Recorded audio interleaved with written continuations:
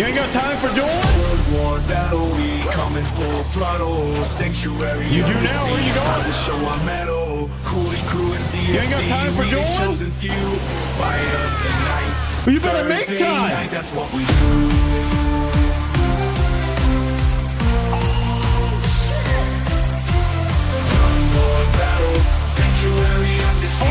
Caution thrown to the wind from this guy.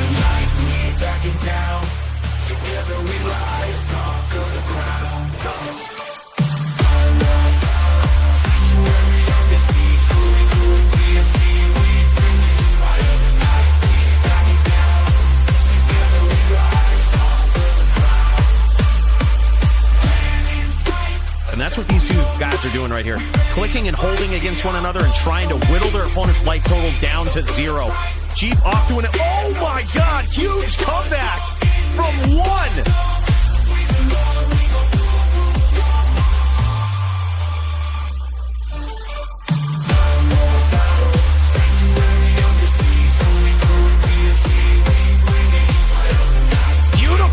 From Toshank, just keeping the pressure up and constant damage. Look at this.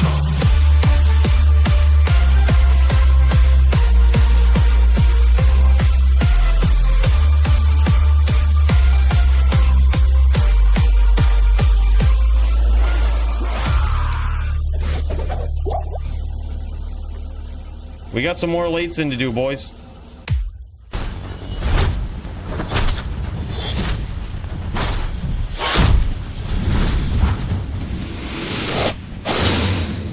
Ah, yes, okay.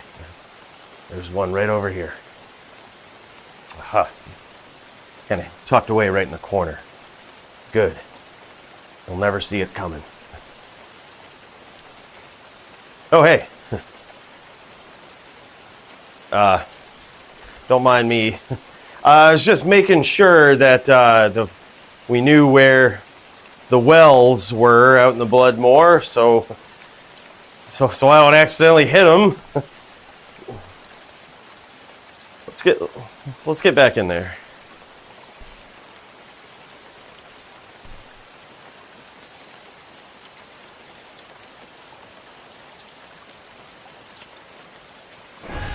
Nothing will stand in my way.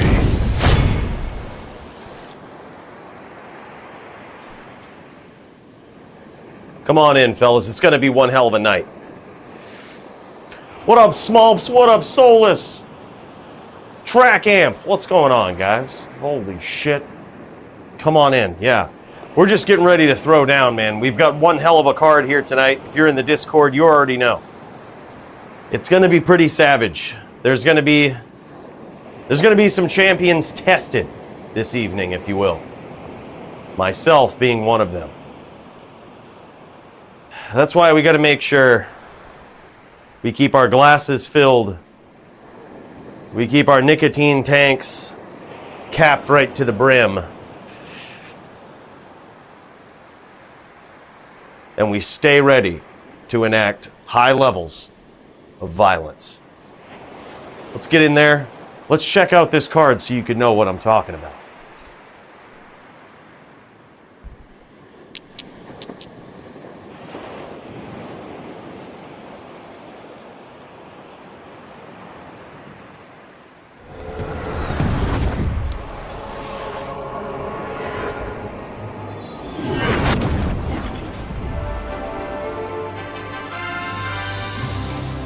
Man, oh man. What a day. What a day it is already.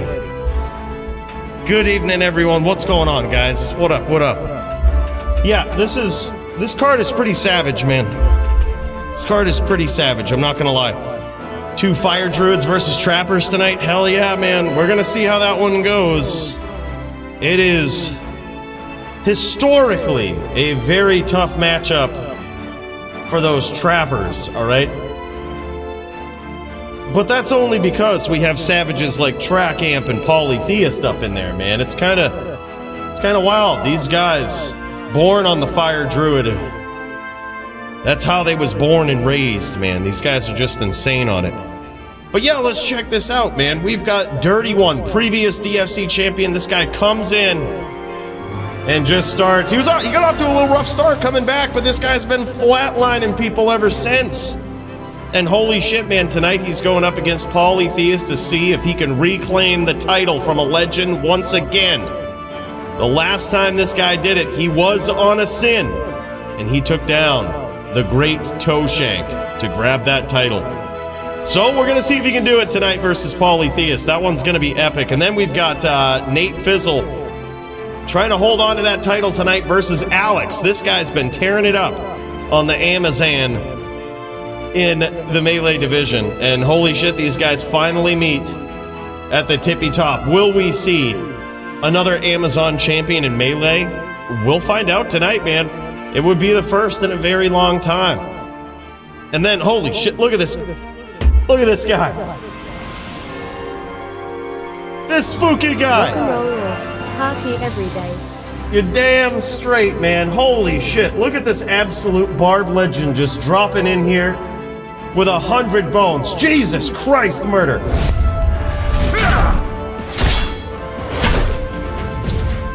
Bro, big cheers to you, man. Thank you so much for the 100 bones. You didn't have to do that, man. Look. Reminder, the show is free. All right, the show is free. Bro, big cheers, man. Thank you so much for that. Tipping one back to this guy, and I hope you guys are too, all right? Murder SC, super generous dude, well worthy of celebration, and a savage dueler in the LLD division and elsewhere. But we'll get there in a minute. We've got, in the LLD division, Coolie versus the Donger.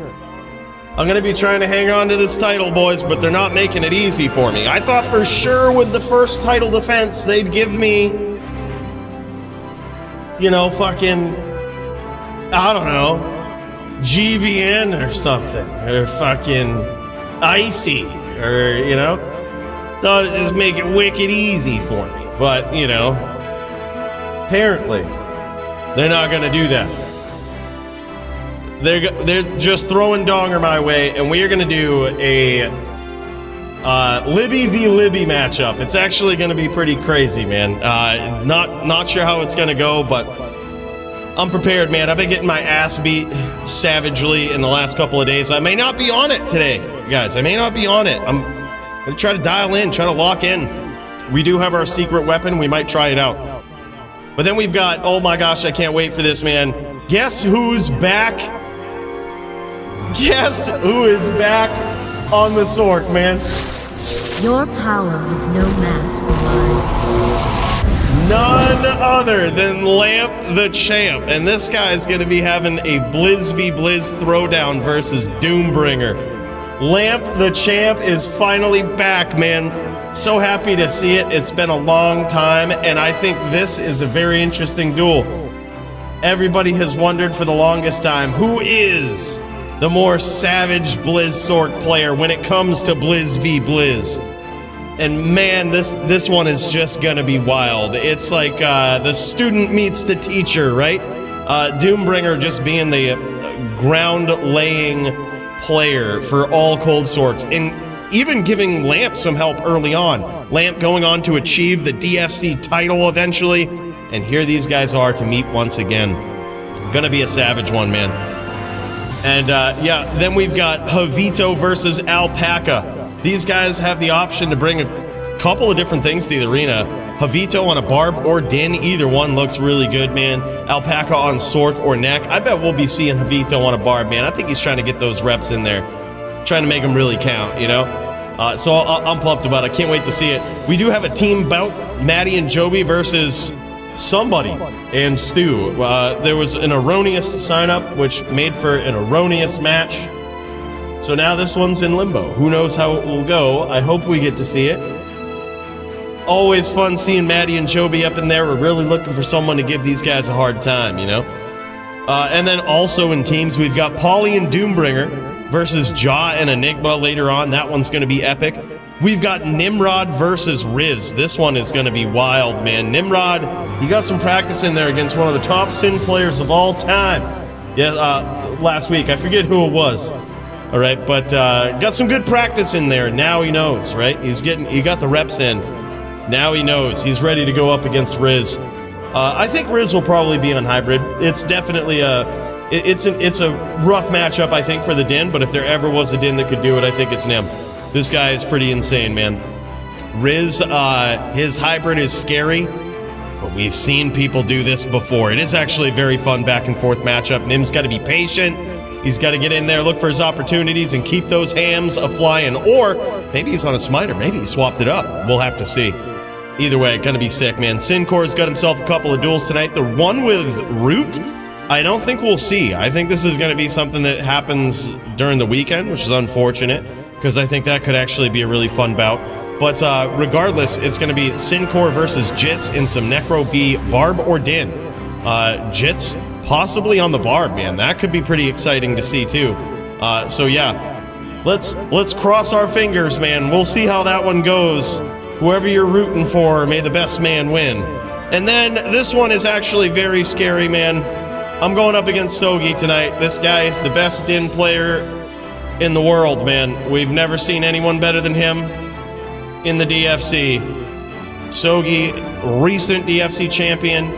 It's going to be a Din v Din showdown. I would imagine he's going to be on some sort of VT variant, maybe even mixing in some Ranger stuff in there with a bow. I think this is going to be very hard for me. In recent history, I thought I was better, but I'm apparently not. I can't beat VTs lately on my Din. I don't know why, but we're just going to have a fun time. That's what I say. We're just going to have a fun time. Probably H-Din versus VT. Should be savage, man. Should be a fun one, but I become less and less confident about this as the duel nears closer. But either way, fun. Then we've got Squigs and Jaw. Squigs, very likely on the neck, but we'll see. He could be on the Sin. Jaw on the Druid.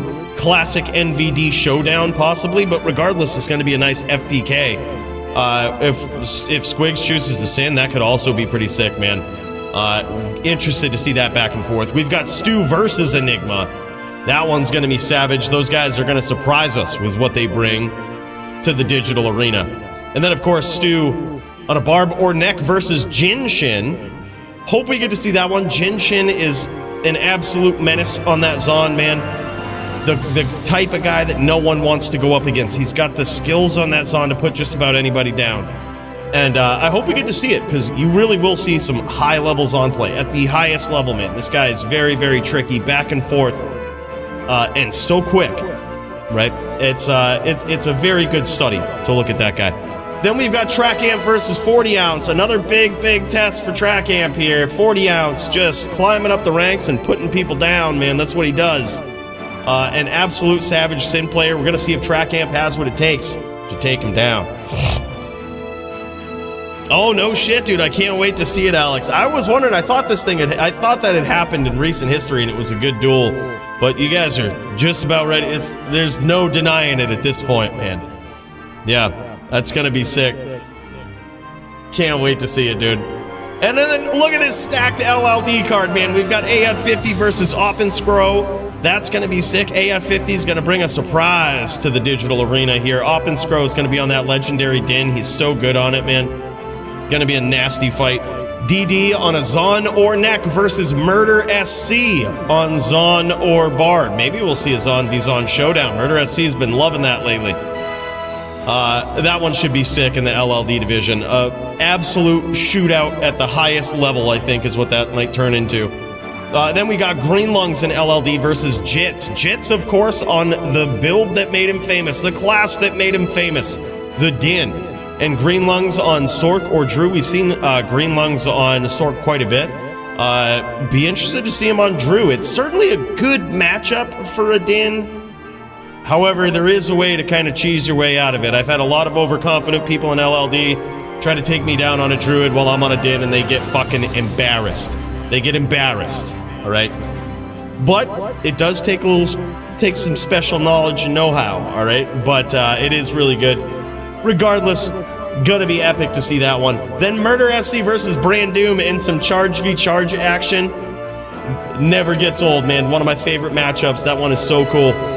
Nimrod versus GDA Master, possibly in some Din v Din, maybe some Din v Barb in the LLD division. But that LLD card is so stacked. All of these bouts, so exciting, man. Really pumped to see them all. Then we've got in the Melee division, look at this card, man. Holy shit. This is just wild. We've got Darius versus Cloverfield in some Barb v Zon. I don't know how this is going to go. Cloverfield looking really promising in Melee. Just coming in, stacking up the wins. Darius is an obvious legend, but we haven't seen a lot of this matchup. So I'm curious to see how it's going to go. Yep, fingers crossed. Screw them Zans, right? Get them, Darius, get them. All right, I hate to pick favorites here, but damn, son, screw them Zans. I digress. Anyhow, Green Lungs, also in Melee on the Druid versus Andy Man on the Zan. That one's going to be sick. We're going to see some Druid v Zan action. No Oak Sage allowed in that. Then Jin Shin in the Melee division going up against an absolute savage and previous champion, Chapendi. That's going to be a throwdown, man. Can Jin Shin do it? It's going to look real good for him, I think, if he can. Then we've got Mecca versus Mike Cool. Big shout out to Mecca for filling in last second on the card here. That was pretty sick, man. That's going to be a Din v Druid showdown versus Mike Cool, the Din killer, though. Got to be careful. I hope Mecca has studied the tapes, because Mike Cool is one savage Druid player, man. Had a great duel last week. It was very, very fun to watch. Looking forward to another one this week. And then speaking of fun and exciting duelers, man, Murder SC in the Melee division on his Bear Zon versus Sinister on the Druid. This is going to be another, I think, back and forth throwdown of basically the trans shapeshifter versus true shapeshifter. And we have seen Murder SC nearly pull this out before. And holy shit, it was impressive. Can he do it again? Can he get there? Can he make this one a grindy match? We're going to find out. And then we've got Nimrod versus Jagger Swagger. Holy shit, it's back, right? We're seeing it again. A blast from the past. This one right here is a very, very important match, I think. Not only is it another revenge match between these guys, special rules with this one and the next one here, and that is that Fort and Phoenix are allowed. Right, we're going to try it out. We talked about this in last week's DFC. We're just going to throw it in there against, in a duel with two of the most savage Melee players the DFC has ever seen in Nimrod and Jagger Swagger. These guys going in with Dins, Fort and Phoenix allowed. Curious to see what these guys do. This will be more analogous to what you might see popping into a pub game or something. You see a lot of fortitude there. This one's gonna be a banger, man. Same with Sogi versus Snack Bar. These guys gonna be throwing down. Fort Phoenix allowed for both of these guys. Din v Druid, another savage one. Very, very keen on that. Gonna be dialing in to see how that one goes and how much Fort actually matters here, how much of a difference it makes. And then, of course, we've got this donger, not only challenging for the LLD title tonight, but going up against the Melee legend himself, GDA Master, for some Din v Din classic epic action, man. What do you guys say? This is a card. This is a fucking card, man. I say we get up in there, we raise a special cheers, a special toast to our boys. Make it all possible. Because tonight is gonna be a fucking night, boys. Let's jam it.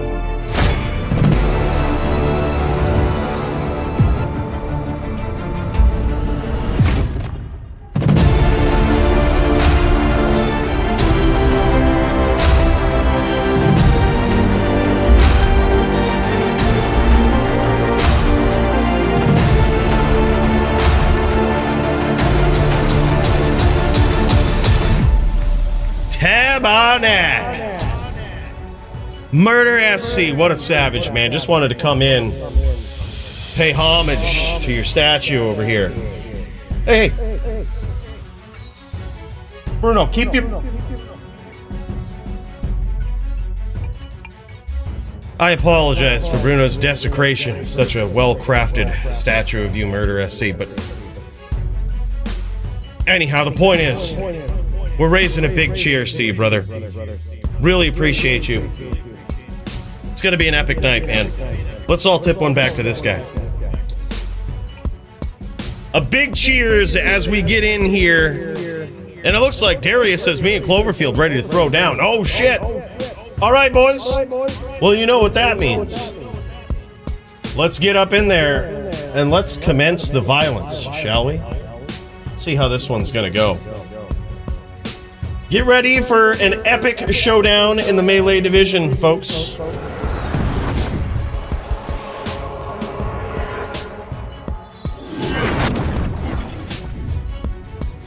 You know, just as soon as I get up in here and get ready, you know, that's just how it is, all right? We gotta do this right. Still waiting for Cloverfield? Ah, word, okay, all right. Thanks for the heads up. Either way, this is what we'll do, man. We'll get you guys in the queue. No worries, no hurries. We'll get you guys right up in there, bro. And also, I want to make sure, let me make sure that my Discord is broadcasting to the right shit here so that we can hear things. Yep, it is. All right, good stuff. All right.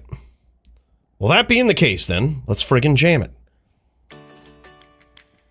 Let's friggin' jam it. These guys throwing down. Holy shit. All right. He's still waiting on his opponent, but man, these guys actually throwing down here and they're making some shit happen here. What's going on?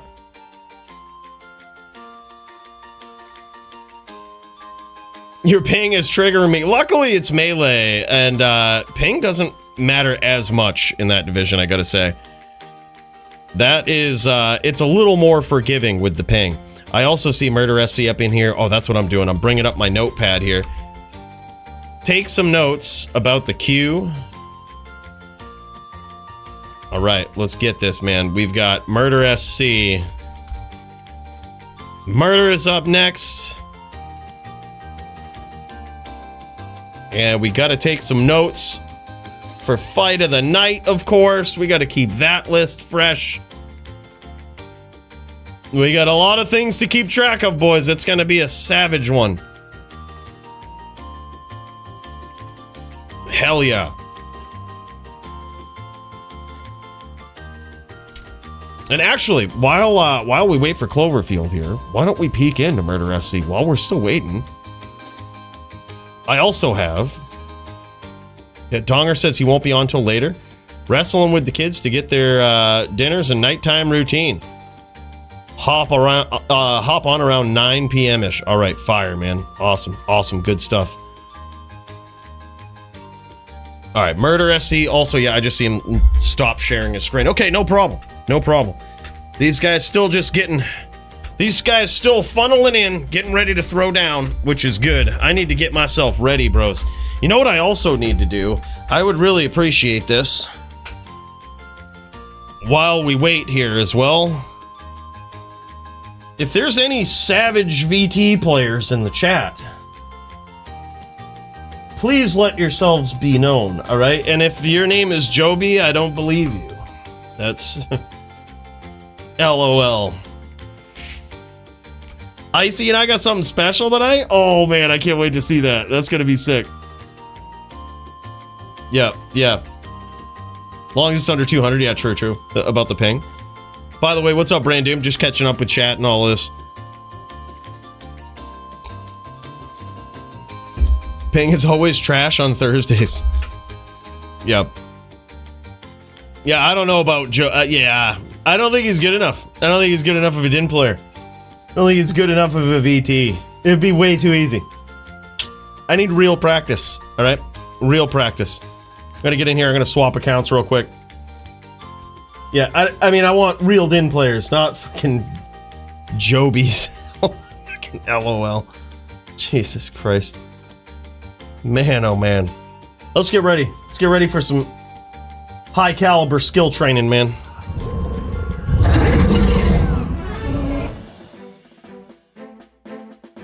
All right, let's get this fired up. Firing up the main account right now.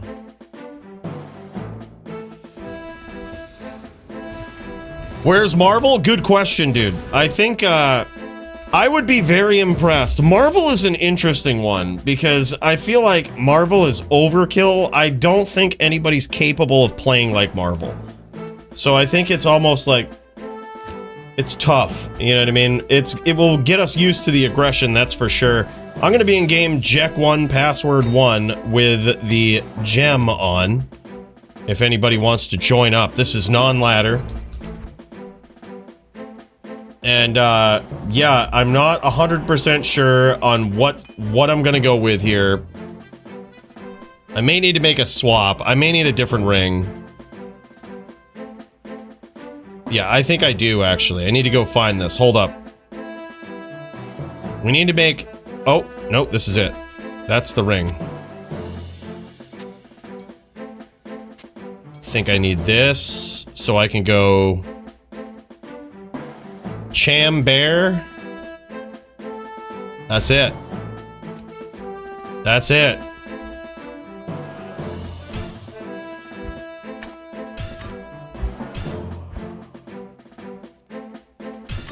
Alright. Oh, look at this. We've got the Lord of Sanctuary himself. This will be really good. This will be some decent practice right here.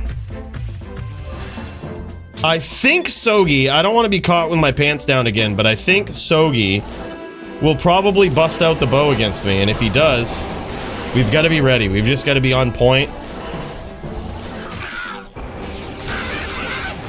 Coolie too good for bridge maps. Yeah, who needs those? Who needs them? We can always go back and farm those, you know? Right, go, bro.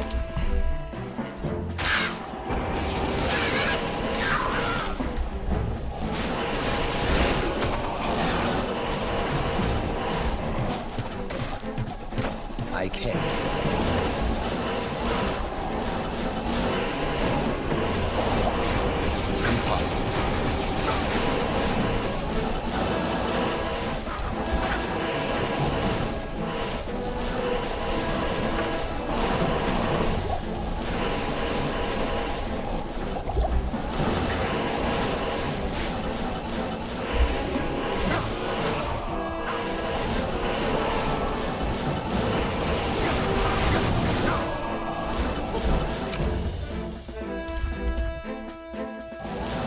I think I got lucky there. I think if he would have tallied away, I probably would have lost that. I took so much damage. Good day. So much damage there. That's ridiculous. Alright, I'm gonna swap something out. I'm gonna try something real special here. We're gonna be cutting down. Be cutting this down a bit here. Cutting down the cast.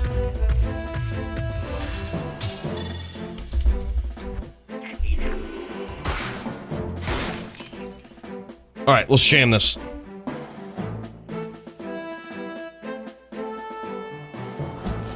Oh, hell yeah.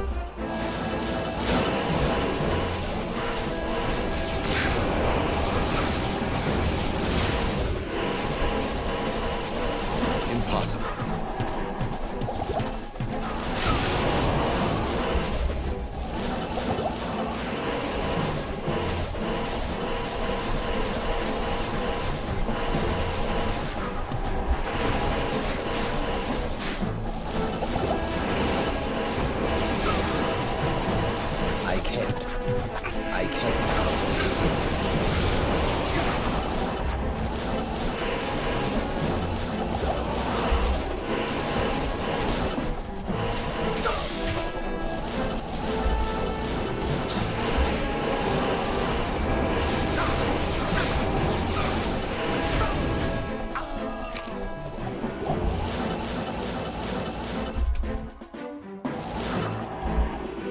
Yeah, crazy, man. We've got the Astrions for a little bit of slow, and here's the reason why I'm using Astrions.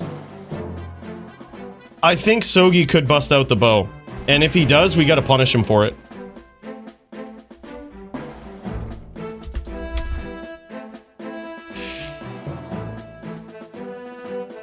Check the FC chat for PH Map Central. Alright, GG. Oh, who is this guy? Who's this random guy? We've got a random din in here named MTL. Very, very interesting.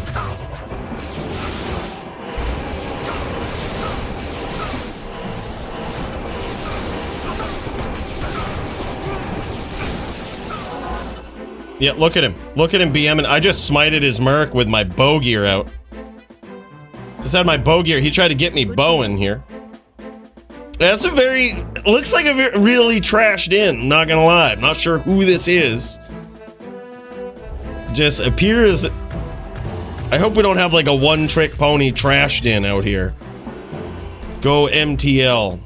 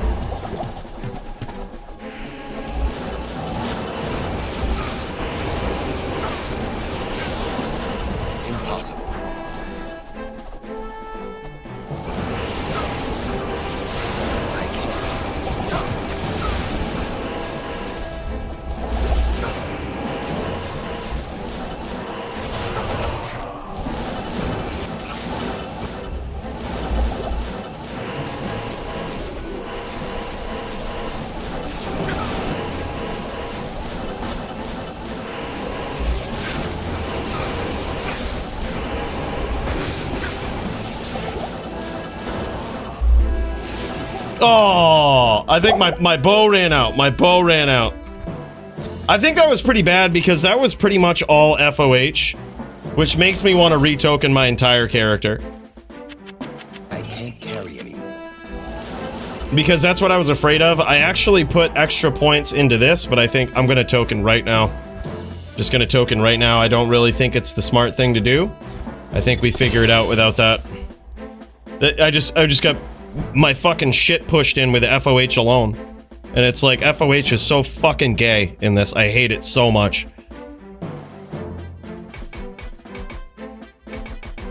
Alright, so we've got... And like, you can't ever worry about it. You just kind of have to forget about it. You have to just be like, yeah, okay. That's a thing they can do. I can never really do anything about it. Alright, so we take off DR. We do this. We can probably go... We can probably do this now. We can swap here. Alright, I mean...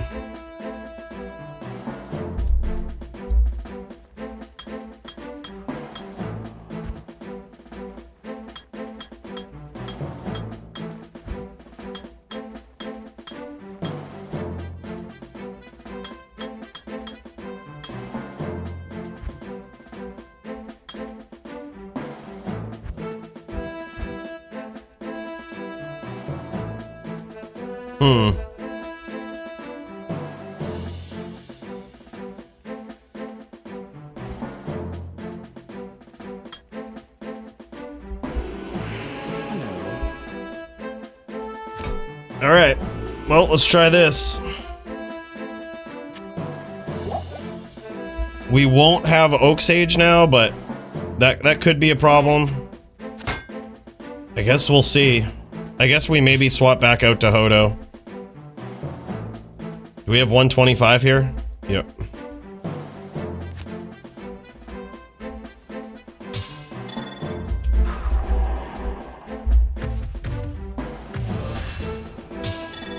Alright, go MTL. Dual Lord? Alright. Go Havito.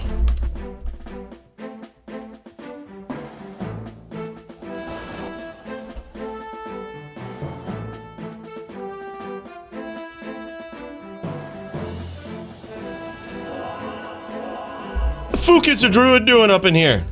Don't you know what we're trying to do? This ain't no free fucking game! This is Din v Din violence. Good day.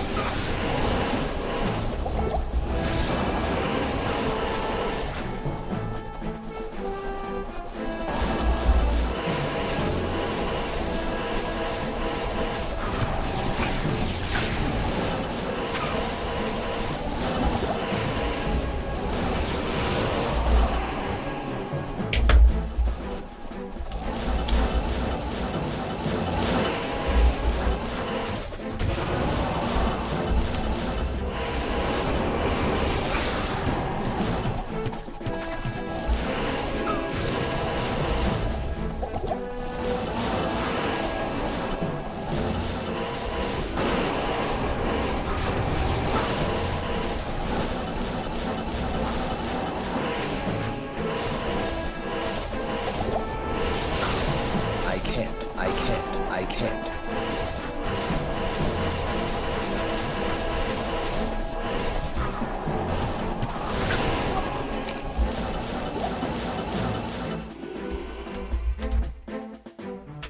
All right.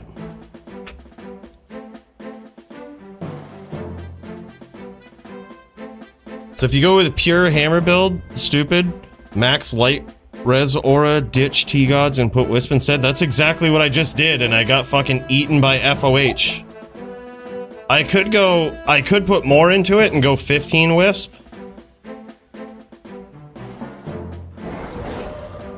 Put 40 ounce and track amp in the queue? Alright. 40 ounce track. Alright, one more, then we'll cut over to it. Alright, one more. I want to get a duel in against this MTL guy, whoever he is.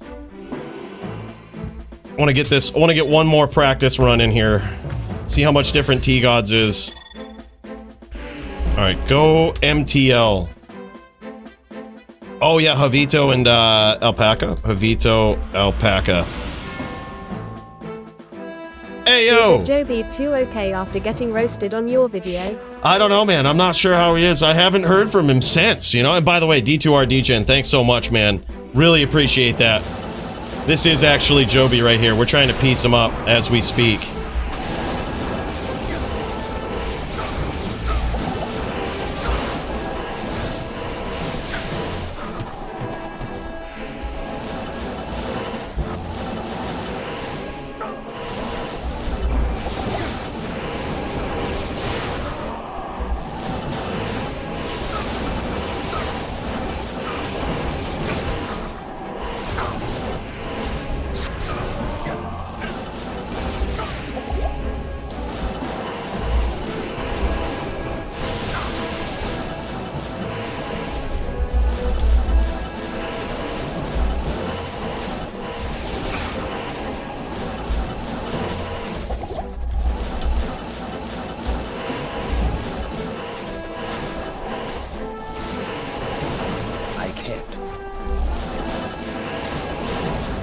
You're so fucking lucky.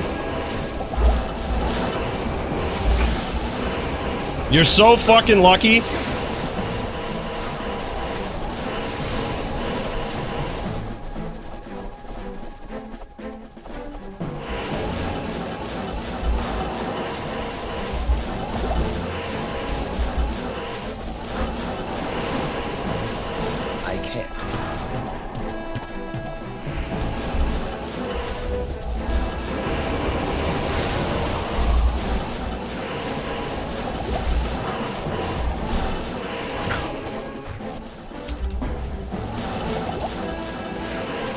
Alright, I learned from dueling Marvel, if you have swirls, just run. Marvel will fuck you up, dude. Joby probably ain't good enough.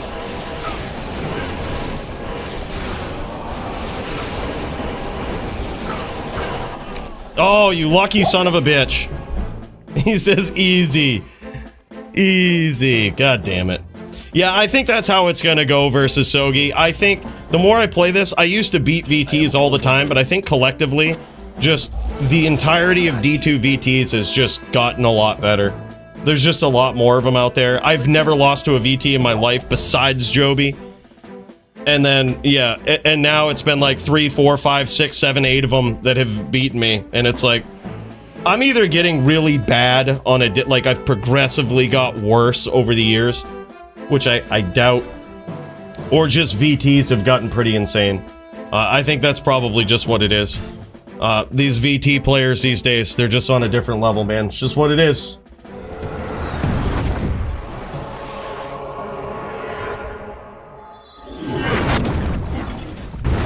Well, we tried, boys. I think that's just how it's gonna go.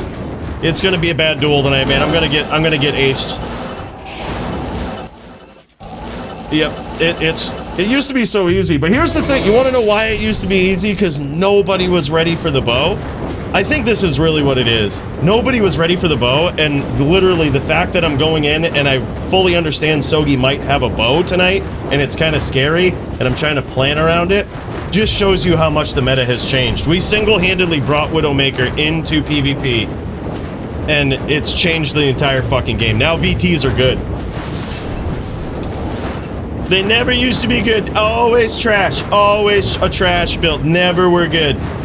Till we gave them that Widowmaker. And now they're beating me. Recorded AFK. Joby, hey, thanks for the duel, man. Appreciate you. By the way, we are dialing in now to Track Amp versus 40 ounce. These guys said they're ready to go, ready to throw down. And man, oh man, this one's gonna be wild. Yeah, that's what it is, Maddie. That's what it is, clearly. That's clearly what it is. Just kept uploading the top-in gameplay. They started studying the tapes. And now I can't fucking beat VTs. I don't know what it is. Just can't beat them. It's really the FOH. Like, when I rebuild my VT, I'm just gonna focus on FOH. It's just the best skill. Like, you can't beat it. Like, it's just constant FOH. That first round with Joby was all FOH. I think he got a couple of smites in at the end, but I was so low. I was 80%ed from FOH. It was just bad. This is Track Amp. We're watching the perspective of Track Amp here, and he is going up against 40 ounce. Up and coming, absolutely. I say up and coming. This guy's been a legendary Sin player for a very, very long time. And he's been making some big moves, big waves in the DFC. 40 ounce is a savage, and it's a huge test for Track Amp here. Look how patient 40 ounce is. Oh my god, nice hits there from both players. Hard telling, but I think Track might have come out on top of that exchange. Hard telling, we didn't get a really good life check there with 40 ounce, but there's a couple of different strategies going on here. This is a very, very interesting duel. By the way, Brandoom, I just want to raise a big special cheers. I feel like I looked over the D2R D-Gen one. We had Joby staring down the barrel. You know, we were staring down the barrel of Joby's den. We had to get in the zone. And I just want to say a long overdue cheers to that, brother. Really appreciate you. Thanks so much, dude. And of course, Brandoom, the man, the myth, coming in with 5 gifted memberships. What an absolute savage, man. Dude, thank you so much for that. You didn't have to do that, man. Hey, look, you guys, show is free, okay? Show is free. Come on in, just enjoy. It means a lot to have you here. And, you know, but appreciate that kind of support as well, man. That's awesome. Thank you so much, Brandoom. And let's not forget another cheers to our boy Murder SC, the sheer subject of the gold statue in the Hall of Fame. Big cheers, brother. You guys are too good, man. Snack by here. My opponent got caught up at work and he won't duel until tomorrow. Just wonder if there's another melee we want to get in for an exhibition match. Good question. Reach out to, who was it? We had somebody who didn't mean to sign up for teams. It was something. His name was something. Literally something. And I think he needed a melee match. I think we kind of threw one in there with Andy Man, I believe. But yeah, feel free, man. Get it in. I'm sure one of those guys probably appreciates the warm-ups, you know? And holy shit, Valiant Jayhawk coming in, man, at legend tier. What a savage. Bro, big cheers, man. Welcome in, welcome in. Really appreciate that, man. That's huge. My guy and I are ready? All right, I'm throwing you back in the queue, man. Putting you right there. We're gonna go Murder SC. I know you were ready like a second ago, but I think he was waiting on your dude. So we'll put you after this bout. We'll go Murder SC, then Havito Alpaca. All right. So the strategy here. This is an interesting back and forth right here. Oh, nice traps there from 40 ounce. You see, this isn't your typical Druid versus Assassin match. Most typically, if you go to a pub game, you're probably going to see a Wind Druid. But this ain't no typical Druid right here. One might argue that this is the new big thing, the new meta, if you will. These types of Druids have done very well in PvP, in the DFC in general. Just Fire Druids are insane. But they're a bit different with their strategy compared to the Wind Druid. The Wind Druid is trying to tele-stomp his opponent, get in close, throw a tornado, and deal pretty much some point-blank range damage with his elemental spells. However, Track Amp here on the Fire Druid can actually stay kind of mid-range. He can deliver some powerful damage with Firestorm up close, but he would much rather, especially versus a Sin, kind of bounce around the outside and just harass from mid-range here.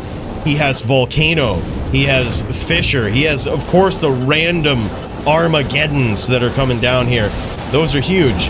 And that's going to be his attack plan, his attack strategy throughout this whole thing, to sort of slowly whittle the Sin player down from the outside, right? And every once in a while, when he thinks there's an opportunity, he can close the distance, utilize Firestorm, get some more big damage in there. I think Firestorm is that unblockable for a Sin? Is that a fire-based attack that's unblockable? I'm not sure. That may be a freebie. But regardless, look at this. This is actually a very close round here. Is 40 ounce streaming? We can kick over. Oh, hell yeah, he is, man. All right, let's see the difference here. This is 40 ounce, who is a savage Sin player here, and it looks like he's really committed to traps.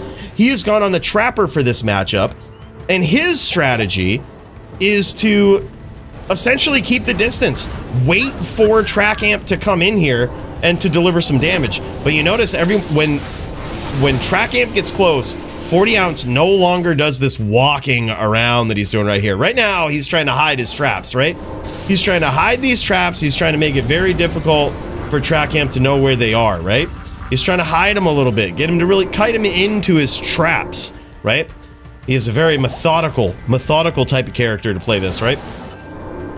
But as Track Amp comes close, you'll notice that 40 ounce doesn't run around as much. And you might be wondering, why is that, right? Why is that?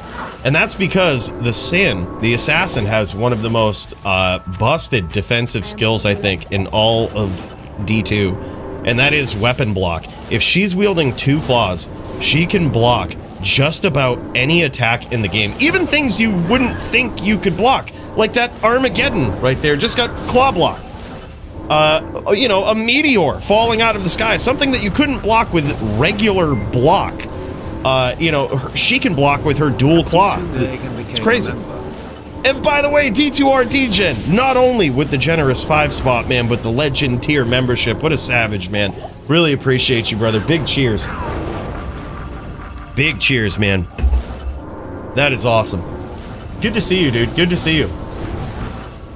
Yeah, I still wonder how Joby's feeling. He did release one of the Coolie files on his channel. Did you see that? If you go over to Joby D2's channel on YouTube, he did release a Coolie file after that, and it's rare that he does that. So it makes me think that he saw revenge as necessary. All right, he saw some revenge as necessary there. Very nice chain there from 40 ounce. Almost caught an Armageddon for his trouble, so his fade is worn out. That could be very bad.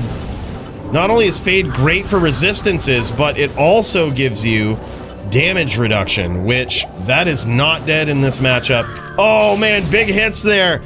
And down goes 40 ounce. Track Amp gets there in a very close round 1. Yeah, I think he was using it, but I think it ran out. I think it ran out, Maddie. I did see it in the beginning part of that duel. I am overburdened. Yeah, we host FPK duels every week, man, right here. No fade, it's the Coolie build. LOL. Max, you're a mod. Can you ban that Joby D2 guy, whoever he is? Whoever that... Fucking keep seeing him in here talking so much shit. I don't fucking know what he's doing. Seems like a one-trick din pony to me. Seems easy. I'll allow it. Nah, me and Joby just threw down VT versus H10. I don't know, man. I'm getting sloppy with that matchup or something. I feel so bad at it these days. Sockets was fucking handing me my ass last night. And I remember in the past, I've kind of gone back and forth with him. Like, it hasn't... I don't think it's been a shutout either way, but last night was a fucking shutout. A frustrating fucking shutout. I got my ass kicked by Marvel, which also was surprising to me. I know that sounds weird, but like, of all the characters I'd rather duel Marvel on, it's the Din, because I actually feel like there's a chance. But like, he was kicking my ass the other day, and I'm like, fucking A, man. I'm just getting so bad. Yeah, Sockets is nasty. He's a really good Din player.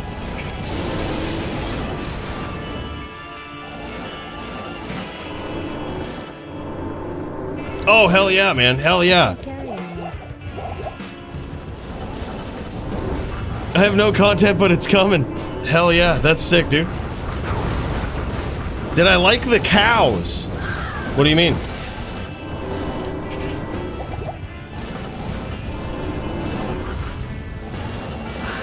We do LLD. MLD isn't very popular. We don't see a lot for that. Probably could start up a division and see how it goes, though. That'd be kind of cool. But yeah, and that's basically where dueling takes place, is non-ladder. Mainly because just imagine trying to gear up decked out characters like this every ladder season. It'd be... There's no point, right? There's no ladder for being the best dueler. If there was, I'm sure people would duel on ladder, but... MLD is Dazer by himself, I think. No shit, dude. Well, hey, I mean, we could try it out. It probably can't hurt opening it up. It is a whole nother division, but... Oh, yeah, word, I'll check it out, dude. And feel free, man, plug away. Ferdia does MLD? No shit. That doesn't surprise me, man. He was always decked out in LLD. Man, he was... It always seemed like he played with so many different classes. And usually that's a pretty good indicator right there that somebody plays MLD as well. If they've, like, played at the highest level, multiple classes. I don't know. Don't ask me why. It just seems like a pretty good indicator. Nice hits there. 40 ounce says protect yourself at all times. Closes the distance. And as Track Amp is trying to recast that battle orders, he gets him. But here it is. Speaking of recasting battle orders, now 40 ounce has got to do it. 40 ounce so far is up. He has the lead in this duel, but it really, truly ain't over till it's over. Nice traps there. Amazing setup. He kited Track Amp right into that. Yeah, this really could go either way. Oh man, look at that. Invisible Fissure right there is what just hit 40 ounce. And in case you're wondering how that happens, right? You might have heard of like invisible hammers or invisible bone spirits or whatnot. Well, technically it's possible to make any skill invisible. Any skill that's like sort of delayed, right? Or is not like some melee skill that is actually like your character swinging or something, right? Any skill that is cast and comes down, right? Or anything. It's possible to make them invisible. And the way that you do that is you cast those things, those skills, when your opponent is not on your minimap. They're not even, they haven't showed up anywhere, right? Then, when they come into that area, if you still have those skills loaded, if you're still close enough to those casted skills, and your opponent didn't see you cast them, they weren't anywhere close to your map, there's a very good chance those skills or that attack will be invisible. And that's basically what happened there. We had Track Amp cast Fisher. 40 ounce didn't see it go off on his screen. He was probably off screen when that happened, far off screen. And then when he started walking around, when he went to that area of the map, boom, he got caught by it. It was still there, he just couldn't see it. Happens with hammers, happens with Bone Spirit most commonly. No shit, that's surprising. That's surprising, Murder. Maybe we'll fire it up, man. Maybe we'll fire it up, try to throw in another division. You aren't living if you ain't getting invisibilized, right? I was first introduced to this PvP community about a month ago, and I'm hooked now. Hey, Carlo Rossi the Great. Dude, that's awesome. I'm happy to hear that, brother. It is really fun. A lot of us believe that PvP is really the true end game of Diablo 2. In fact, I was talking with Sound the other day. You might see this guy. He's a legendary Din player. Him and Sockets. Just the absolute... Just, those guys are brothers with absolute savage PvP skills. But the point is, with Sound, he actually didn't get into Diablo 2 for any other reason besides PvP. That was literally what he got into Diablo 2 for. Came over from League of Legends, was a big fan of that, and really appreciated the competitive PvP scene. Just got into it, never really did anything else. Kind of crazy, man. And he is an absolute savage player to this day.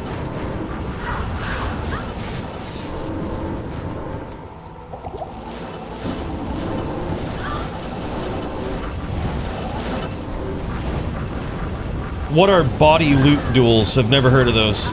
Are you talking about hardcore duels where you can loot the corpse of somebody that is dead? You'll never see that. I can promise you, you'll never see them.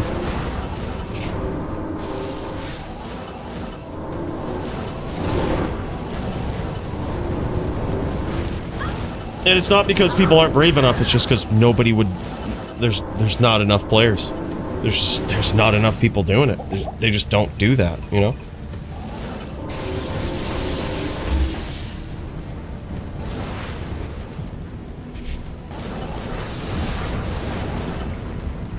No, that's a hardcore only thing. Holy shit, Track Amp is making a comeback here. He actually just landed a Molten Boulder, which is a very rare one to land. But certainly effective, man. Molten Boulder is an interesting attack because it's theoretically, it can be blocked. However, if your character doesn't have any block, doesn't have much block at all, the Molten Boulder can perpetually keep hitting the target, right? And pushing it back. It's a very interesting skill, whereas if you get a direct hit on a player, you think it's crazy getting a direct orb hit from a sorceress on someone, right? A direct hit with a Molten Boulder on a character that can't block feels so good for a Fire Druid. It looks like 40 ounce trying to recast that fade, man. 40 ounce trying to recast the fade. Looks like he's lost some IAS here. He's lost his claws. Uh-oh, there it is. That's not good. 40 ounce just got killed and he can't pick up his body. That was a very bad time. I have molten boogers RN. Oh my god, molten boogers right now? Oh, hell yeah, man. Look, well, I hope you get that figured out. All right, always keep some good tissues right handy. All right, just in case for that exact reason. All right, hey, Luke, thanks so much for the 5 spot, man. Big cheers, brother.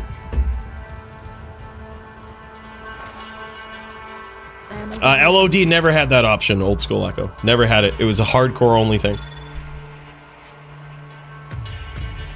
And it still does exist in hardcore. VLLD is a very niche bracket. Very true, man. We don't actually see... You might be right. There may actually be more MLDs out there right now than there are VLLDs. I haven't seen many VLLDs in a very long time. Like, it's been a... I think the last time I saw level 9 duelers was when we did... It was back when kicks were broken on the Sin, and we did that, like, Saigon's level 9 tournament. That was literally the last time I saw level 9 duelers. It's actually kind of wild.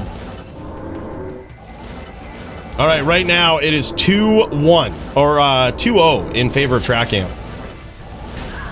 2-0 in favor of the track. Let's check out this round. And after this round, what we'll do is we're going to cut over to Murder SC, and then we'll check back with these guys.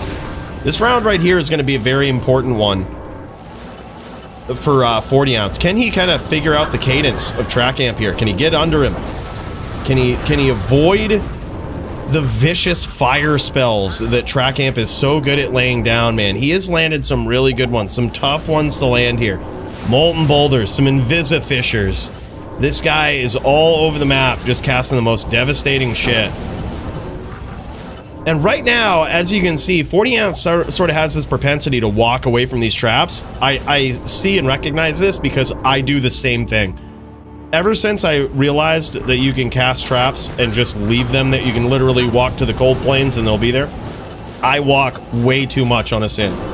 And the reason you don't want to walk is because remember that extremely broken defensive skill we were talking about on the Sin, the weapon block? If you're moving, well, if you're walking, running, or whatever, your weapon block just doesn't work. It literally cannot go off. If you're in movement animation, it cannot go off. So it's really dangerous to do that, especially against an AoE-based character that's casting these, you know, fissure all over the ground. There's Armageddons coming down. There's probably a trail of fire from molten boulders. It's kind of wild, man, with even in volcanoes like that. Notice how he got hit right there from that volcano he was walking around. Yeah, I think when track amp comes in, what 40 has got to do is just fight the urge to walk. There it is. There it is. I think he's picking up on it too. He's like, every time track is on the screen here, I have got to fight the urge to walk.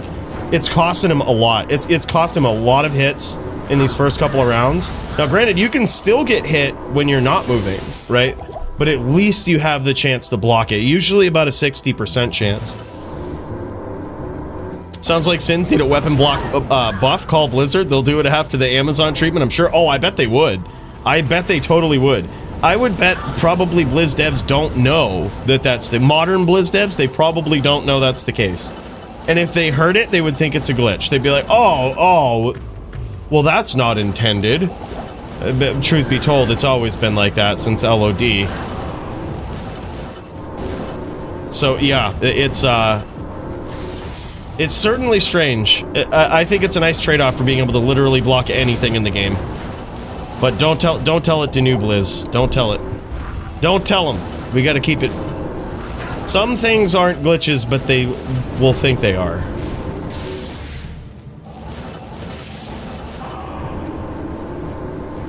Why is my stream and cam closing? I don't know. What the hell, man? I'm a level 9 melee player. This is Brandoom, by the way. Brandoom, why doesn't that surprise me, man? I feel like you have a lot of different, very niche characters. The level 18 dueler from last week, right? Melee, HLD. This guy's got it all, man. Level 9 as well. That's crazy. I heard about... Actually, you know what? I take that back. I heard about some level 9 duels. I think it was actually a melee tournament. Kind of wild, man. Rare to see. This was maybe a year ago. I think you were in it. I think you sent me... Actually, now that you mention it, I think you sent me a video of a level 9 melee tournament. Yeah. I remember that now.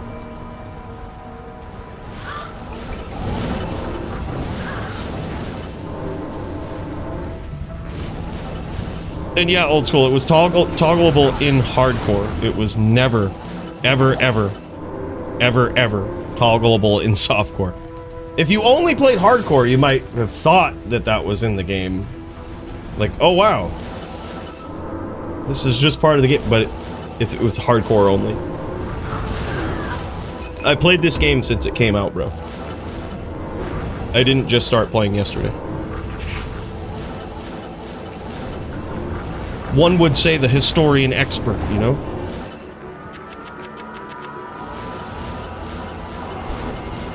No master is so ass.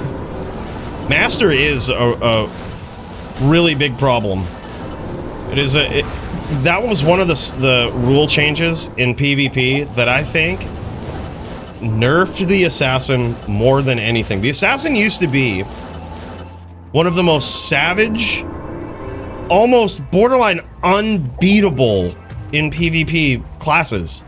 We implemented so many different rules, trying so many different things, allowing different types of sword for sins, so much stuff.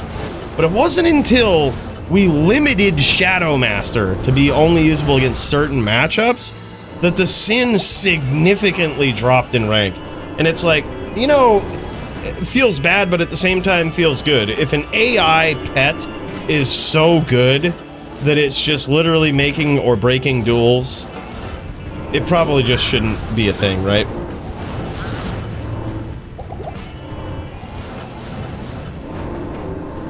I did not admit I'm an LOD baby. Well, I should say, I probably did start playing in LOD, but it doesn't mean I don't know about anything that happened. Trust me, I would bet money you're 100% wrong. Unless you're talking in the beta, which you never played.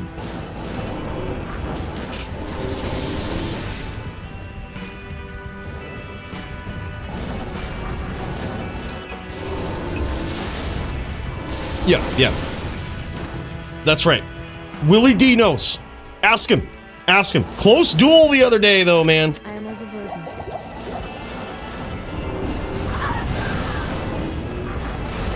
That was a close one. Are you in for tomorrow? Are you jamming for tomorrow? Oh, man. Oh, man, I better prepare. I better prepare.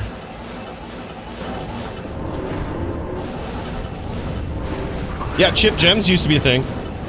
They used to be a big thing, man. That was the only way you could get the 3 sockets from magic items in the cube formula.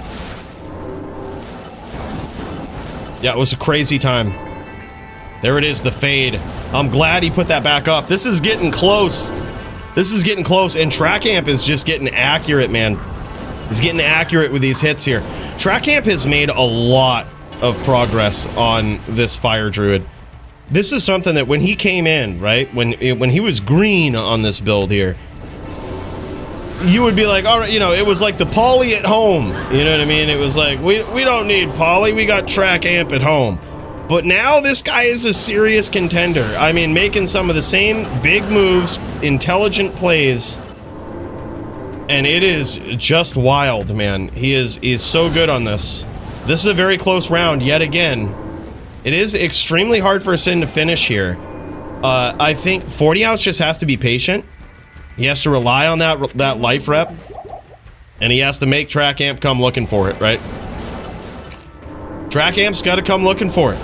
Theoretically, the Sin has the greater range here.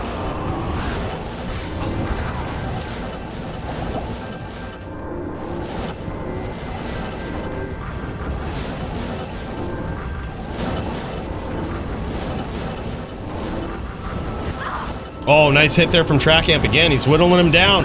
Even with the aggression here of 40 ounce, Track Amp is doing a great job of keeping this offensive here.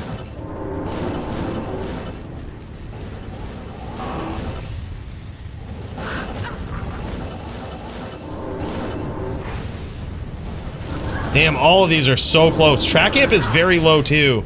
Nice telly out there though from 40 ounce. That was very, very wise to not try to walk out of that. That is when it gets really, really dangerous. Oh, nice traps there.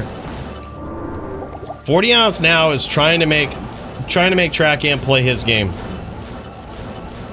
Very smart.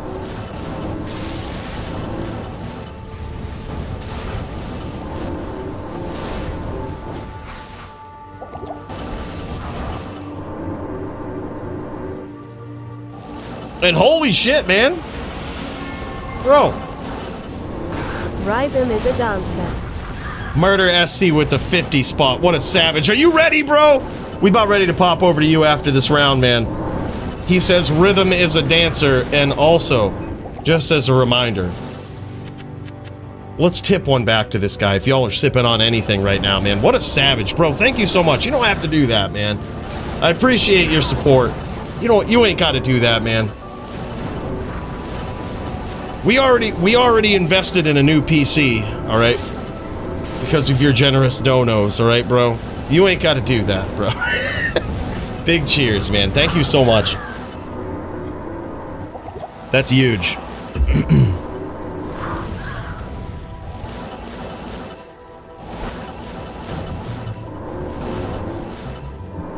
Yeah, I think so too, Havito. I think it's very important in this matchup to just throw out some CT traps, especially whereas Track Amp is doing a great job of staying on the outside. One of the things that really gives outside Fire Druid players some hassles is when you're CT casting traps. Because it makes it so that as soon as they come down, and especially from these angles that Track Amp is approaching from, makes it really, really hard for him to get his spells off. If every time he gets in there, there's just CT casted traps so far away, but right where he is, you know what I mean? It makes it very, very difficult. Another big cheers to you, Murder. That's awesome, dude. Oh, man, big hits from both guys here, and there it is.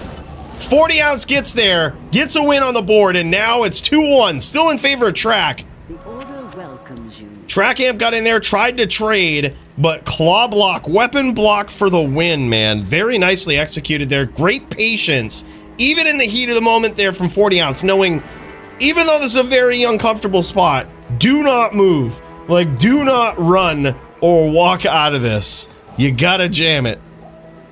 But hell yeah, man. All right, Murder. Where you at, bro? Where you at? He's gonna pop over there, but...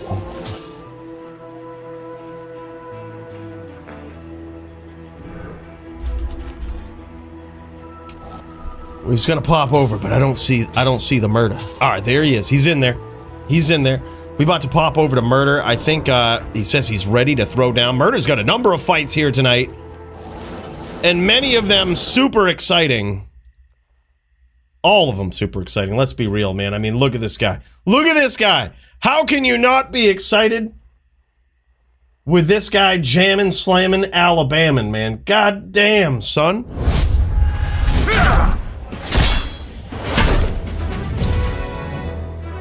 All right.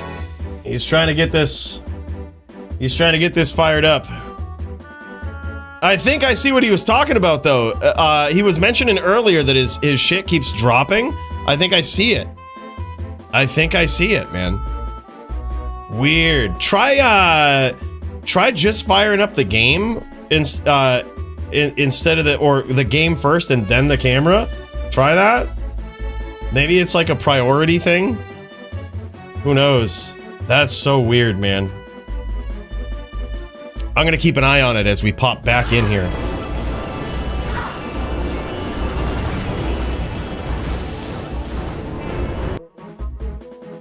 I'm gonna keep an eye on it. We're gonna look at this from Track Amp's point of view here. Track Amp on the Fire Druid. Oh, big hits from 40 ounce and a nice Mind Blast there. See, that's the drawback of not having Shadow Masters. That Shadow Master is really good at grabbing Mind Blast. That's really why it's so broken. Is because if you invest in a lot of skills, right? Like if you put 20 points into any skill, it will see it as a priority. Hey, I'm a clone of this assassin. I should be casting this. So if you max Mind Blast, it will just constantly cast that when your opponent is at range. And it's such a devastating skill, even if it's just like one-off, right? Just hits them once.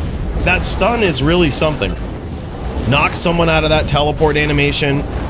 And even though the stun frames are a bit different after patch 2.4, it's still pretty... It's pretty devastating. It's hard to even put to words how ridiculous it really is. Alright, let's pop over to Murder here. There it is, man. This is looking good. I can't. And it looks like he might be ready to throw down in the melee division. I think that's what he's doing, man. I think Murder's throwing down in the melee division here.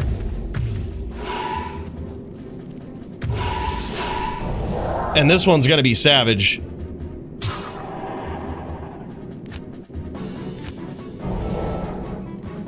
This is Murder SC versus Sinister.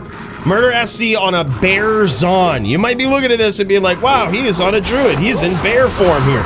Hell no, man. Hell no.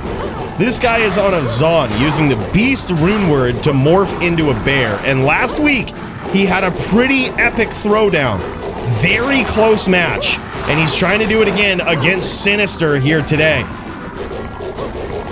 You can't help but root for such a creative character like this. Look at this. Oh, Murder SC is ready. Look at him. He was ready. He's got his champ fanny pack and everything. He ain't fucking around here today. He had his brewski ready to tip back. This guy was just ready. Man, oh man.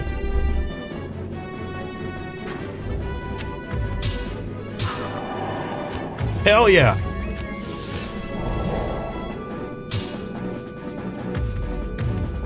Jammin', slammin', Alabama. Love that Mighty Ducks jersey? Hell yeah, man. Murder SC ain't messing around, man.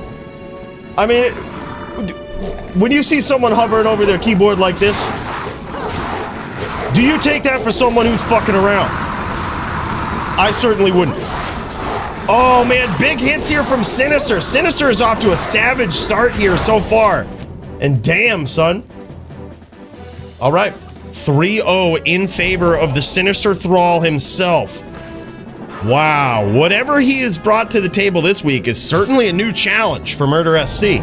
Certainly something he didn't see last week.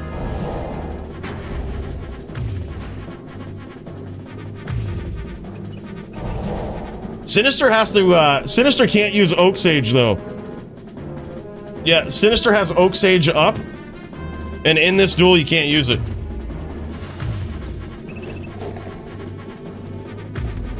Let me double check just to make sure. But I heard that was indeed in our rule set last week. It was indeed. Let me just double check.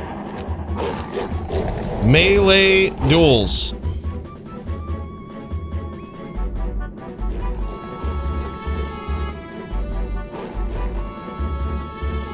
Yeah. Druids may cast Oak Sage or Heart of the Wolverine against any class except Amazons and Barbarians. Yep. Yep. Can't cast against Zons or Barbs.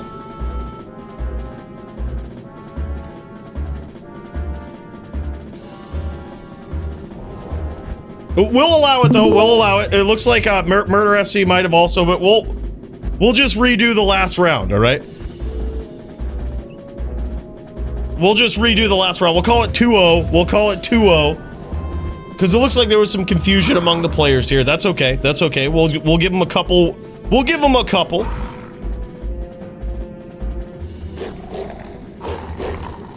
Yeah, it's crazy. All right, here we go. And this time, let's see how it goes. Now there's no Oak Sage. This could be a lot closer here. This could be a lot closer. Murder SC's got full confidence. Uh-oh, damn. Damn, shit, he had his brewski ready to tip back right there. Look at this. Not at all fucking around.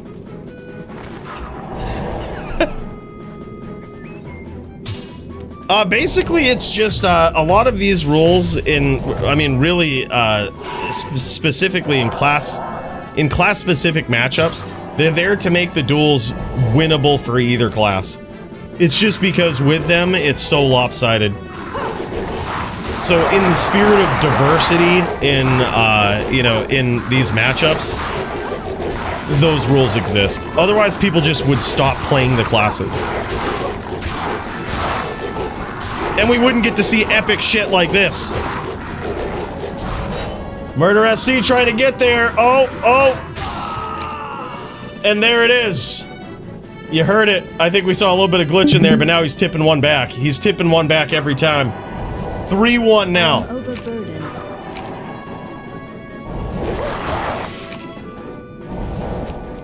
They do. They're just very expensive. They're very expensive because there's such specific gear that you need to make them work. There is no budget const bar. Right, like, so the IAS breakpoints on a barb in general are just too high. So it makes your options to be able to hit, like, max IAS frames. You have very specific weapons. You could go budget and use, like, a EBOTD, but, like, your AR is gonna suck. You're probably not gonna get any wins with that, right? Yep, fun class, fun build. They're also not very fun to get to 99. I'm not sure if you've ever 99 to Barb, but not fun. 4-1 now in favor of Sinister Thrall. Even without the Oak Sage, he is throwing down, tearing it up here, giving Murder a tough run.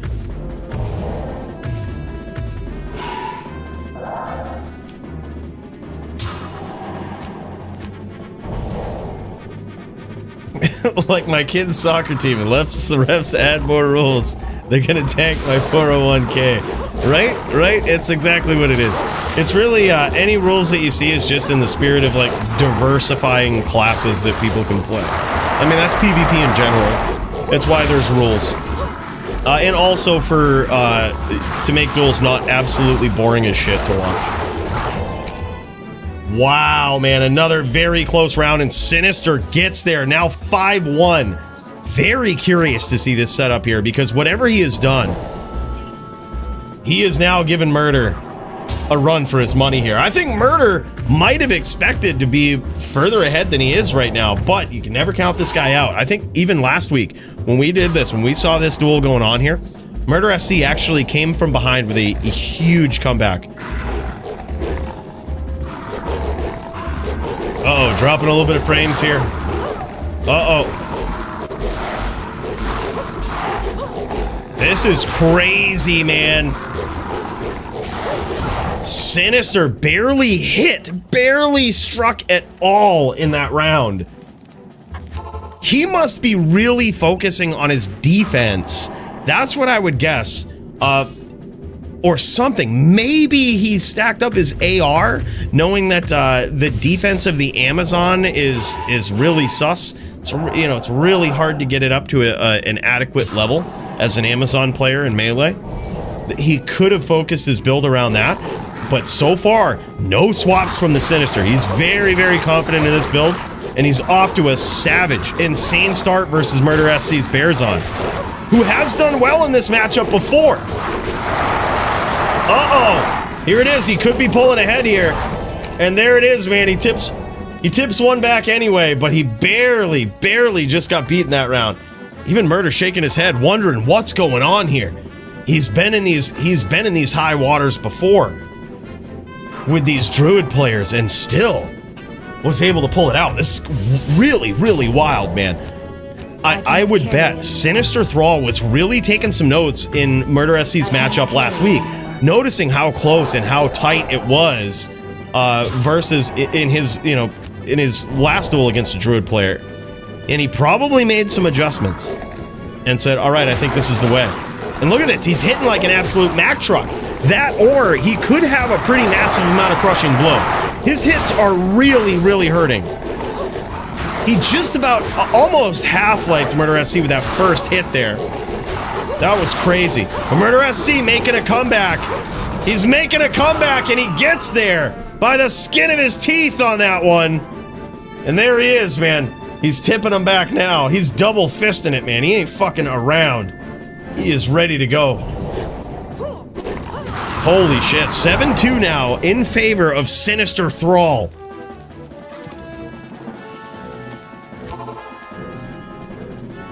I can't carry anymore.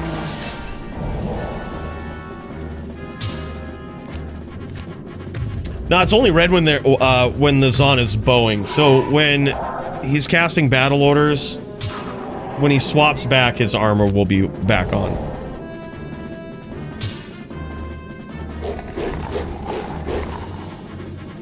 As you can see there. He has BOTD on the main, which gives him 30 stats. So as soon as that's not on, he can't wear his armor. So if he swaps items, he doesn't have fort.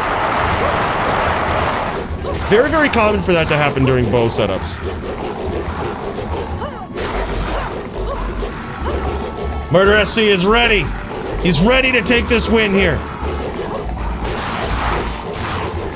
He's ready. Look at him. Oh, there it is. Look at this. He's got his championship belt fanny pack, tipping him back. Murder SC. Yeah, exactly. Machine gun versus a cannon is exactly what this duel is, right? And the funny thing is the Zon here, which, you know, you'd never be able to tell, right? Just looking at this screenshot right now, right? Just looking at what we're observing, you'd never be able to tell this is a Zon, right? But it is. And he's not using, like, Fury or anything. He's using normal attack in bear form. Like, he's swinging with normal attack. So all of that is big crushing blow, big damage from just a normal attack bear paw coming across his opponent's face. It's crazy, man. The attacks are very, very limited in this matchup right here for the Amazon. So he's really relying on the power of his weapon, the power of his gear, and just the RNG really to keep him alive long enough between his dodge, avoid, evade, his block, his DR, and even defense when Fortitude procs. He's relying on that to stay alive as long as he can so that he can deliver these big cannon-style hits. As his opponent, Sinister Thrall, gets in there with some vicious furies, and down he goes again. Is this going to be another big comeback for Murder? 7-4 now.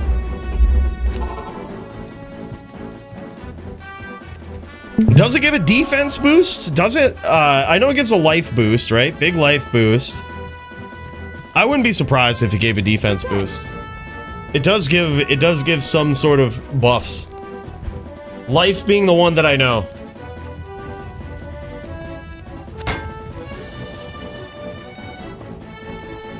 No shit, Brandoom. That's cool, man. What kind of 200 FCR setup? Is it a fireball or did you go Nova?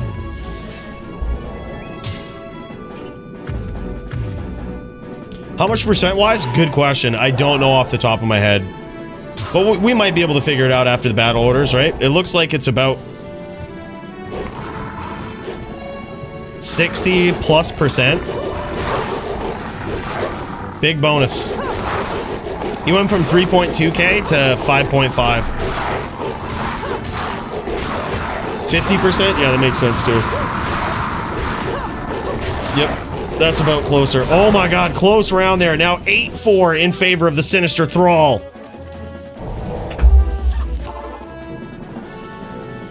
No, Barb Warcry? Oh, no shit. Word, man. Warcry only to 99? Damn, son. That is a crazy challenge.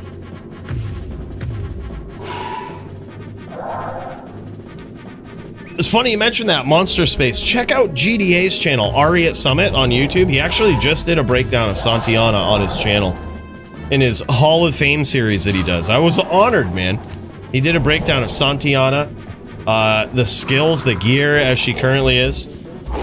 That's a pretty up-to-date version right there. Ari at Summit on YouTube. Bonus life damage and bonus defense, yep. How much defense? Is that also 50%? That's huge if so. That's crazy, man. Oh my god, close round here between these guys. This one really could go either way. The big difference between Sinister and Murder SC here, when they get really low in life, right? If Sinister goes, if he gets that final killing blow, he morphs and goes back to human form at 1 life. And theoretically, he could swing still. You can't morph back under the rules, but you could still swing. And he could still get there. But if Murder SC, being not a druid, natural druid, if he gets a killing blow delivered to him and he is morphed, he will just immediately die. All other non-druid characters will. Murder SC gets clapped as he ran up on that duel right there. You don't always see that happen, but it does happen sometimes. And that one might have cost him the round there. That was a big hit right as he was approaching. Uh-oh. It ain't looking good, man. He's gonna have to land some big shots, and damn, son. Sinister Thrall pulls ahead to 10-4 over and out. Can't wait to check out this gear, though, man. This is, like, super exciting to see what Sinister brought to the table here. And I honestly think those first few duels there, Murder was going up against an Oak Sage Druid there. He probably didn't know. But yeah, we were brought onto that last week that the Oak Sage is banned versus Zons, and now we see why, right? This is kind of a duel without Oak Sage. Yeah, very curious to see what... Oh, Sinister was rocking Jalal's main. That is a 200% upped Jalal's main. I'm not sure what perfect up to defense is on those. I don't know. But that's a very, very nice one. It's got a 40-15 jewel in it. Look at this legendary mallet, man. The single low legendary mallet. Cruel Fool, E-Rep. Perfect Raven. Very nice dual stat. Extremely nice dual stat melee ring there. What was that? 54 life is I think what that was. 30 ED, 9 strength, 5 dex, and faster hit recovery jewel in the shield. And there it is. 160, 60, 100 life armor is what he used. He was just going for pure damage. Willing to exchange damage with the big bear Zan here. And he definitely came out on top with that. That mallet got there. And he made up for all of his IAS breakpoint with that 160, 60, 100 armor. That is crazy. G fucking G's, man. Good duel between these guys. That was epic. Let's take some notes here for fight of the night. Sinister versus Murder SC. So good, man. That was so good. And what we'll do is check back in with 40 ounce and track amp, see if this duel's still going on. It very well could be. No, it looks like those guys finished up. I also see Nimrod. I see Havito also. He said these guys will be ready after this, so let's jam it. Let's check out Havito's duel here. And let me update the list. We've got Havito Alpaca. And then we've got Nimrod up in there. I see Brandoom. And I think the A that shows up on my screen is Alpaca. Yep. So Alpaca, Havito, and we'll go Nimrod, then Brandoom. Nimrod, Brandoom. Should be some epic bouts, man. I keep a little queue so I don't forget. 3-1 cools? Oh, no shit. Is it really? Oh, shit, dude. Did I miss it? Where are we at? Oh, no one's streaming it. No one's streaming it. That's what it is. Oh, it was 3-1 and that was it? Oh, went to FT3. I see. Yeah, okay. Oh, my bad, dude. I didn't know. I thought you guys were going to FT4. I thought we had some time. Hey, nicely done, though, man. That's a tough one. That's a tough one. Totally makes sense to go FT3 there. I mean, really, in my experience, any duel with a fire druid is just a very long duel. They don't, unless it's maybe, I would say, against a paladin, but even that has proven to be a very, very long duel. Insane. Havito's going in on the Din here. I'm very surprised that he chose this for this matchup. But if he can win here, this is just going to be an absolute masterclass as to how good he is on this thing. Because Alpaca ain't no chump. This guy's coming in and just laying him down in the HLD division. Alpaca ain't no one to mess with, man. He's on the Necro here. And Havito, who we're watching his perspective right now, is on the Din. This is a very, very tough duel for a Din, and I'll tell you why. Because the Necro can really keep the distance. He can launch those Bone Spirits, those Bone Spears, and Bone Spears in particular are very, very hard for a Din to get out of the way of. They're so quick, they can't be blocked or anything. It's just straight magic damage. There's no way to resist it. That is going to hit. It's going to pierce your pet, anything that you have in the way that could otherwise have blocked, say, a... Oh my god, almost a big comeback there from Havito. He got that name lock at the end. Almost turned it right around.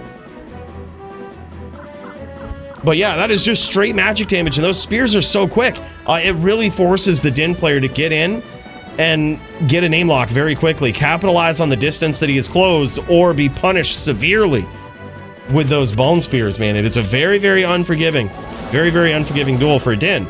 And then on the Din side, it was so funny. I was just in a pub game yesterday, and I was talking with someone, and they said something to me. They saw me on the Din. They saw me as a washed-up top Din player that used to be top Din, getting my ass kicked in pub games. They saw this washed-up Din player, and they said, "Hey, man, I've just made a Din. I'm going to go VT, and I was wondering, I'm new to PvP, and I'm wondering what advice you have for me." So I told him, I got some great advice for you. If you're new to PvP and you're thinking about playing a VT, play another class. Play another class, play another build. Don't do this to yourself as a new PvP player. VTs are extremely hard to play. They're very, very devastating but you have to be extremely good on them, right? It's very unforgiving. You have to close the distance. You have to be the one to close the distance, get the name lock, follow up with just the most well-executed, perfectly timed chains, which is exactly what Havito's trying to do here. He's getting some nice name locks, pushing that aggression. You can throw some FOH from the outside, but eventually you're probably going to want to get in there and start smiting, right? Nice hits there from Havito. Beautiful chains.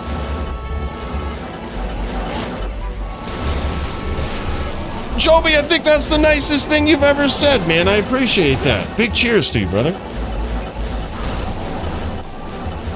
Yeah. Bloated kit, right. Yeah, it's crazy. It's just, it looks really fun. When you see a really good VT player and you watch their perspective, and like even Havito here, he makes it look so smooth, right? Grabbing these name locks, following up, nice chains. This level of play on the VT takes so long to get to. And if you've ever had the pleasure of playing against someone like Marvel in a pub game or something, right? This guy is on the character named Rowland. You probably had your ass handed to you on every build that you brought to the Bloodmore, and you were probably thinking, wow, the smiter is so powerful and it's so overpowered, and this is just so unfair, and they need to nerf this. But if you're new to PvP and that was your experience, you might not understand that level of gameplay is very, very hard to get to. And I'm gonna promise you this: if you did run into Rowland in a pub game, he's probably the best VT player that has ever been.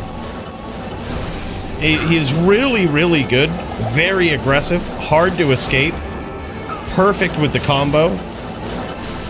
Oh man, Havito gets in there again, closes the distance, almost does it, but that time, I think Alpaca was waiting. He was waiting for an exchange like that. He was encouraging it. But yeah, I mean, the point is, it takes so long to master the mechanics necessary to be an effective VT player. And there's other classes that are far more forgiving. You could run a Hammered in, and no matter how badly you fuck up on the build, you could always just hit somebody with a random hammer that when they ran into it, right? There's always that. You know, there's always the Invisa hammers that you could set up on the other side of the map. You know, something that is a lot more forgiving. But with a VT in particular, or a VT being a smiter FOH hybrid, there's not many skills, no skills that you really have that are devastating, that don't require supreme speed and precision.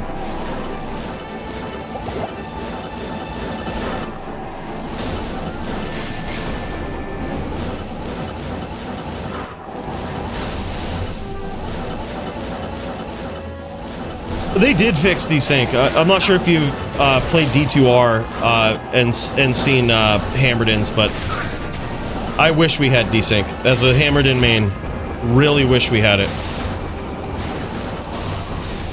There is a way to desync on a Hammered-in, but it's not very safe or predictable. Or it's desync on a Din in general, but it's not very safe, it's not predictable, and certainly not the same. And not as permanent either. It doesn't last very long. Nice aggression there from Havito, but so far Alpaca landing some nice shots on the Necro here. Havito going in and grabbing the shrine. The rule in the DFC is you can grab shrines as long as they don't provide a significant advantage in the duel. And mana is free, man. You can chug as many mana pots as you want. Healing shrines or wells might be a little different.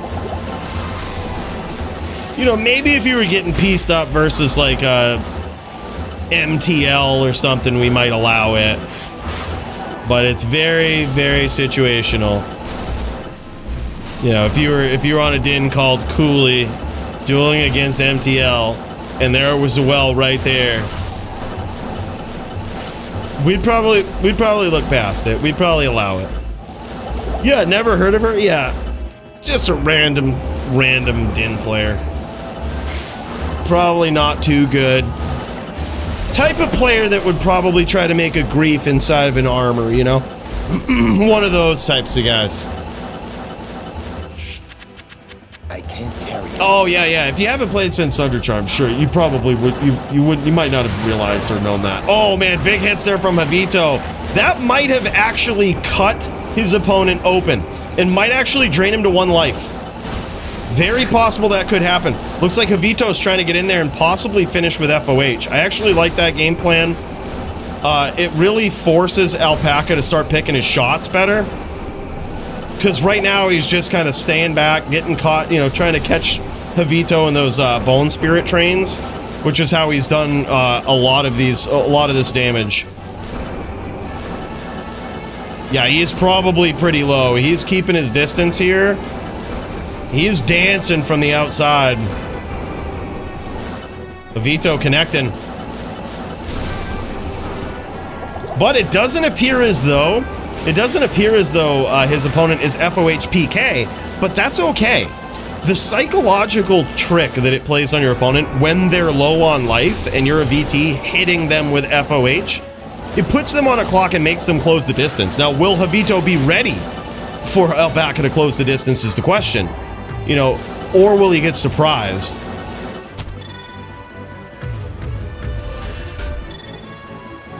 But that will probably be, if he keeps up this FOH game plan, it will probably be something that Alpaca will do. He'll probably close the distance. Yeah, you can kind of see him looking for it now. Right as he senses that FOH is coming out, he's gone, right? He bails.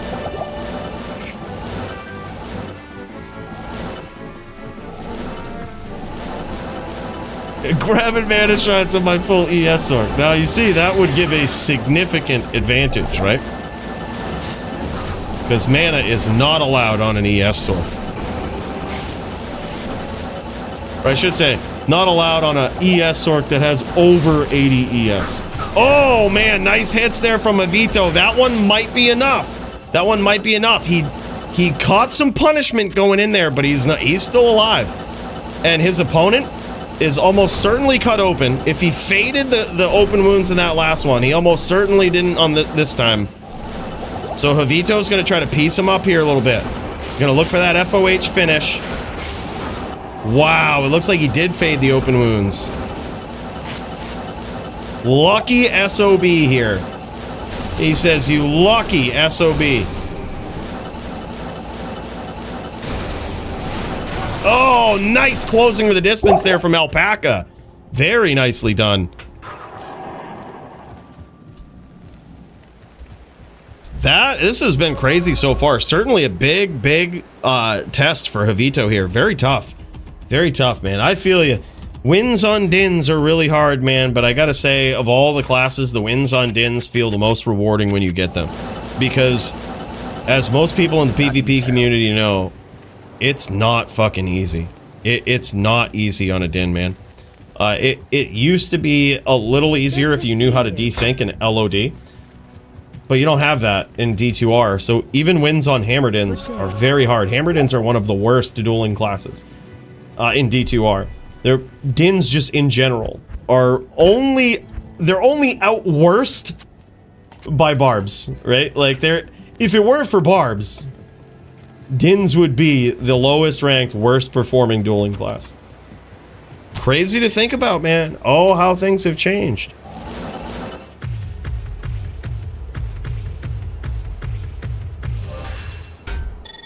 Yeah, sync still happens. Do you know how to do it? Do you know how to do it, KoreaZilla? Do you know how to provoke the desync? There's a couple of different ways to do it, but it all boils down to one thing. Instead of charging around the map, unless you just have really high ping or something, which is just, and it's like unintentional desync, which probably happens on your end. Charging at your opponent will do it if they keep running. If they keep running or tellying or in some way trying to evade your charge and you've name-locked them, you can desync with that. But it doesn't last long.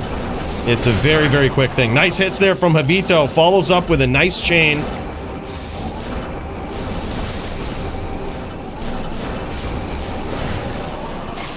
Oh man, he walks in a little too much there. And Alpaca gets lands some nice spears.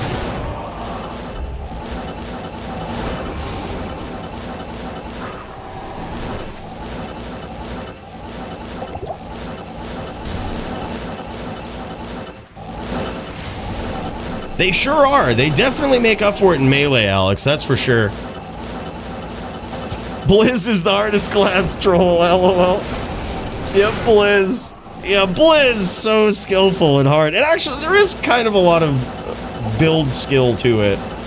But it is one of those classes that I think most people feel as though the only reason Blizz Sorks or Cold Sorks in general win is because there's a rule preventing them from stacking more cold resistance. It's a shitty way to lose when you know that theoretically you could have just put on more cold res.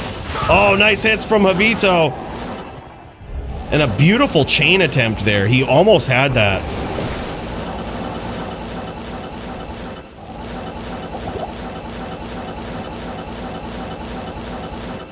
Well, there's a new form of charge lock. So the old charge lock, they actually fixed that in LOD. They actually patched it in LOD. The old charge lock was if you got killed mid-charge animation, you couldn't charge anymore. You were charge locked, right? It would lock charge out. So that was like the original charge lock, right? But now there's a different charge lock, which is way worse. And it's when you actually click someone's name with charge, you can't break the charge. You can't ever stop charging at them.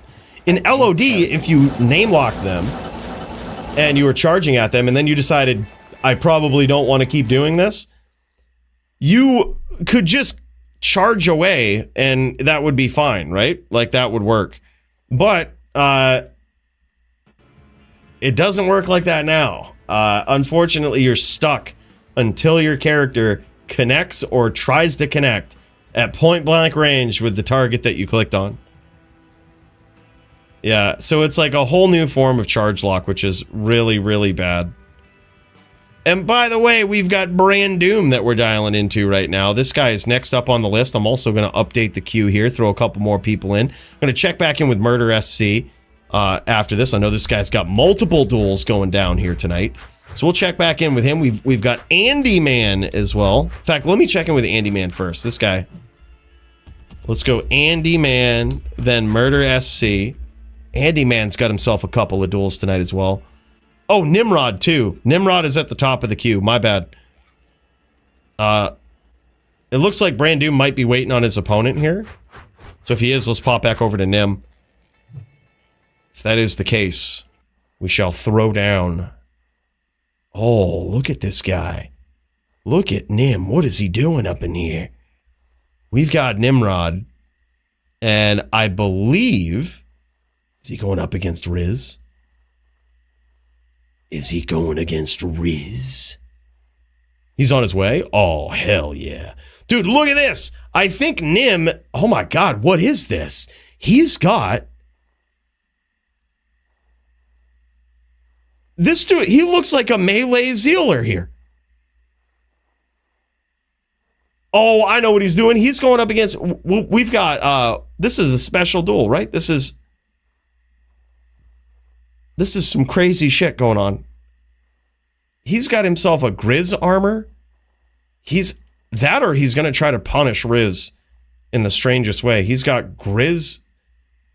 Possibly Grizz set? I don't quite see the aura. He could. He could have Grizz set here. That's kind of wild. Oh no, he's got Grief. It makes sense. It makes sense, honestly. He's using a lot of the Grizz set. More than most players ever would. Help me! Grizz VT looking like. Yeah, right? Is this the Grizz in? I don't know. It doesn't look like full Grizz set. But it appears as though he is using Griswold's armor. He goes, GG, well deserved that 4-0. Yeah, great duel between Havito and Alpaca. Alpaca, surprisingly good. I told you, that guy, can't underestimate him. He's insane, man. Moving his way up the ranks. And Havito usually pieces up Necros. Let me tell you. So the fact that Alpaca got in there, got a solid 4-0, that was very impressive, man. Havito, not only a great guy, good spirited, good sportsman, but a great VT player, man. Oh no, there comes that Grizz set, man. He's busting it out. He's got grief on the swap. That's what it is. He's got a Grizzed in here, and he's gonna try to FOH Riz down. Oh man, that FOH kind of hurts too. You can see it. Oh man, that's crazy. He's gonna go Grizzed in versus Riz. He's FOHing from the outside. Riz is gonna try to harass him. He's gonna try to harass him with these traps.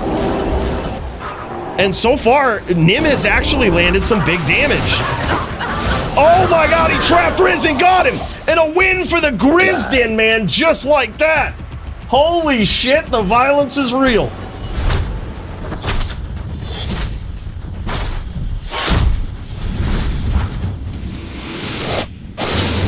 And the Dins get the wins. The Grizzed Dins get the wins. I can't carry anymore.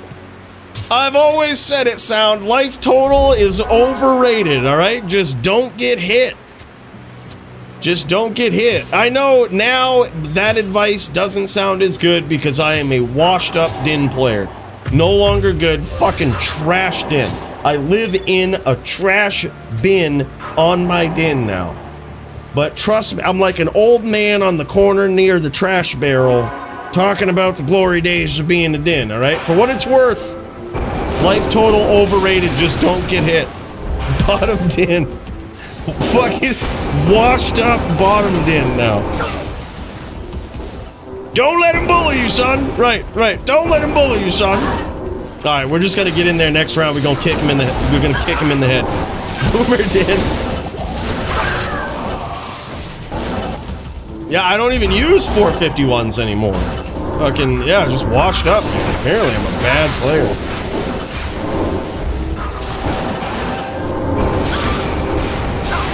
Damn, looking for that name lock. Oh man, nice hit there. That might have been a kick from Riz. That might have been a kick from Riz or his shadow side chick. Ooh, man, he might have got an upcharge there too. Now that is something that still exists. Oh man, that was an upcharge for sure. That is something that was one of my favorite things to do in LOD, and I love the fact that it still exists in D2R, and that is the upcharge, man. You can literally aim your cursor towards an upward angle on the screen, upward 45, right? Upper corner, left or right, doesn't matter. If you're charging and your opponent stomps you, they'll just catch all of those charges. They'll just immediately start getting charged. Oh man, nice hit there. That might have been a Mosaic hit from Riz. He might be on Mosaic Hybrid here. Let's pop over to Riz's point of view here and see if we can get a look at this. This guy, we have seen him bring in some very special builds before, and Mosaic being one of them. He's got Blade Shield, man. This guy's got Blade Shield. Tells me he's trying to do something with those hits. That's for sure. Getting in there, he delivered some really big damage right up close, which makes me think it's very possible this guy might be, if not on a Mosaic Sin here, Mosaic sort of hybrid, he's probably interested in getting up close and personal in one way or another. Kind of wild, man. Cannot wait to see what Riz has got here. Let's check this out. All right, Riz. They say this guy, one of the most aggressive Diablo 2 players in all of D2 history. This guy, in the past, has been known to play a Ghost Sin. And if you've ever heard of that build, you'll know. If you've ever seen it duel, you'll know that there is no other option. You kind of must be aggressive. Unless you're Coolie. Somehow he finds a way to late even on the Ghost Sin. But the point is, Riz ain't that kind of dude, man. He put on a clinic against most players on a Ghost Sin, getting wins that he probably, even himself sometimes, thought he might have had no business winning, and just really putting on a show, showing what the Ghost Sin is capable of. This guy's insane. Oh, and there it is, man. Now, it looks like some Dragon Claw that he had going on. Still Still haven't counted Mosaic out. I think that's a finishing move, right? Yeah, 1-2 in favor of Riz.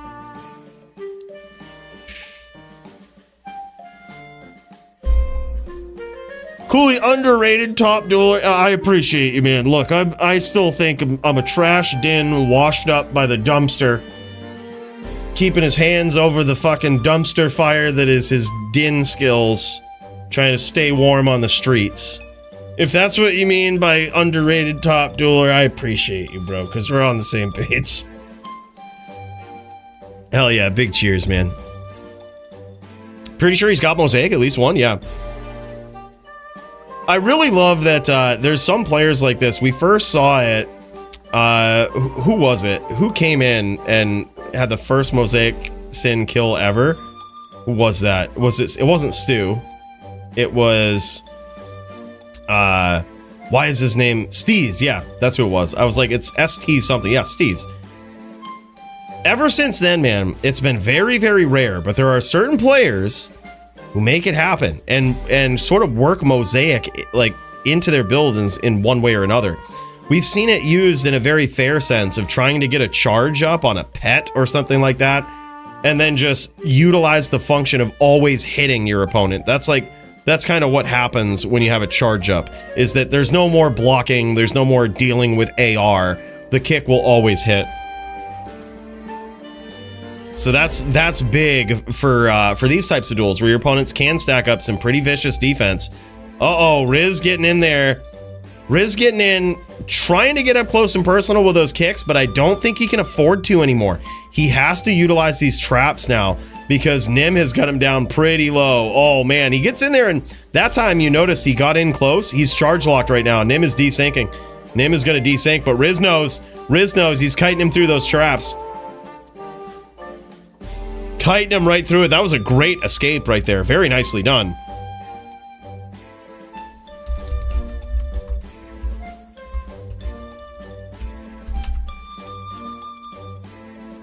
Yeah, I've seen it. Yeah, exactly, man. Yeah, I think there was some other players that experimented with it, but Riz has been probably the most consistent with his Mosaic usage in PvP. It's been pretty crazy.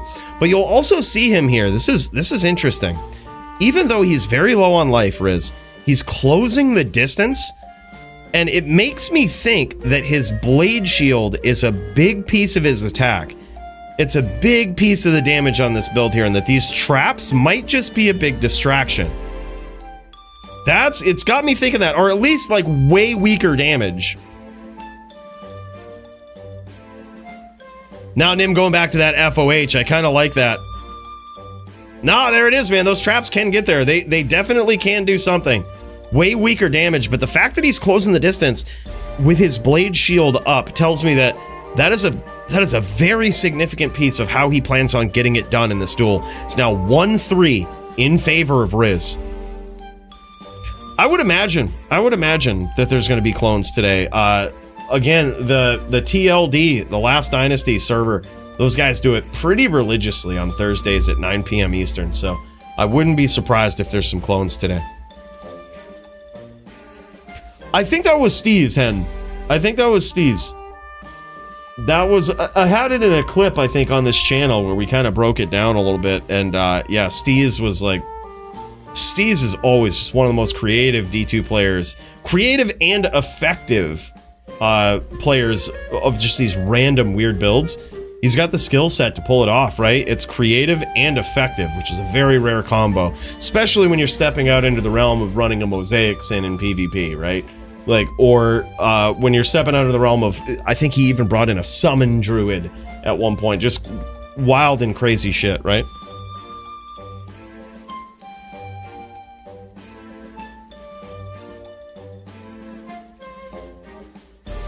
Oh, yeah, exactly. They have all those pets and you can just stack the charges. Exactly. The pets are just free hits. And again, even in that case, you're probably using it in a more fair sense, right? Like, you're still just building up one charge, trying to get it off, trying to get in there and deliver the actual physical hits. Oh, man, Nim coming in with that FOH. That FOH is hurting, man. Now he's mixing it up, trying to get in some smites. Nice hits there from Riz. That was incredible managing of the distance, even when he's in trouble here. Uh-oh, and there it is, man. Holy shit. 3-2 now from these guys. Great duel between Nim and Riz. Holy shit, man. Nim is on the Grizdin, Riz on a Mosaic using Sin. Holy hell, in PvP, what is this? Let's pop back over here to Nimrod's point of view. On this Grizdin player, he says, look, the Grizdins get the wins, let's go. Everybody risen in one way or another, right? Yeah, exactly. Yeah, it's far different in PvP. Because here's the thing in PvP. It's like, if you bring a Mosaic Sin, even if your opponent has pets or whatnot, right? They can just run from you for 15 seconds and your charges go away. So it's like, alright, well that sucks, you know? It's a way different game plan. John fucking Wick could have been somebody. He was hilarious, man. Yeah, he would BM people in pub games, but the thing is, even with him, he needed an alt account to have a mercenary. You do the invincible mercenary trick, and then you just keep kicking the mercenary to keep your charges up. Big hits here from Riz. Some FOHs landed from Nim, but damn, son, holy shit. Those traps are really adding up. Nim is looking for that name lock, almost like he wants to chain, but he doesn't have the ability. It doesn't look like he has, like, teleport charges or anything. Oh, he connected there, though. Riz is in trouble, but so is Nim. Oh, and there it is, man. Nice kick as Nim was in mid-charge animation for a savage win for Riz. That was just crazy, man. Very good duel between these guys. Hell yeah, man. I would love to see the gear from these very, very strange builds if you guys are up for showing it off. I am very curious. I love seeing crazy things like this. Nim coming in on a Grizdin, Riz coming in with what we suspect is a Mosaic Sin user. And man, oh man, this could be really cool. I would love to see what these guys were rocking.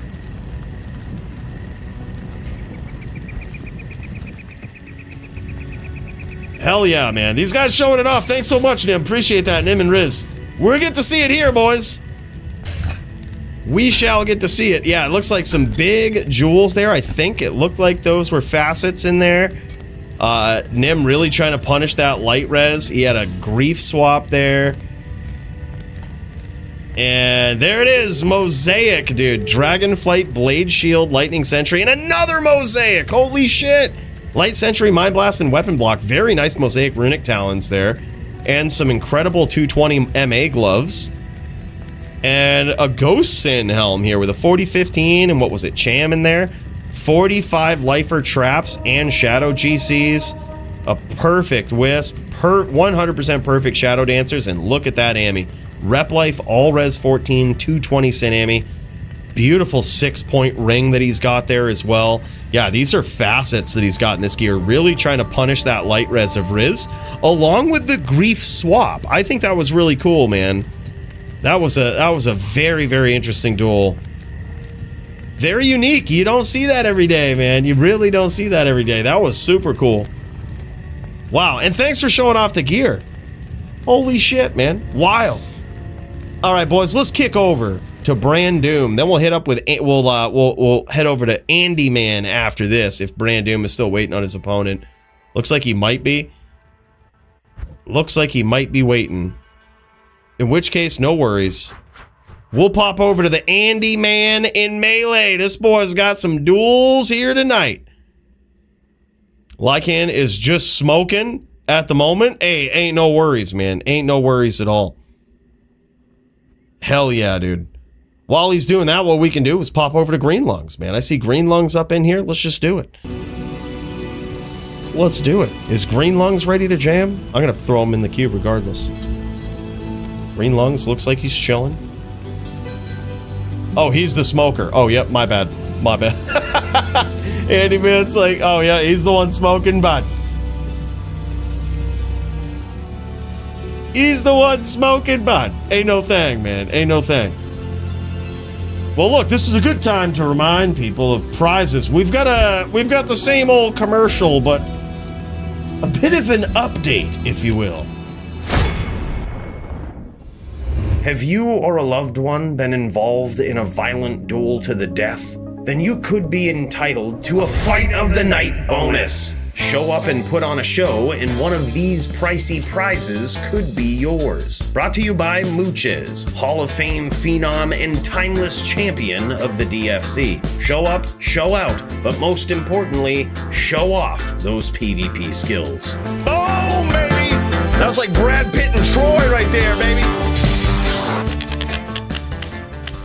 Hell yeah, boys. Now look, an update on the prize pool, okay? All right, this is, I just want to say, Mooches, super generous guy. This guy gave us prizes that have lasted us over a year at this point. Long ass time. What we did the other day, you might have noticed that with the 3 2020s, we were just giving them away so sparingly because they're worth so fucking much. So I reached out to Mooches and I was like, I'm gonna try to break these up in some way. And basically what we did was Mooches just offered to buy them for the current market price. And we give away a Forum Gold prize instead, which is cool enough, right?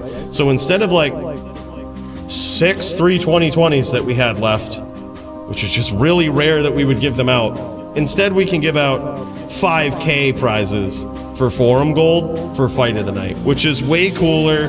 It's like makes it last longer, but also is still just about as shocking, right? And also, I believe we're just about out of 451s with a couple kicking around unclaimed, I believe, but we'll see what happens. We might just throw those back in the pool. We also have some 25s. We're gonna have to reach out to some people or throw them back in the pool. Something, right? Hate chasing people down for it. It's like, you want a prize? Check the announcements, all right? But that's what we've done. So we have prizes, but they're a little bit different, yeah. And it should last a little longer.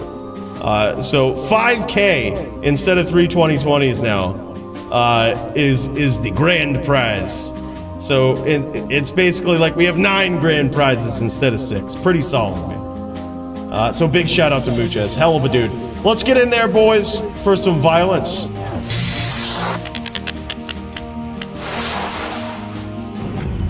And this is the legendary green lungs on his druid. Yo, put me in, coach. Calling out GDA master. Getting back into PvP. Hell yeah, man. That'd be sick to see. Oh, look at this. Andy Man trying to throw down here versus the green lungs. Actually a very close round here.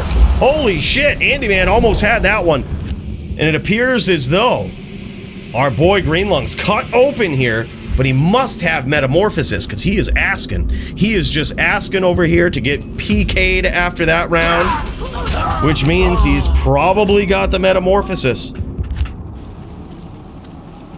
That is Lycan. Green lungs on Lycan. Similar name to our boy Lucian.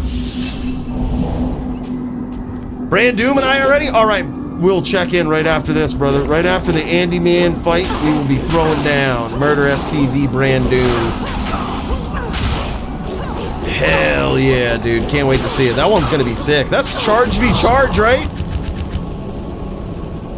Damn, son. And look at this. Andy Man gets there. Now tying up the score. 1-1 between these guys. Andy Man trying to get on the board. Trying to start racking up some wins in the melee division. This guy, coveted Zan player, he says he woke up one day, chose violence, and said, I'm going in on this Zan. We doing it. And he's asking to get PK'd after that round right there, possibly because of a fort proc. Fortitude is an armor that has a chance to cast chilling armor on it. And in the DFC, you can't go in all pre-buffed, right? You can't go in all pre-buffed. So if you have that at the end of the round, usually players just get PK'd so they can dump it off. And oh my god, look at this. Andy Man now 2-1 versus green lungs on this druid. This is wild. Darius says, let's go green lungs. Rooting for them droids. Love seeing Zons in Melee now. 100% agree, man. It's so cool to see. It's been a long time. Long time since we've seen it. We used to have some Zan champions, man. Jin Shin, the controversial Melee champ. But that guy was always an eyebrow raiser and always a boundary pusher. I loved it, man. The guy was just so good. Big hits here. Every format he plays. Big hits here. Holy shit. And down goes Andy, man. Now the score's tied up, man. 2-2. Between Green Lungs and Andy, man. Wild, dude. I am over. Zon Kai, too, exactly. Yeah, we had Zon Kai up in here back in the day.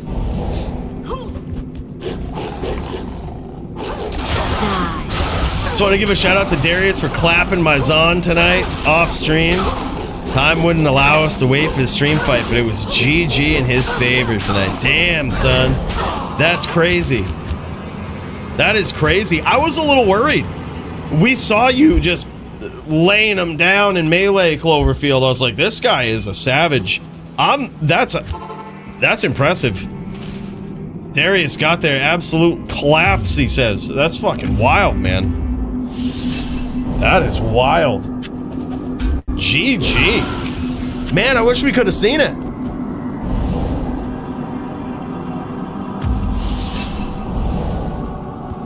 Though I gotta say, he didn't use Ford against me. No shit. Interesting. Interesting. Okay. I was gonna say, I thought that might have been a scary duel. It looked like a scary duel. Big hits for Andy, man. Green Lungs is in trouble early, and there it is, man. And you notice right there, sometimes when Green Lungs lands, the life total of Andy, man, just gets decimated so quickly, right? And you would figure, wow, it's just... those are some heavy hits. It's going to be tough to get around that. Well, the Zon has some huge natural defenses, right? She's got not only the Storm Shield that, you know, helps her get to the 50% damage reduction. Not only does she have 75% block, you know, and some amount of defense after the Chilling Armor procs. All of the basic defenses of a melee character, right? But the Zon also has dodge, right? She could just randomly, even if your hit gets through and would connect, she can just dodge it. It's kind of wild and demoralizing. And just like that, man, down goes Green Lungs as Andy Man advances to 5-2 on this Zon.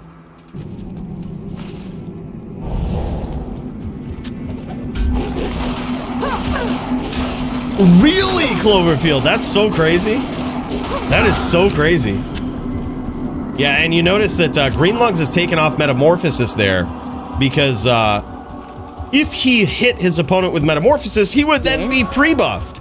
And the reason he's doing this PK after the round is to try to get rid of that pre-buff. So, yeah. The cadence and the etiquette that has been adopted by players in the melee division. It's incredible. Second to none, man.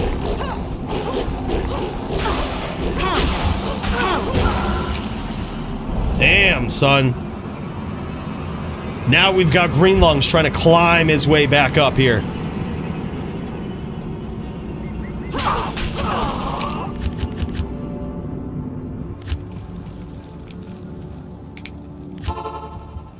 Yeah, I used to run an ad blocker for YouTube, but then eventually they did this thing where they, like, delayed the start of the video if you had an ad blocker. So I just bucked up and got YouTube Premium. I gotta say, probably one of the best things I've ever bought. Time to die. Actually pretty cool. You can buy it for like a year out and get a pretty nasty discount on it. And then just like, all right, no more ads, no more lag, no nothing. Yep, same here. I'll never not have YouTube Premium ever again. It's just so clutch.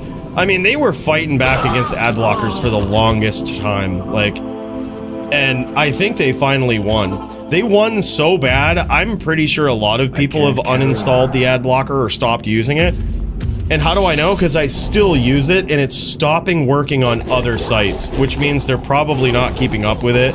They've probably lost a lot of people with it. I think YouTube won the ad blocker war.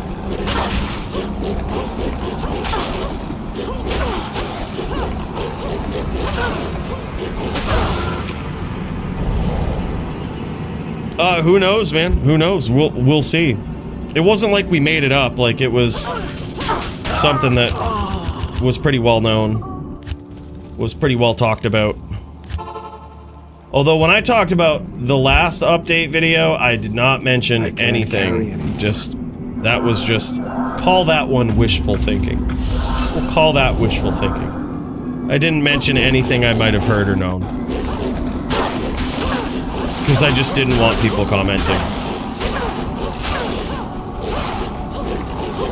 That's what it is, man. That's what it is. Holy shit, close round there. Holy shit. Literally almost won. Green Lungs just about won on that. It's now 6-5 in favor of Green Lungs, it looks like. Holy shit. I am overburdened. Hack the planet. Hell yeah, man. Hell yeah. Yeah, which one do you use, Nim? Oh my god, what is this? Big hits back and forth from both players here. Could go either way, man. This one could go either way. And there it is. Holy shit, Andy Man gets there, even busting up the gloves of Green Lungs. You saw that little orange. They turned orange up there in the corner, meaning, man, they took some serious damage. They didn't quite break, but they're close. 6 now between these guys. Close melee bout. Look at that right there. You see that? You see all the hits that took right there? That was basically dodge. And maybe a little bit of block, but he was on Spirit Shield side.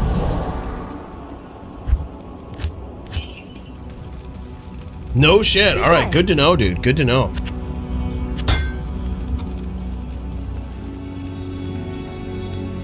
Yeah, Zon versus Bard melee duels go on forever. I love it, man. Would love to see it. I think we have some. I think, well, yeah, maybe that was the duel that we had. But, yeah, I haven't seen a lot of those. And I kind of felt bad making it because I'm like, maybe I'm out of touch here and this is a bad matchup, but it seems like it's pretty close. Uh-oh. My jab wasn't on. I'm sorry. Yeah, no worries. I'll allow it. Continue. Oh, this is something, by the way. Oh, GG, yep.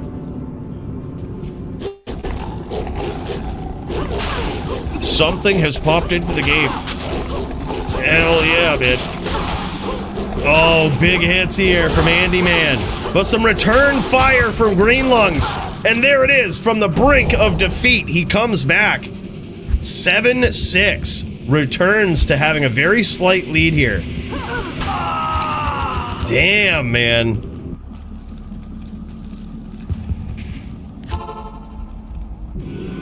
Yeah, I'll have to check that one out, Nim. Because I think the one that I was using, they must have just gave up on. Like I said, I think probably a lot of people were using it for YouTube, and then when YouTube just won the little battle there, they were like, alright, they stopped using it, and I think those guys are going under. Damn, man, laying the stamp down here is Green Lungs. Now 8-6 in his favor.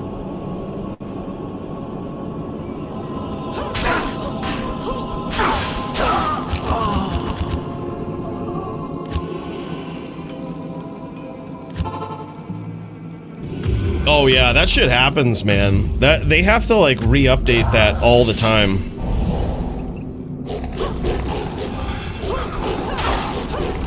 All right, 8-6 in favor of Green Lungs, and he draws first blood here pretty significantly. Oh my god, Andy Man in trouble.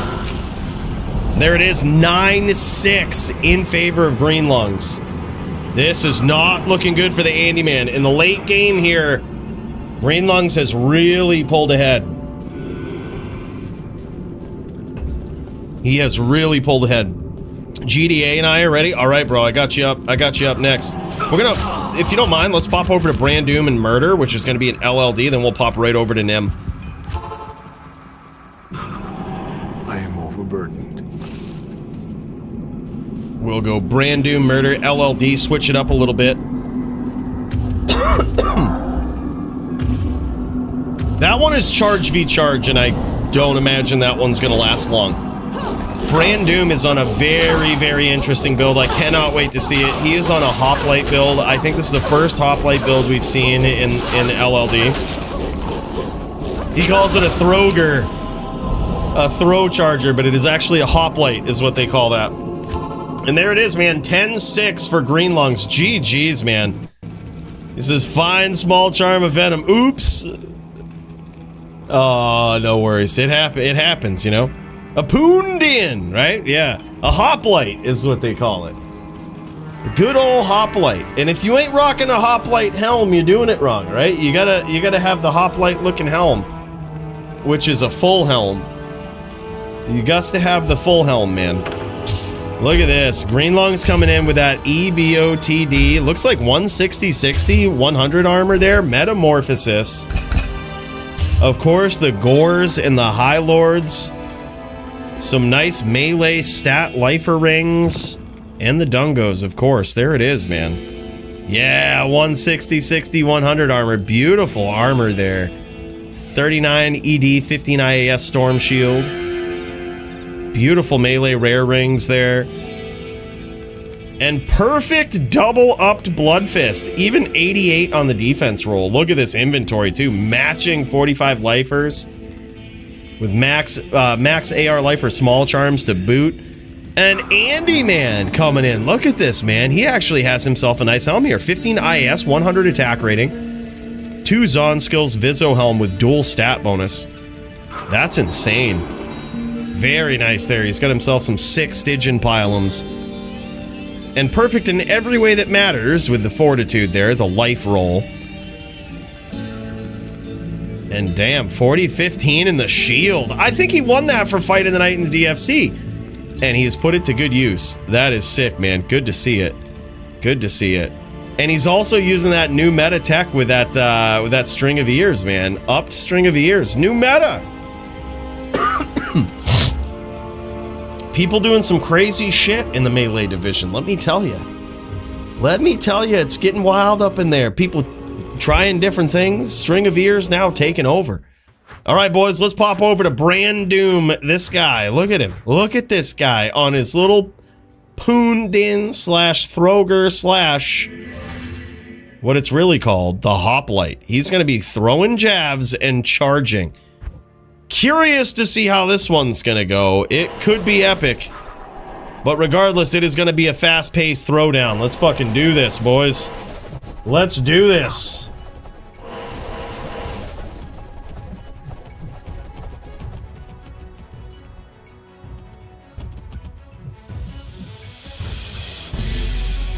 And he's chucking those jabs from way out. He's got the fanaticism aura. He's throwing hams. Oh, man. Murder gets a big charge in there. He's throwing hams here, too. This is very interesting. He's in trouble, though. Oh, my God. I cannot believe he got that. Murder chose to run away there, and I think that was it. Holy shit. 1-0 in favor of Brandoom, the Hoplite, who's also throwing hammers. I don't know what maybe we just call it the Throger. Maybe, or maybe he's pulling a Sogi out there and those hammers don't really do anything. Maybe he's doing that. Maybe he's doing that. Oh, big hits from Murder, and down goes Brandoom. Tying up the score now, 1-1.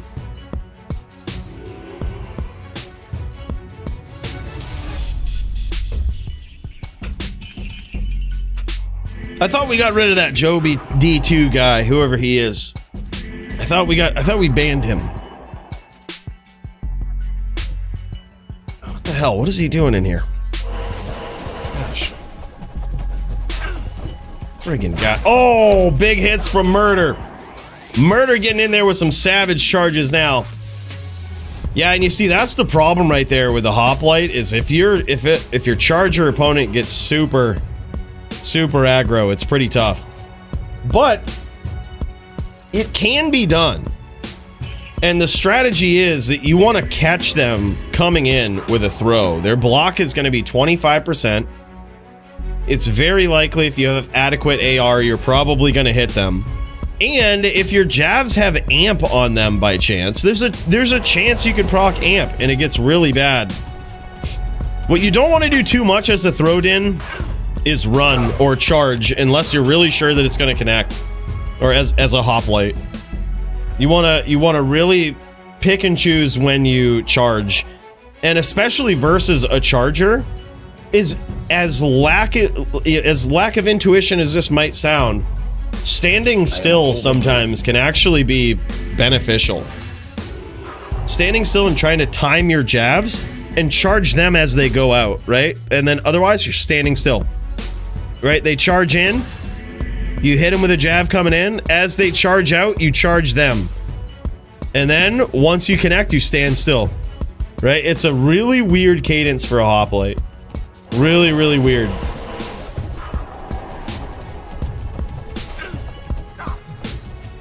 Brandoom's getting caught on the back pedal here, though.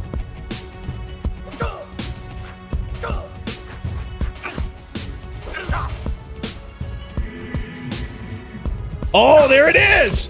Catches him with the throws coming in. That's what it's all about, bro. I told you. You just gotta stand still. As counterintuitive as it sounds. Stand still. That's what it is, man. That's what it boils down to.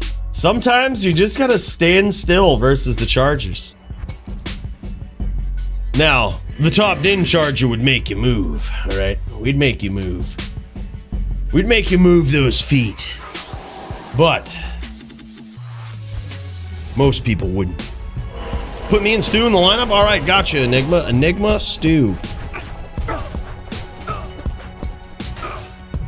Enigma v Stu. That one's gonna be savage, man. Can't wait to see it. Oh, shit. Yeah, Brandoom, I think, really has to rely on those throws. He's really got to rely on those throws. He's got to be very patient. He's got to be very accurate with how he throws. He's got to be very careful not to do that. The jabs don't have a lot of charge range on them. They have big throw range, but up close, usually they don't have big range. So it makes it so you lose just about all the charge v charge battles. If you're charging at the same time they are, you're probably going to get connected on. And there it is, man. G, F, and G. Murder SC shows what's up on that charger. There it is. Nice poons, though. Those things do all right. Brandoom with a pretty savage setup here. Let's check this out. He's got himself a string of ears, of course, going up against a charger. Gotta have that. He's got perfect 56 upped blood fists there. And 320 15s in the inventory. Beautiful scepter. What are the skills on that, I wonder? Wow, all 320 15s. That is a gorgeous inventory.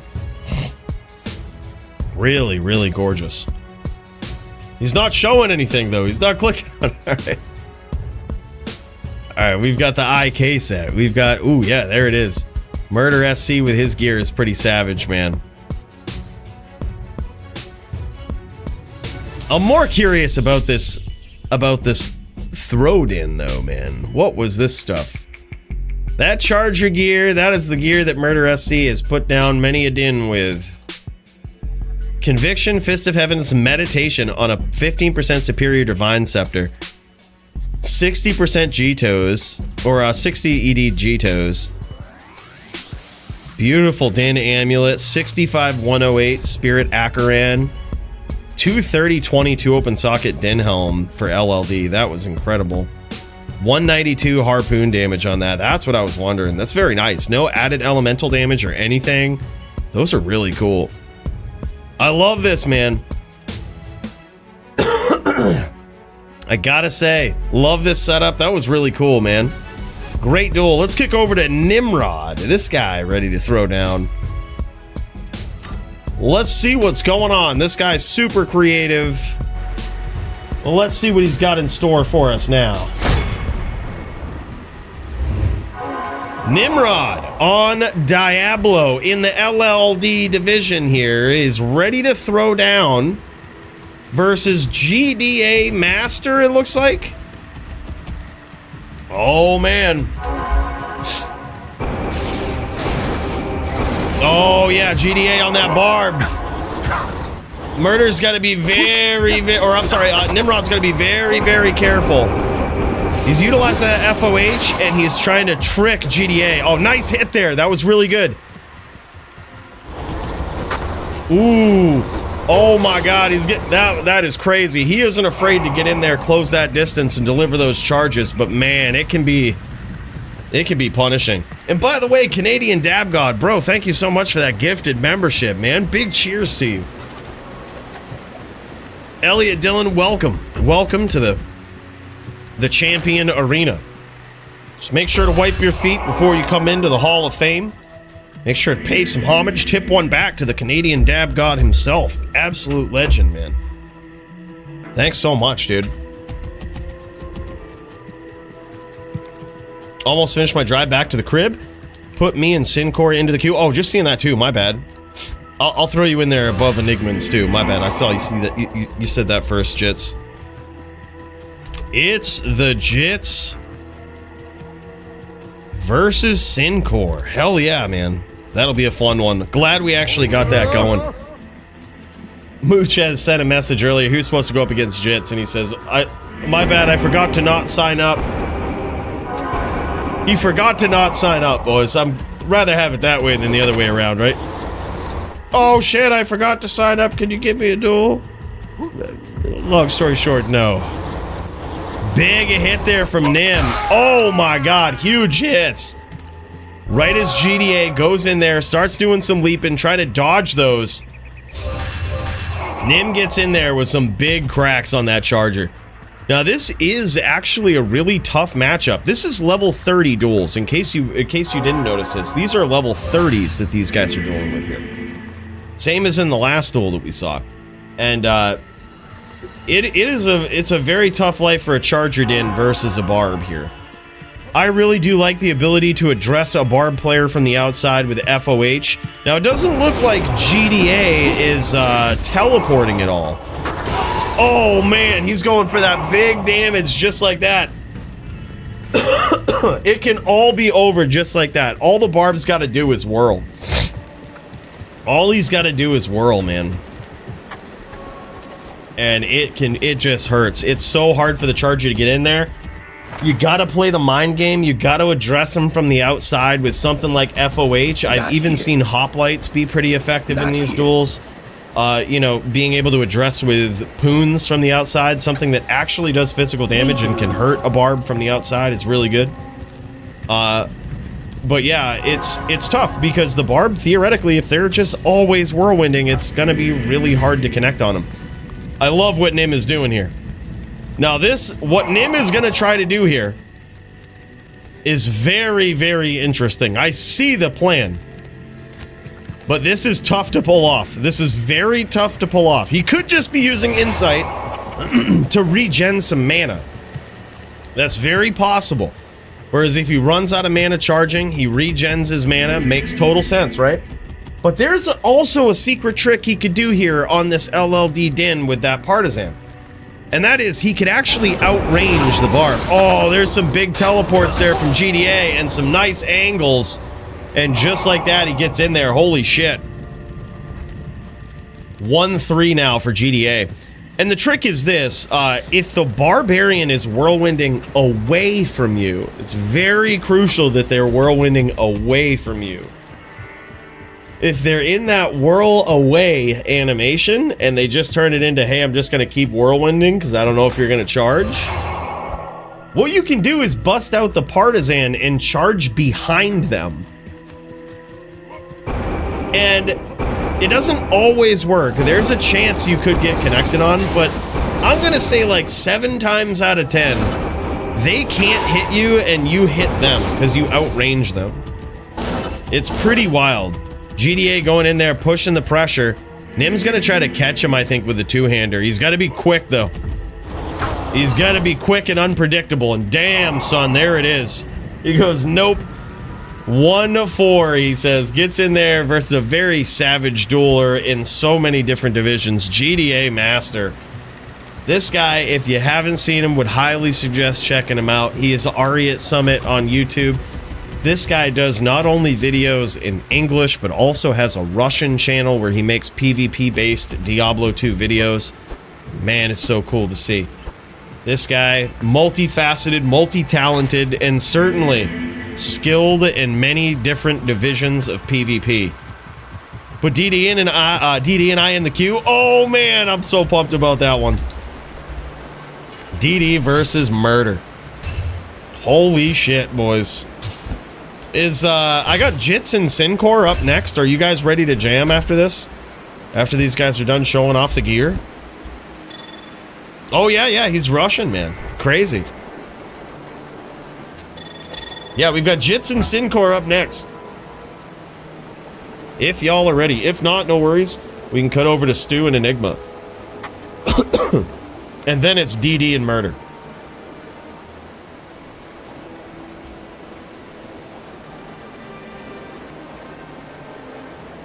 Oh, well, I thought your other channel was Russian. My bad. I don't speak any other languages. I'm just bad. I'm bad at all of them. Sometimes I'm even bad at English. German, that's what it is. My bad. It was German. I'm an idiot. My bad, bro. That was... I knew that, too. I friggin' knew that. Yeah. Point is... multiple languages, all right? That's awesome. I try to do the same thing, but I don't speak both of the languages, so it's hard. Props to you for being able to do it, man. I think that's really cool. All right, so if Jits and Sinor are ready, let's check in with these guys, see if they're jamming. I don't see them jamming. We're gonna skip them. Then we've got Enigma and Stu. I don't see these guys in there either. I do see Stu, but I don't see him streaming. I know that something said he was also ready. I'll throw him in there as well. I think this is his first time in the DFC, so we're gonna watch out for him. Make sure we're not snubbing him as much as possible here.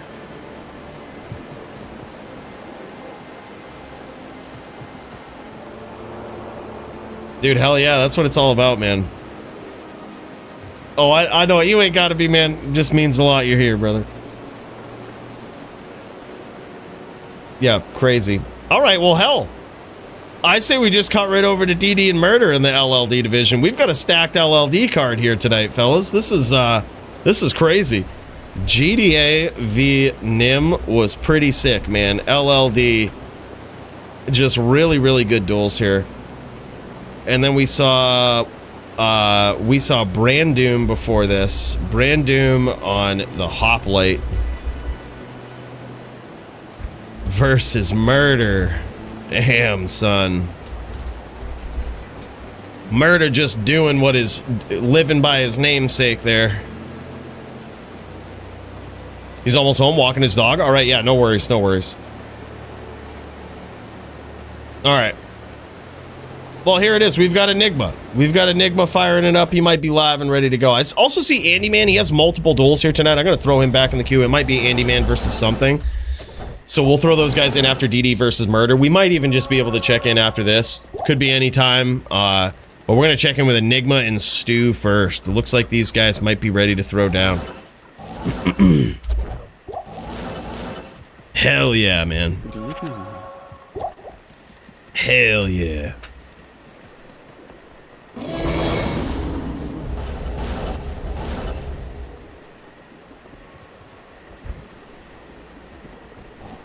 Pool good, looking great. Good enough, bud. DD's here. All right, GG, man. What we'll do is we'll pop in right after this to DD Murder. We'll go DD Murder after this. Then we'll go something Andy, then check back in with Sinor and Jits.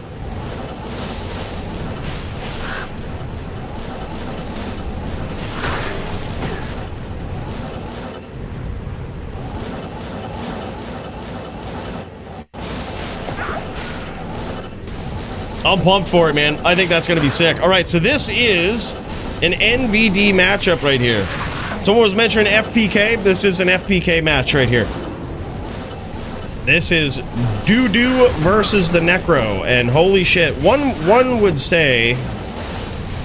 They say it's the fairest match in all of PvP. But I don't know. I don't know. After playing so much, this is what I've noticed. It is... My opinion on this matchup has changed a bit. And it is that... I think it favors the Necro pretty significantly early on. But as you get better, I think it's kind of back and forth and the Druid might win more. It's kind of up in the air. Druid has a slight advantage as it gets super skilled.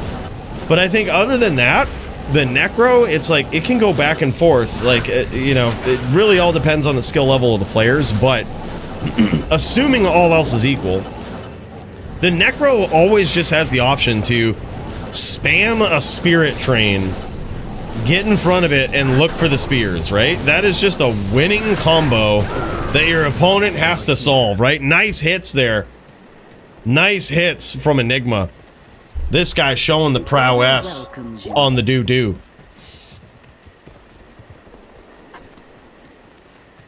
Yeah, well, in these matchups, they're bear only versus no teeth, right? So there's some restrictions on what you can run on each class, mainly to make it so that the duels don't just last 2 hours, right? You could go in full zoo with a druid and, you know, or wolves, right? And it is really hard to get through those pets. And it's not like LOD was, right? They have more life. They're a little tougher. Especially if you get people like casting battle orders on them and shit too. They're extremely hard to get through. But then also you'll have the Necro just casting teeth, trying to blow them up, setting up spirit trains, and never really looking for spears very much. But in bear versus no teeth, bear only versus no teeth, you see a lot more skillful back and forth, right? And the duels typically don't last as long. So there's at least that. And props to duels not lasting forever, right?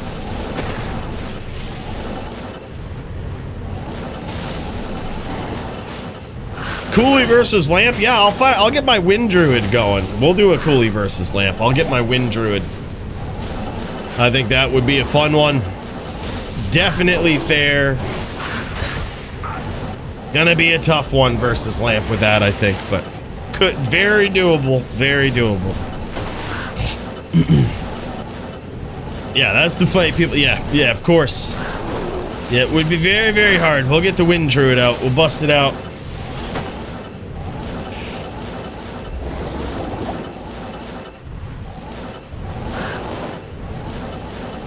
I just have to keep going. I will for sure beat the barbs. Dude, hell yeah. I really like the hoplite. I actually used to run one in LOD.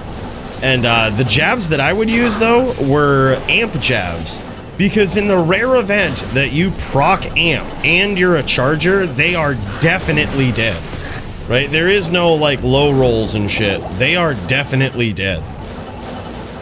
So then they start running and shit, and they try to get away from you, and it's like, at that point...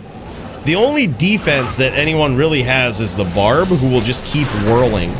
But if they keep whirling, you can just hit them with jabs. And it's like, holy shit. All free hits, you know? It's crazy. Polly and I in the queue? Oh, hell yeah, man. Dirty v Polly. That one's gonna be sick. Gotcha, brother. You're in there. Thanks for letting me know in chat, man. It's sort of like an unwritten thing we've been doing in recent history to try to not make people wait forever, but also to kind of keep track of where people are at. Is just let me know if you guys are actually ready to duel in the queue via the chat, and we'll get you in there. We'll get you into the queue to remind us to check in. All right, yeah, we're popping over to you guys next. It's currently 1-1 in this NVD showdown. We're going Murder SC and DD after this. 1-1 in this NVD showdown, boys. A duel of the century. And we are looking at this from Enigma's standpoint. This guy has been stacking up the bodies in PvP here, really showing the prowess on this druid here. It's getting pretty wild.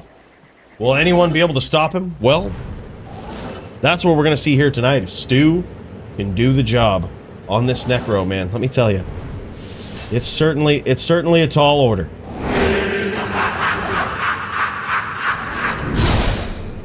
And hell yeah, as these guys pull up the more, they get ready for round 2. And we get ready to see how this one will pan out. And here we go. We're at round 3 between these guys. So for this duel right here, there is a very specific strategy that both people are trying to pull off. We've got the Necromancer, and this is a distance playing build right here. They call this the class that spams the most, I would say, is probably the Necromancer. Fair play, fair assessment. But what the Necro is going to be trying to do, those were some nice spears there from Stu. What Stu is going to do on this Necro is set up a Bone Spirit train, try to get in front of it to discourage a close range engagement, right? And then when his opponent does close the distance, he's going to quickly look to land Bone Spears, right? Those will pierce through the pets. They can get some quick damage in there. And they're so hard to get out of the way of. They, again, much like the Din Bout, they will force your opponent to get a name lock and to do something with it, right? Not to just stand flat-footed and search for it, but it puts them on a clock. You better get it, because I'm going to launch at one of your pets. Oh, nice NATOs there from Enigma. Damn, son. And then the Druid's game plan, very, one would say straightforward, but there is some technicalities to it. So, in a nutshell, the Druid is trying to close the distance, stomp on top of the Necro player, and throw a NATO. In a very basic sense, that is the goal. However, there's a lot more to it because these Necro players get super tricky. You might see every once in a while, as these engagements come to very close range, you'll start to see Stu walking down on his Necro. He'll start walking in a certain direction, right? What he's trying to do is make it so that if Enigma telestomps him, there's a good chance he's moving and very quickly gets out of the way and doesn't catch any damage from the ensuing NATO that will hit afterwards. So it is up to the Druid to sort of counter that, to say, okay, well, if you're going to be walking, I have a couple of options. I can double telly on top of you, telestomp, NATO, or I can try to cut you off. I can see what direction you're going, try to get in front of you, try to meet you with some NATOs, and get there, right? That's a couple of options that they have. But it is definitely very tricky to do against a slippery Necro. Nice shots there from Stu. Just gets in there, shows some beautiful aim with those spears. Holy shit.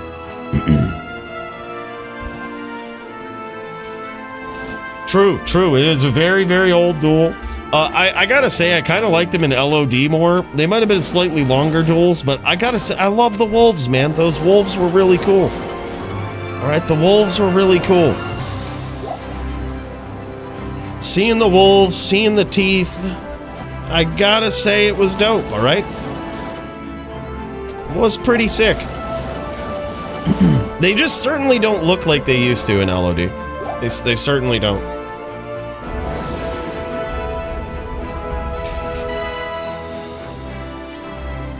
John Squigs ready to be put in queue? All right, thanks so much for the heads up. Javi Squigs.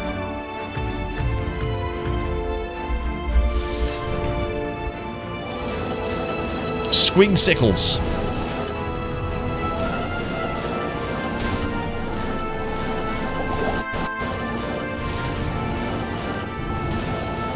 Yeah, with a Necro, I think you have to come off of the throw. I think as a hoplite versus Necro, you just have to swap to FOH. There's nothing like FOH versus a Necro. It doesn't really do much, but it like forces them to do something. They can dodge the jabs, right? Like they can get out of the way of those, but they can't with the FOH. It's like it's always hitting, so it puts them on a clock. It's very frustrating. They'll start moving more, and when they start moving more, you just charge them, right? I think you kind of need that. Otherwise, Bone Spears beat Javs, then it's hard. I think you just have to come off of the Javs. It does not. No, melee Necro doesn't exist. You could make the first one. So waiting for Jits, but we'll be ready shortly. All right, GG. Yeah, we got you in there, Sincor. We've got DD Murder. That's next. We're going to check in with Andy Man. I think he's going up against something. We'll check that one after. And then we've got Jits Sincor. Dirty Polly after that. Jaw Squigs is currently what the queue looks like.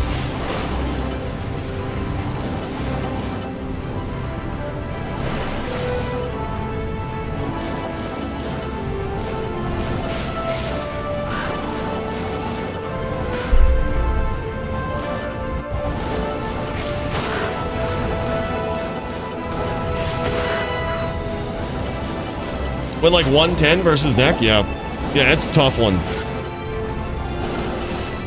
Yeah, it really is. You have to get a big hit, man. But the FOH will also just get you right in through it. I think it's just... It's really hard with the Javs. Because once they notice your game plan, they just walk around. There's not much you can really do. They can just kind of build themselves a little fortress, and there's not much you can do about it. It gets rough, man. So far, I gotta say, Stu looking really good from his Necro play here. It's currently 2-1 in his favor. This is the 4th round. And now Enigma is struggling to get in there, close the distance on Stu, and actually land some meaningful damage. He's a very, very slippery Necro player. And he's very keen, you see that. You see his timing there with Stu. Right as Enigma goes in for the stomp, he's ready, he's waiting. It's that 6th sense. Knowing when your opponent is bound to strike. And nice spears there from Stu.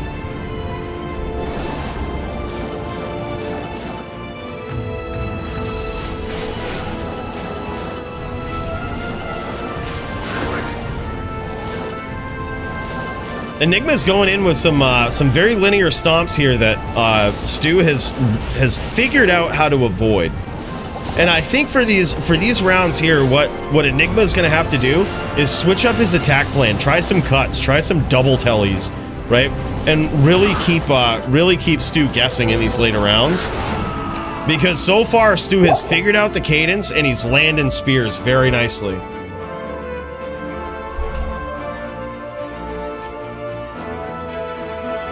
Honestly, if we see a melee Necro sign up, I'll allow it. Yeah, we'll see what happens. I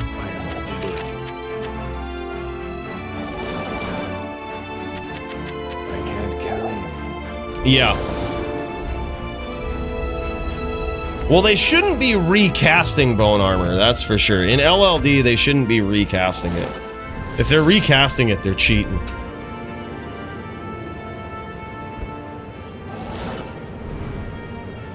Yeah, versus Zon, you just gotta charge in, smite, throw, charge, smite, throw, charge, smite. Yep, make it dirty. Yep. You know what I also like doing against Zons? It's... You gotta really make sure you figure out their cadence pretty quick, but... I actually like busting out a two-hander versus a Zon, which sounds really stupid. But, if they're a hybrid Zon and they switch to Javs, that's what they'll do when you close the distance on them. If they're not like a Telly Boa or something. If you close the distance, they'll just swap to Javs, and they'll just start throwing Javs at you, so you have... Those are gonna hit you anyway. Even if you have max block, they're gonna hit. Like, because they use Lightning Bolt, which will get through your... block. So I just swap to a two-hander, and that way it gives me the most range, so that if they try to jab me, I'm furthest away, and I can charge out. But then I just try to pick them off from the outside, like charge around them in a circle, kind of like... Get him to swing and miss, and then just like when I notice that they're not name locking me, I'll just boom, get in there, like charge him, hit him with that big two-hander. You can put him down that way, but it like makes it so. And then if they try to get sneaky and bust out the bow, you can really catch them, dude. It's insane. That's what I like doing versus Zans, but it really does depend on the player. I've played against some players that I still do it versus them, but they're just so quick. What up, Polly?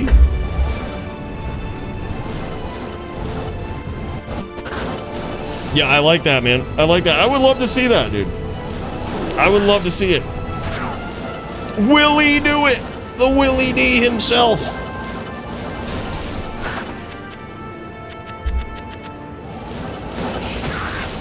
Going good, man. We got you guys in the queue. Dirty versus Poly. Can't wait to see that, man. That one's going to be epic.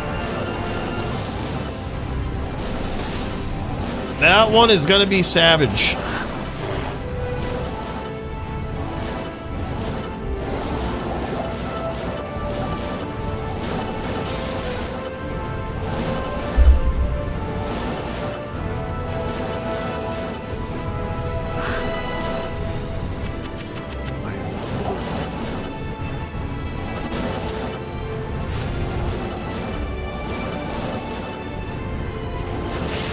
Holy shit. Dude, Stu with those spears. He's getting that cadence down. Even long range, this is crazy.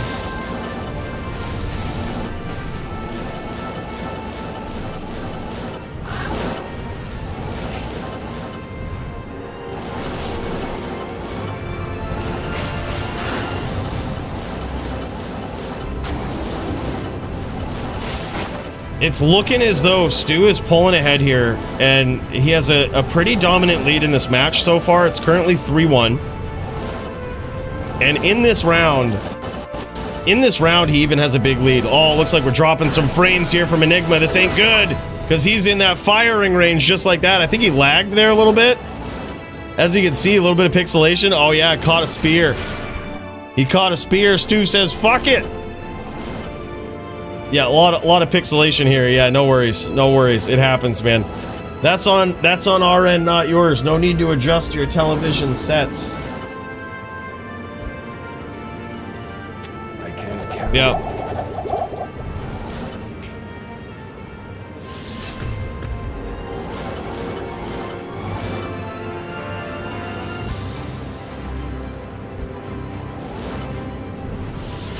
That's alright, you can never tell if someone's lagging. You just gotta take it. You just gotta jam it.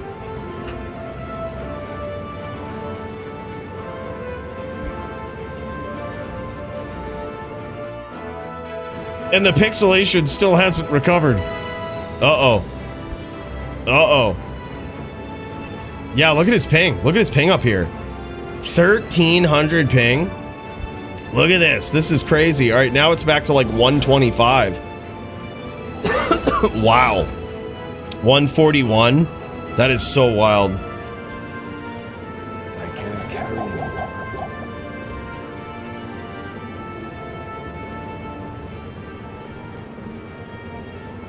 Yeah, that's fine. Yeah, you guys can wait it out. That's fine, man. We'll pop over to DD Murder.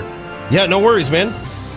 Ping became a sudden issue in this game, and both of these gentlemen are like, you know what? Fuck it. We're gonna just wait this out. We're gonna jam it. That's alright. What we can do is pop over to this LLD match right here between DD and Murder. And trust me, boys, this one's gonna get violent. Looks like some Zan v Zan action. I cannot wait. I shall purge this land of the shadow. Oh man, Murder has wanted to do some Zan v Zan for a long while now. Look at him. He's on his telly boa, and it looks like DD, both of these guys, previous LLD champions, and they are gonna have a long-range shootout in the LLD division. Here we go, baby. Both of these guys on telly boa. Big shots from DD. You saw those ones connect. You saw that little red swirl by his character there. So he connected on something. This is wild, man. This reminds me of the good old days in 1.09. where Zons would be basically completely off of each other's screens just shooting. This is an old school duel. Some nice CT shooting there from DD. This guy has all of the tricks. He is willing to shoot it out versus Murder, and he wins in that exchange. This guy's got all of the tricks, man. CT shooting is very, very interesting, man. High level guided arrow skill right there. So basically what you do there is it kind of works like CT casting, right? Where you bring up some sort of UI screen on the side. And if you're casting teleport, you just have a lot more leverage to teleport a lot further. If you're laying down traps, your traps go a lot further. Well, how it works with guided arrow is your guided arrows will start seeking your target and will only seek your target within a certain range. But much like Bone Spirit, they will go to the part of the map that you clicked on first before tracking a target.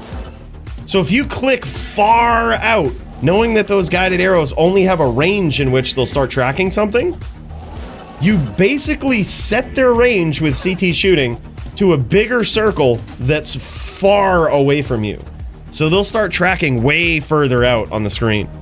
It's a very, very high level guided trick right there. Murder getting some nice shots in from afar. DD trying to close the distance.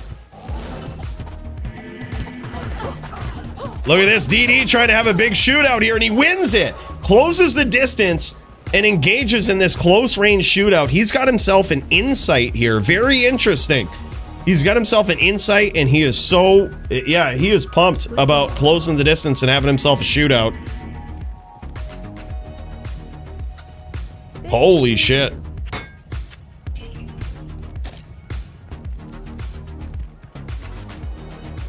That was wild. That's got to be demoralizing too, because when DD closed the distance there, he was down on life. Murder SC was full.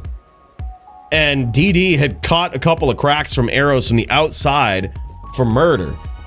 And DD closed the distance, fully relying on the damage of his bow to carry him there, and it did. It did. And he was down in life. Look at this. That's a very nicely rolled inside Ashwood bow. That's insane, man. Beautiful. I think that's the best base, honestly. I think it's got the most damage for the best IAS frames.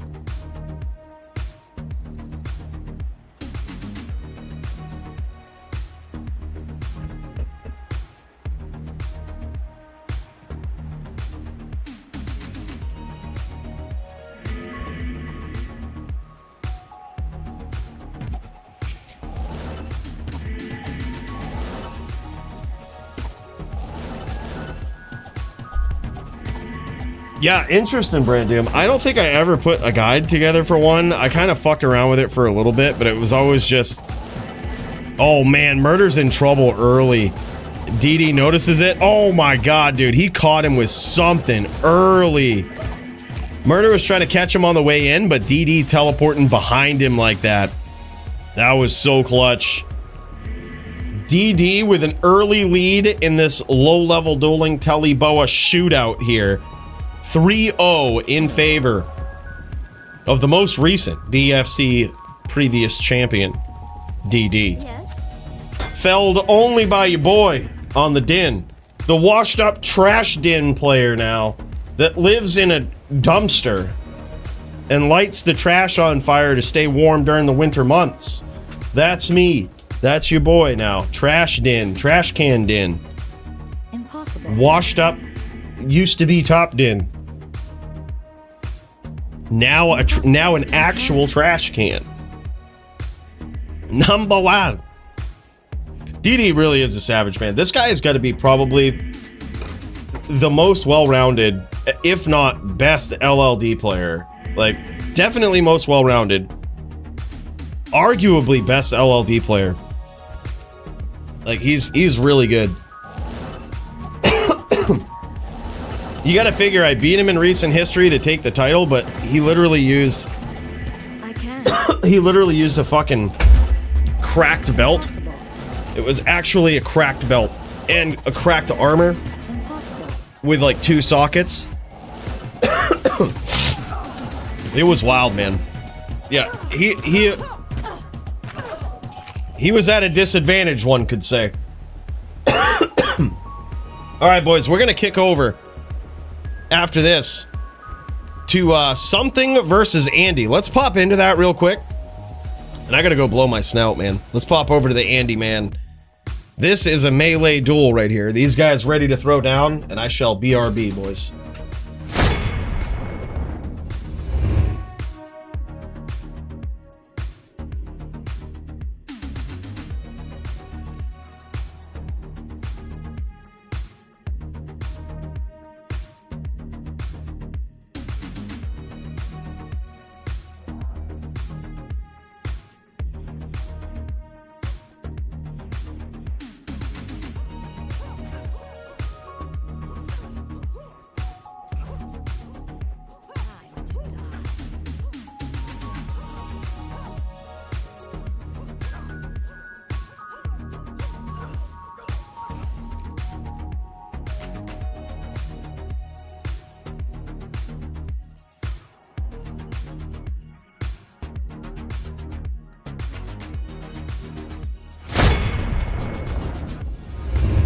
Alright, we in this. We back.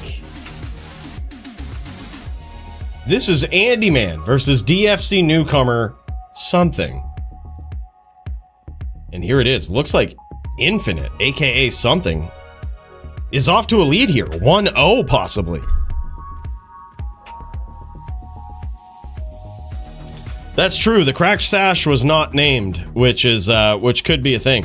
Well, here's what it was. I actually knew that I was going up against DD, aka the Icy Dicey himself.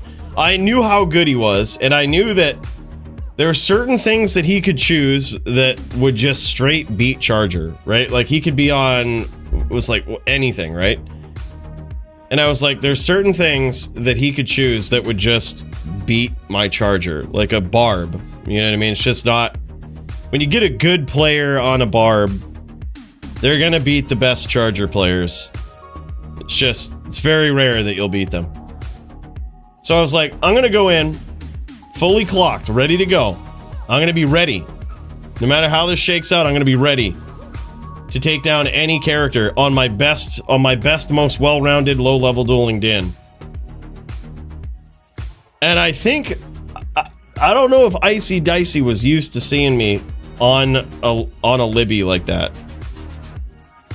So I think it might have caught him by surprise, but I think next time he'll probably be ready.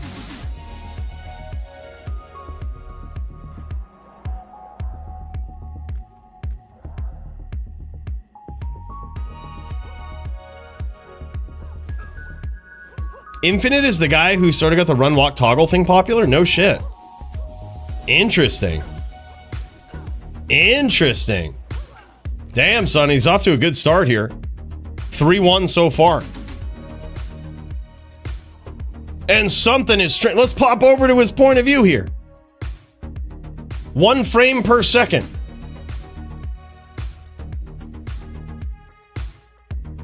He's coming in at 1 FPS, boys. That looks like it fixed itself. It's probably good now.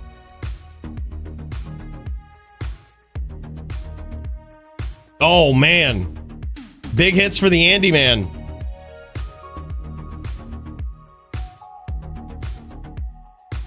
Close one, dude. 4-1 in favor of Infinite. The man, the myth. The DFC newcomer off to a good start against the Andy Man here. I'm going to swap back just because this is a little choppy. Oh, I hit the wrong screen. I was like, what are we watching here? I hit Brandoom. Brandoom over here doing some TZs. If TLD does pop declone on non-ladder, that's going to happen in about 15 minutes. They usually do it 9 p.m. Eastern. And in which case, that's coming right up. Big hits and down goes the Andy Man. Now 5-1 in favor of Infinite, aka something. Off to a savage start here, man. He's got a very cool setup by the looks. He's got himself like a shiny looking Fizzle helm over there. Look at that Din, just looking white. It's a crown too. That is really cool to see. Is that a phase blade that he's swinging with? Oh my god. Holy shit.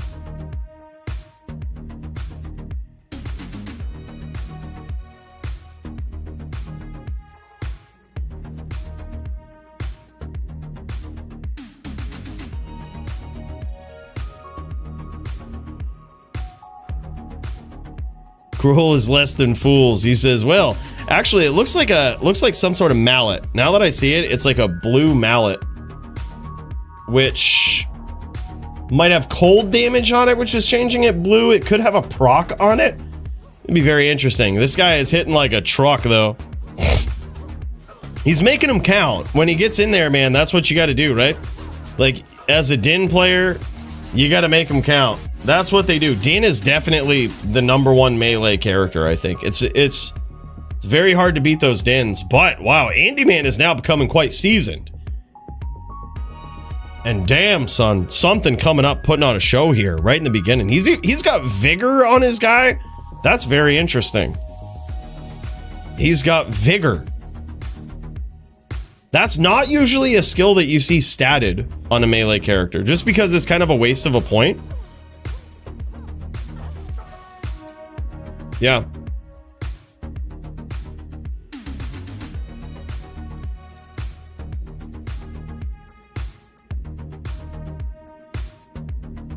Yeah, this song is Still Night by Stills.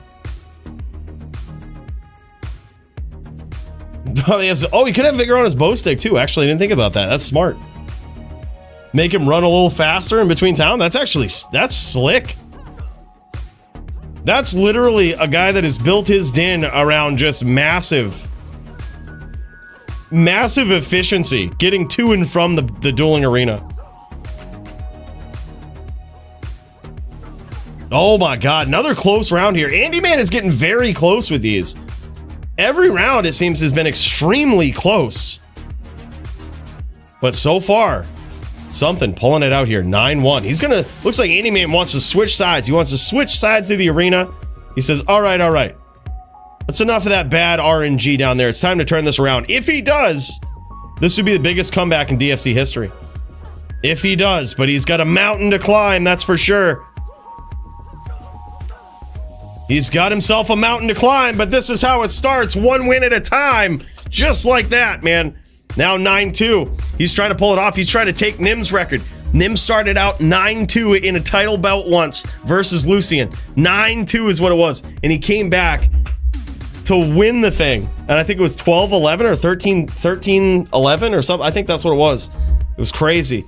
The nastiest comeback ever. Could be beaten here by our boy, the Andy Man, if he can pull it off.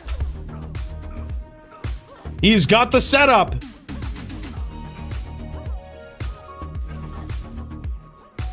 Oh my god, and it comes down to it yet again. Another very, very close round, man. 10-2, GG's. Oh, he says it's so painful. GG. Yeah, let's check out this gear though, man. Next ladder can't come soon enough. He's got apparently some stuff that he's bringing over from ladder. Well, that's wild, man. A savage debut for something. Hell yeah, man. Let's check out this gear. These guys, as they try to get into the trade screen here. We have indeed seen the Andy Man's gear here tonight. Let's see if he's made any swaps. Then we get to see the beautiful all-white crown over there. That looks like Black Hades armor. I can imagine if something has a mallet, he very likely has a Black Hades armor.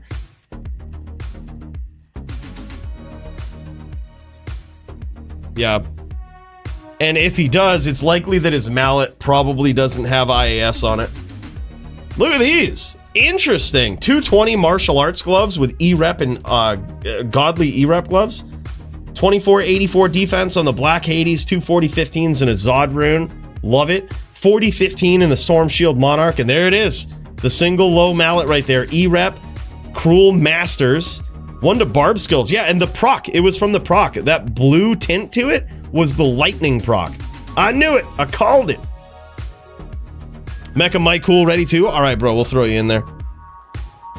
Mecca v Mike Cool. Yeah, very sick gear here, man. Congratulations. That was one hell of a debut here from something. There's that helm we were talking about. E-Rep 2 socket, Vizzo, 240 15s in there. It looked like a proc of something as well. 30 defense, 20 life charms with 3 X20s. Man, looking good. Those 3 1820s are far less expensive than the 3 2020s, let me tell you.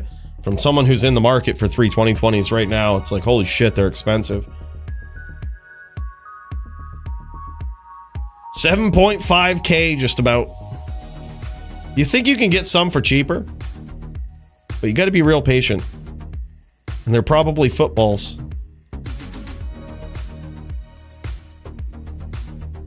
Hell yeah, man. All right, let's check the queue here. We've got... I'm going to update these considerations for the people that dueled. We had something v Andy. Just make some updates here.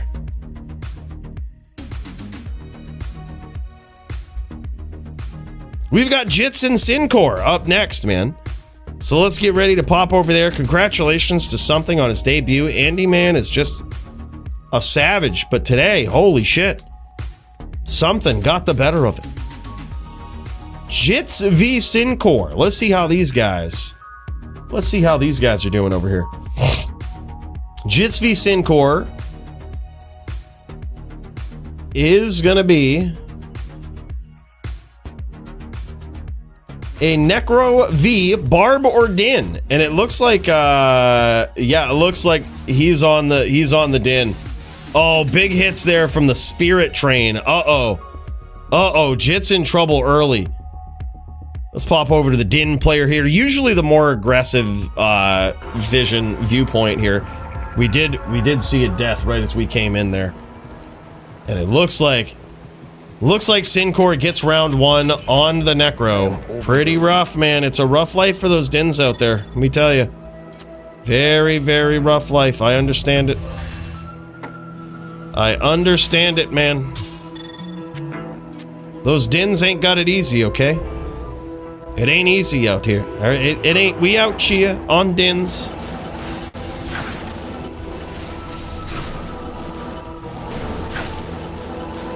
And it is not an easy life.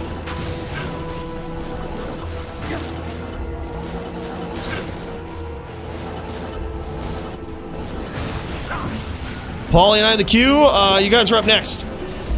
You guys are up next, and then we've got Squigs, and then Mecca Cool. Goes Dirty Paulie next, then Squigs, then Mecca Cool. Let me know if I've missed anybody, too. If I've missed anybody, let me know. We'll throw you in. Not here.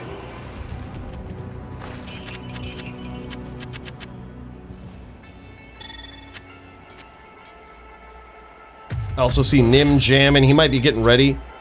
I'm gonna just throw him in there. We'll check in with Nim. Nimrod be chilling. Usually we see the eagle land. When the eagle has landed, that's a sign that Nim and the eagle shall throw down. Ooh, damn, man. Jits trying to close the distance here. He is a notorious charger, so this is one of the skills that Jits has that's far different than most other players. Beautiful chain from Jits. That was incredible. Let's check that out again, man. This thing is wild. This is, that was an absolutely wild chain there from Jits. Just as I told you, he comes in there. He's got some savage abilities as a charger. He just gets it done. Let's take a look at it, man. We've got the instant replay here. This round didn't last long at all. We see Jits coming in. Look at him charging around, trying to get this angle, right?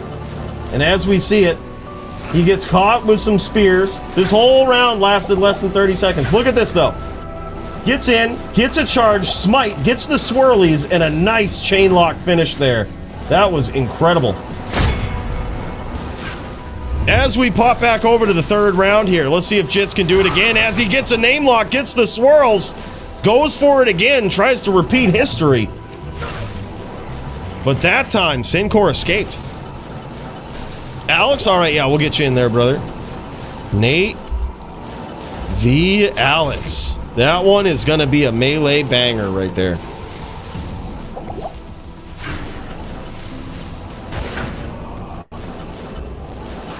Might as well put Coolie versus Donger in there, because I'm sure he'll be ready by then. I'm certainly ready.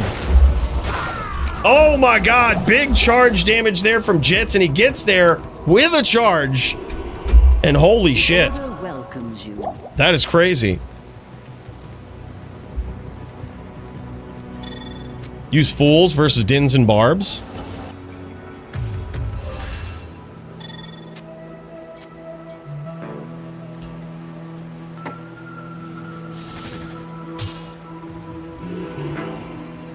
Not in town.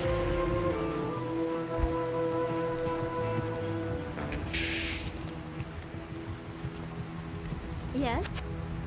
Damn, man. Yeah, we've got a lineup. I haven't heard from Sogi yet, but I could reach out to him, dude. See when he's ready to duel. This guy is a scary one, man.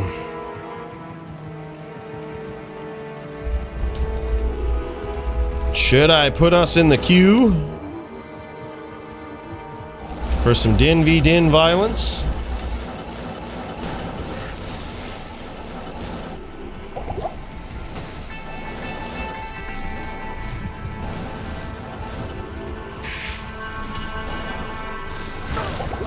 It is currently 2-1 in favor of Jits. Jits, incredible charge skills.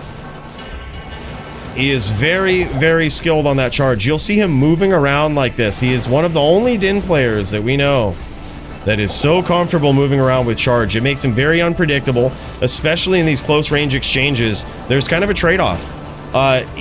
It makes him less vulnerable to spears because he's just harder to grab, right? Harder to get a hold of, harder to predict. But it makes him far more vulnerable to bone spirits that might be kicking around. And as he gets in there, he gets a nice little lock, but he does get hit by a bone spirit, putting him in stun animation, interrupting that nice chain he otherwise had. That was very nice. Very well executed. Gets in with a charge. Uh-oh. Could be FOHPK here. He could be FOHPK. There it is. There it is. Now 3-1 in favor of Jits against the Necro, which, as we've seen in the past here, even earlier on in this DFC, it is a very, very tough matchup, man. Like when we saw Havito's duel, you saw that sometimes even a very, very skilled Din player can have some trouble versus Necros. But this time, Jits getting in, showing those superior charge skills right up at close range. And it is affording him the ability to get in there and get some name locks as he catches his opponent a little bit flat-footed there. He's catching him flat-footed, and he's able to capitalize on it. Sinor trying to start up a spirit train that will punish Jits for charging around. I like that strategy. I like that strategy, and then it's up to Jits to try to still get in there and deliver the damage, get the name locks, finish off with the combo. Now, the combo, in case you're not familiar, is something that you certainly will have to master this if you ever want to play effectively on a Din. And that is, they call this the three-piece. The three-piece with the tendies, right? It's because it's a three-piece combo, and this is what you've got to do. First and foremost, you've got to get in there and land a smite. That puts the swirls over their head, just like that, right as we talk about it. Jits just pulls off the combo. You land the smite, which puts swirls over your opponent's head. Since they have swirls over their head, a lot of people don't know what that means. But that is actually a status debuff. And what that status debuff does is it makes it so that any damage that you take, any amount of damage that you take, regardless of how small, could be 1 damage, it will put you in stun animation. Much like if you lost like 1/8 of your life or 1/12 of your life, which is the amount usually required to put your opponent in stun animation. Any amount of damage will put your opponent in stun animation. Now that's very important for the next piece of the combo. You want to stat FOH as a Din, because 1 point FOH can allow you to capitalize on that, right?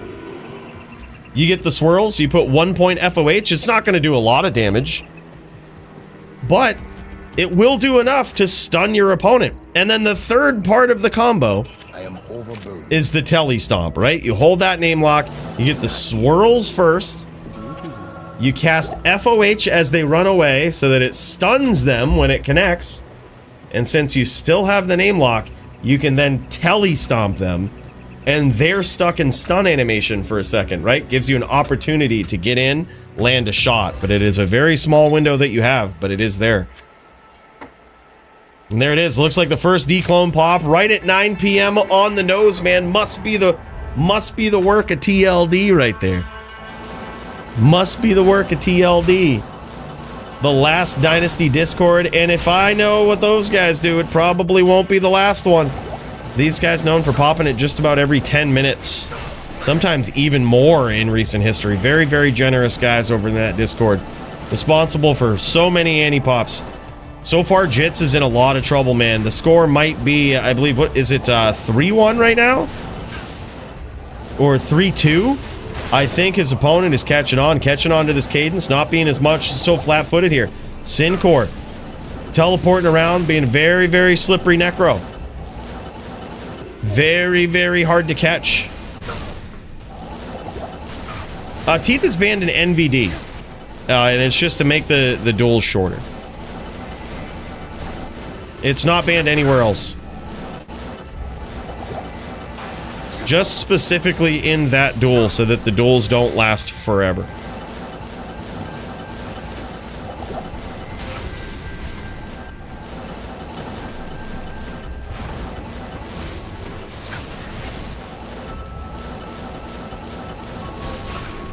Yeah, and I would argue it still is, because while Teeth might blow up your Oak Sage, it's like it forces your opponent to be casting Teeth when they probably should be casting a more devastating spell. Right? So sure, you could take my Oak Sage. Just as long as you don't have like a Spirit Train coming after that or something, I'm perfectly okay with you casting Teeth. Right, so there's a trade-off to it. Usually people see it as a little bit cheesy when a Necro casts it against Dins, but it's allowed. It's allowed. And there it is. I think that was it. I think Sincor came with a solid comeback right there. That was crazy, man. That was wild. But now I think it is time for the Dirty v Poly, man. This one's going to be a savage bout. This is Dirty v Poly. I don't see any of these guys streaming. I see them up in here. But if someone wants to give me a stream, we can kick over. I got a message from Sogi. May run a little bit late, maybe an hour or so. It's fine, brother.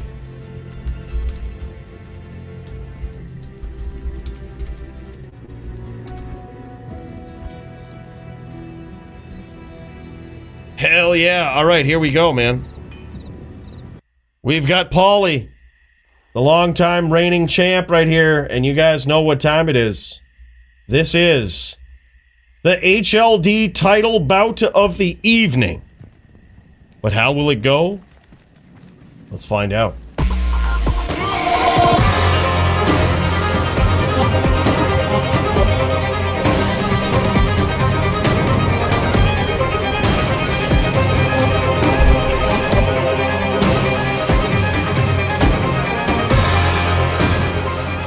In this corner, we've got longtime reigning, recently returning DFC champion Polytheist. This guy, without question, the best fire druid player in the world. Certainly the most decorated, and one of those guys that will just skew the stats of the DFC wins for druid because he's just tearing everybody up on a fire druid. And as you see this guy, what I'm very likely we're going to see tonight is the sheer slipperiness of this druid player. This guy is so good at avoiding damage on this. It is just an understated skill set that he has. When he gets low, he can stay alive. When his opponent goes in for a stomp, he's keen on it, man. He's very, very keen on it.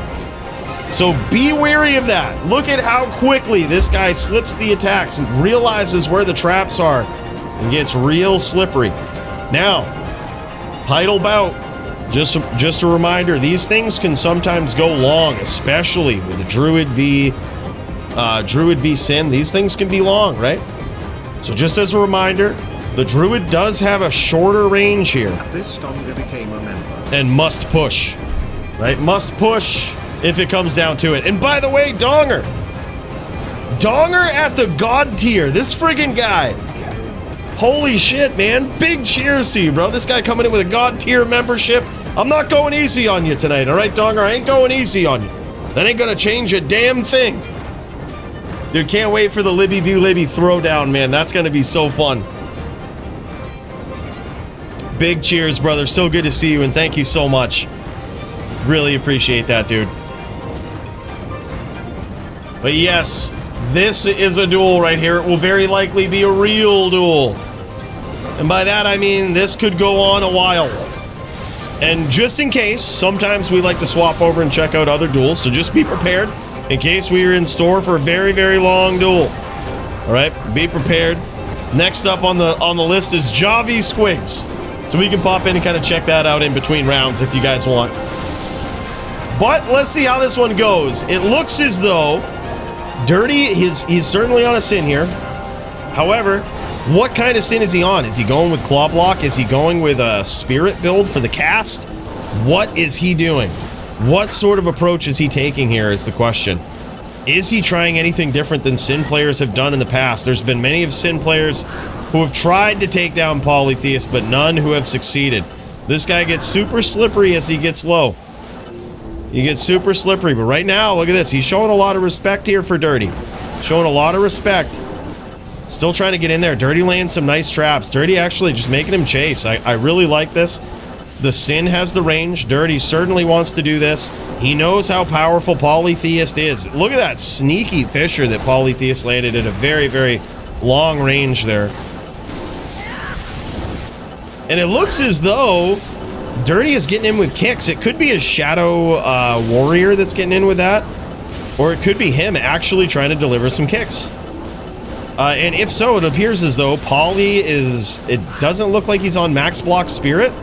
So he is certainly open to those kicks if they happen. Nice hits there from Dirty. He gets in some nice traps. Now Polytheist at a little over half-life here. Yeah, no worries, Jagger. Thanks for the heads up, man. We'll put you in the queue. We probably got time anyway. There's a few duels in front. But we'll go Jagger v Nimrod. We'll check in, man. We'll check in with y'all.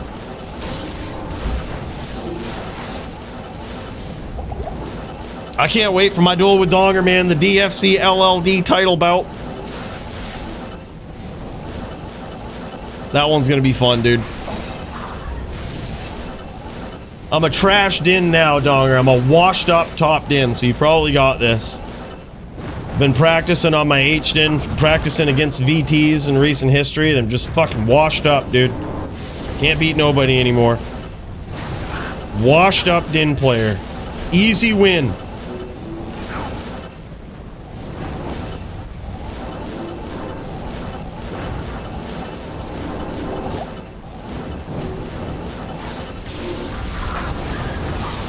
Nice hits there from Dirty.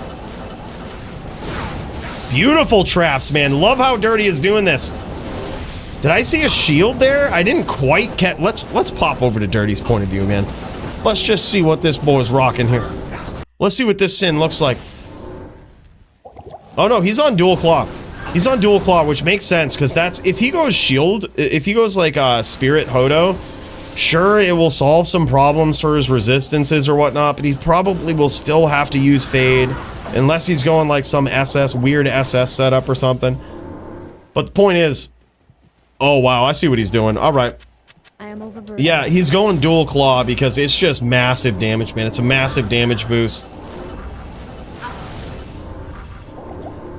Yeah, love this setup. So far, he's looking okay. He's looking okay. Polytheist... Getting pretty low, but so is Dirty. This is kind of back and forth at this point. Now, if it comes down to it, if both of these guys are low, I am overburdened. Polytheist has to get in and look for something, right?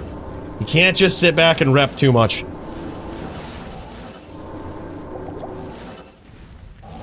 And I see some people are confused about the ranges and how that might work, so let me explain that. So, whenever you see a character chase, or whenever a character is expected to chase, right? If it comes down to it. Usually it doesn't come down to a late's call. Usually people are pretty good, but the range dictates who the aggressor is in the duel, usually, right? The character that has the lesser range, that can't necessarily hit somebody as far as the other person can, is usually the aggressor. So if your range is lesser, you are the aggressor, right? Just remember that. So Poly is the aggressor here. His range is shorter than the range of the Sin. He has to get in close to deliver his damage. The Sin does not. She can lay these traps. She can practically walk to the cold plains. And that's how it is. So that's why you'll see Poly doing a lot of chasing. Can't carry anymore. Dirty is significantly underestimated. This guy has been underestimated in his days in the DFC, and Polytheist cannot do that here. Maybe not so much now that this guy is an absolute legend, proven legend, taking out the likes of Toshank to earn the DFC title. That is not very easy to do. That is a very, very tough thing. Very rare to have a win over Toshank. But that's what Dirty did, man, and he did it on the Sin. He's a very calculated, very skillful Sin player, and he's going to make this difficult for Poly. But it is very tough for a Sin to finish. When Poly gets low, man, they go in looking for a finish, I can't carry and that's where they usually get punished. Poly's trying to make him chase him a little bit, trying to kite him around. But you see the trick that that Dirty has is he has some open wounds claws. So he might be trying to get in there with some kicks. When we heard that kicking, that was actually Dirty. He has some open wounds claws. He's trying to get in there, deliver some open wounds, cut Poly open, do some damage over time.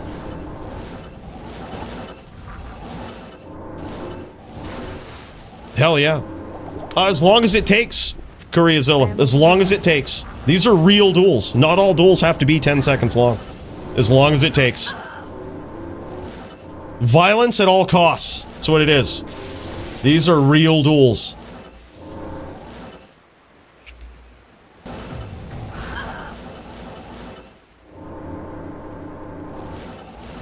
Yeah, there's duels at all different phases, really, is what it is, though. There's duels that are quick. There's duels that are not, right? And they're all duels. They are all duels. But what we will do during long duels sometimes is check in with other duels, right? There's nothing necessarily wrong with a long duel, but it's nice as viewers not to get stuck in it, right? Yeah, I mean, they just sometimes just happen to be very tactically long duels. And we saw that in LOD too, right? You remember the duels with, what was it? Sin and Necro in LOD? Do you remember that duel? It's still a long duel. But like, that was just, that, I remember watching duels once that took like literally 4 hours. It was crazy. It was crazy. And it's like, there's nothing really wrong with it. It is a duel. I doubt it, CMC Grizzle. I doubt it. I doubt it, man. I don't think we'll ever see him. I hope he's behind the scenes getting ready, but I think he was just making a bunch of videos talking shit. He's funny. He's just playing. I think he's just playing. Yeah. I told him though, you know, it's sort of a joking fashion. I did tell him, I was like, I'm pretty confident that I can beat you on every single class.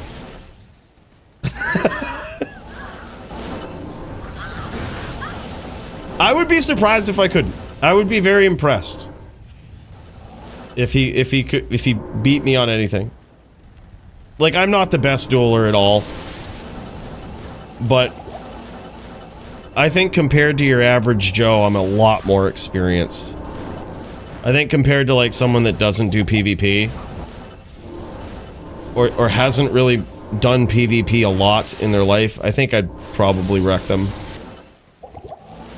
So he says he used to do a lot, but I watched those videos. They are funny. And this is not a slight to Iceman. I think he's a great creator. I think he's hilarious. He's a great dude. I just think I'd fucking trash him in PvP. Yeah. It's not a slight to him. It's just an educated guess, all right? It's just an educated guess. He's a good guy. He's a good guy, but times have changed since 1.09 Zealot duels.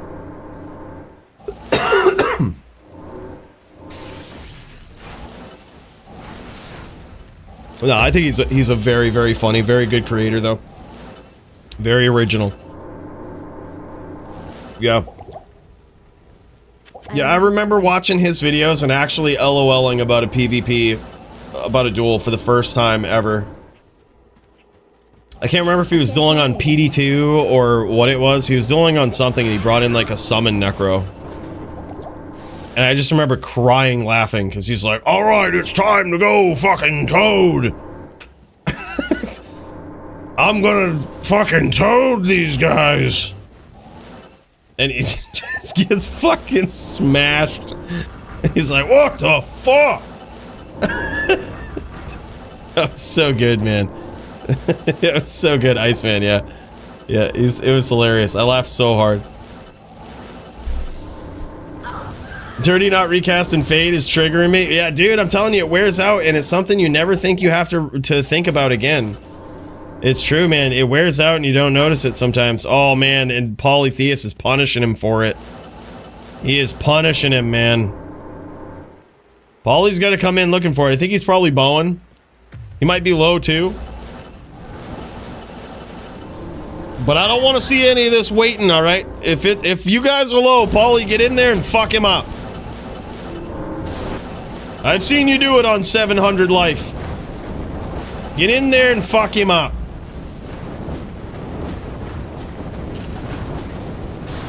Oh, nice hits there. Very nice traps. Polytheist walking across the moor. Trying to escape these traps. See, look at this. He is low. He is going to try to take his time here. But as you see him, you see him sort of stalking from the outside.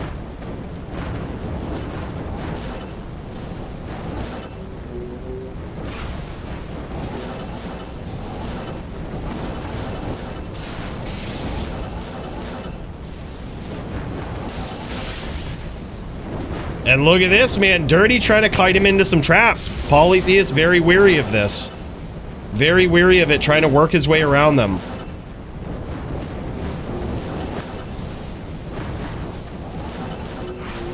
Ooh.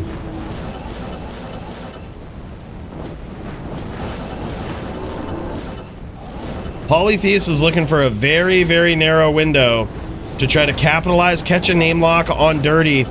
Really just to punish him when he's teleporting away and when he breaks all of his traps, right? Like, that's the key window that he's looking for. And he's doing some nice CT casting from the outside.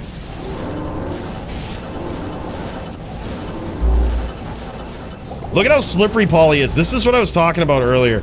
Even in between these traps here, you notice how quick he is to react, right? How quick he is to get in and out. He's CT casting these fire spells, grabbing some nice name locks, and you see that? That trap came right up under him. He's immediately gone. He's a very, very slippery player. Nice traps there, though, from Dirty.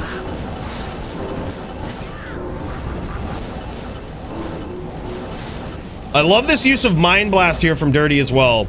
This is going to be something that's very, very clutch here. If he can catch Poly with a very clutch Mind Blast and he has some traps up, that's going to make a big difference.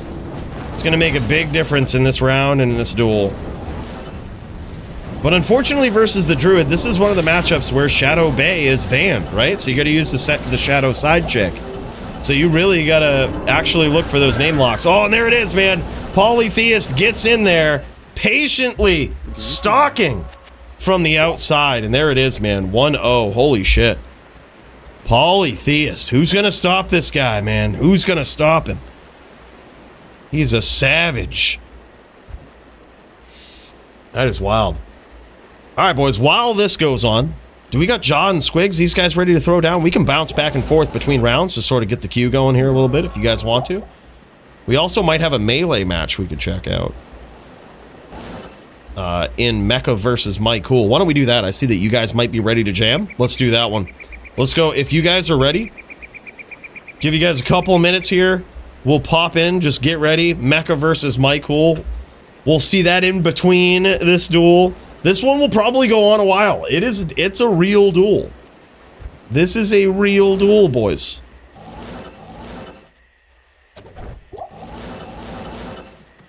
Yeah, it's one of those duels where rep life certainly pays off. I was talking with Dirty, and it's like, make sure you have a lot of rep life, man. This is going to be a real duel. It is allowed, but it's not good, which is why people don't use it. It's just so easily outdone by the Fury Druid. Yeah, I would love to see it. It's just, we don't. Would love to see one. The Order welcomes you. I personally haven't built a lot of druids, especially in melee. So I don't actually know a lot about it, but usually when a build doesn't surface in melee, it's because it's bad. You gotta figure the melee community, they might hone in on some very specific builds, but it isn't like they haven't tried other things, right? Like these are probably some of the most heavy theory crafters, deep thinking theory crafters in all of D2. Because the build fully matters, right? Like, everything about it matters. It literally comes down to the build. The items you've chosen for it, the items you put on, the tactics, the strategies, all, you know, 90% of it is from your gear. Maybe more than that. You know, it's... and how well you know how to swap your gear for certain matchups. So I would just guess that the reason we don't see bear druids is because they're bad. Their IAS breakpoints we know are horrible. I beat a bear druid with sacrifice instead of zeal on my din once, and he said the disrespect. Yeah, that's probably what it is. Alright, we're underway in round 2 here. Let's see how this one goes. Let's check this out before we pop over to Mecca versus Michael. Let's check how this one is going. So far, Dirty is off to one hell of a start in this round. Getting some nice damage with the traps as Poly goes in, closes the distance, tries to land some damage. Poly's very quick with those name locks.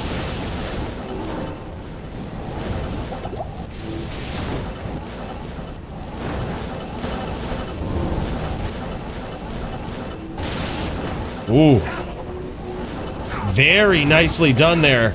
Look at that name lock, that Mind Blast name lock there from Dirty. Holding it down, dropping the traps, making it difficult for Poly to stay at that CT range and get something set up from the outside. That was very nicely done. I really like the use of Mind Blast here. I think that's very clutch to look for those Mind Blasts when you set up traps. Set the traps up first, look for the Mind Blast. Those are what punish the Fire Druid in this matchup. Very clutch Mind Blasts. But unfortunately, we don't have the Shadow Bay, right? The Shadow Bay usually is the one that casts it for you in a lot of duels. Too oppressive here. Very oppressive.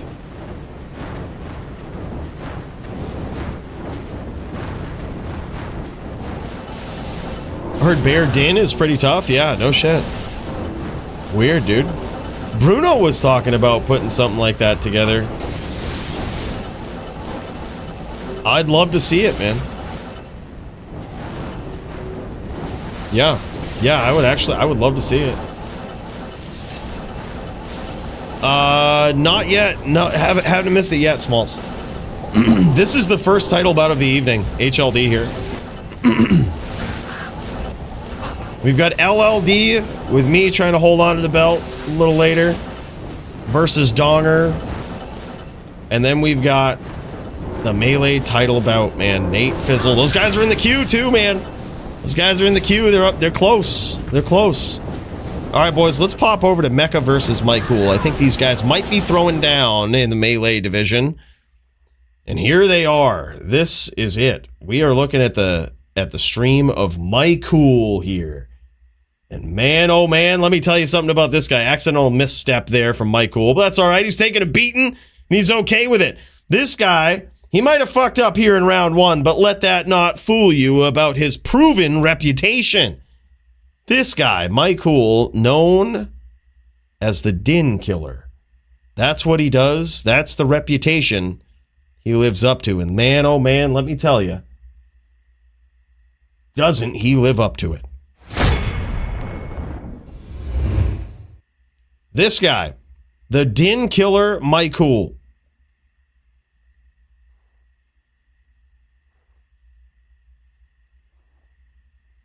Off to a hell of a start here, though, is Zeus, a.k.a. Mecca. This guy newer to the DFC. However, making a big statement here right off the rip. Making a huge statement, one could say.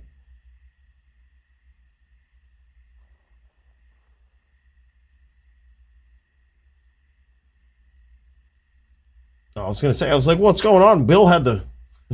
Fucking Bill. We ended up shutting Bill out because this guy was just... This guy was late on running the tunes. Bill, let's get him in there.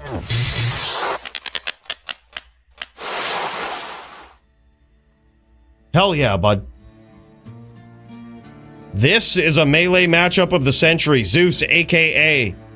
Mecca, trying to take down the Din Killer Michael, and he's off to an incredible start. 0-4 so far. This is crazy.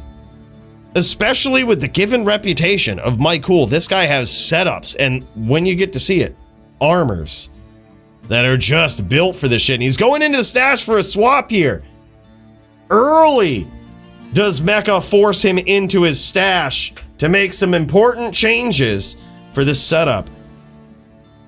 And it appears as though Zeus, aka Mecca, is going in here with big crushing blow from the G face. It appears as though he also has a small crescent. Small crescents are big in recent history. Jagger Swagger really brought these things to light. I mean, we have seen the phases of melee weapons, right? Like, of the things that have really taken over and become big. We saw, what was it? We saw the double axe era with a $17,000 axe, that, right? Then we had the mallet. And the mallet era was the big thing. All the Dins had mallets, right? And now, Jagger Swagger, he had the title there for a little bit. He did get beat by Nate. But Jagger Swagger really showed how powerful the small crescent is. And now we're seeing more Dins rocking the small crescent. Certainly something that Mecca's rocking here.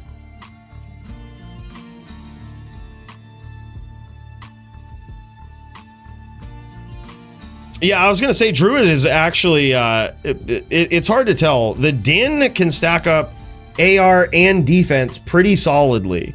So it's hard to tell. It's hard to tell what's going on, right? Like, and what he needs more of. But yeah, I mean, Dins are just so well-rounded. There's so many good stats about them, man. That's just what it is. They got sick defense, sick AR, big hits there from Mike Cool. Huge hits from Mike Cool. Mecca in trouble now, and down he goes. Mike Cool trying to make a comeback. It was 1-6 there a second ago. Now it's 2-6. Holy shit, that's crazy. Mecca has an incredible lead early on. Yeah, 10k life on that Druid. And you see, the thing is, with this crushing blow, it does really make a big difference. Making it so that you do, when crushing blow procs, 10% of your opponent's health, total remaining health, before doing damage. So, especially for those first few early hits, it's really good. Mike Cool landing some big shots here early on, but this one's a close one. Really could go either way. And you really notice that when Mecca starts hitting, man, when he starts connecting, shit gets real quick. It's actually at 2-7 right now. 2-7 in favor of Mecca. This is wild, man. This Din is looking clean.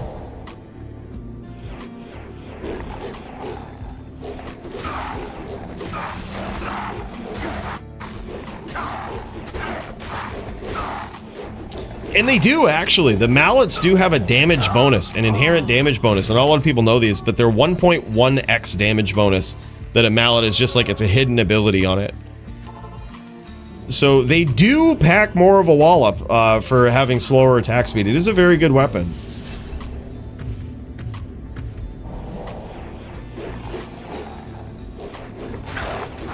John and I are pooling right now. All right, good to know, man. Good to know. We're going to pop back into Poly v. The Dirty after this and see how that's going. But in between rounds, we can pop over to Jaw Squigs.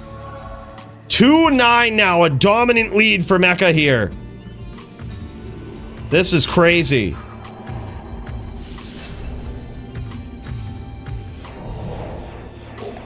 Jits in green lungs ready? Uh-oh. All right, we'll throw you in there, man. Damn, son, and just like that, I cannot wait to see this gear here. This was not an insignificant win here for Mecca. DFC, relative DFC newcomer here. Mecca comes in and has absolutely flatlined Mike Cool here. The Din Killer. Look at this gear that Mike Cool has. Very, very tailored to this setup here. I mean, when you see this armor, you might shit bricks. It's actually pretty solid. Like, look at this. It's got FHR, ED, dual stats. There's that Pain Thirst Small Crescent. Beautiful Sacred Armor there. 2703. That's a 2703 E-Rep Sacred Armor. That is so beautiful. Min max damage in the shield. Wow, okay, he's turning up the heat here. 30 max damage in the helm. 100% perfect steel rends as well. Holy shit. This is just incredible gear right here.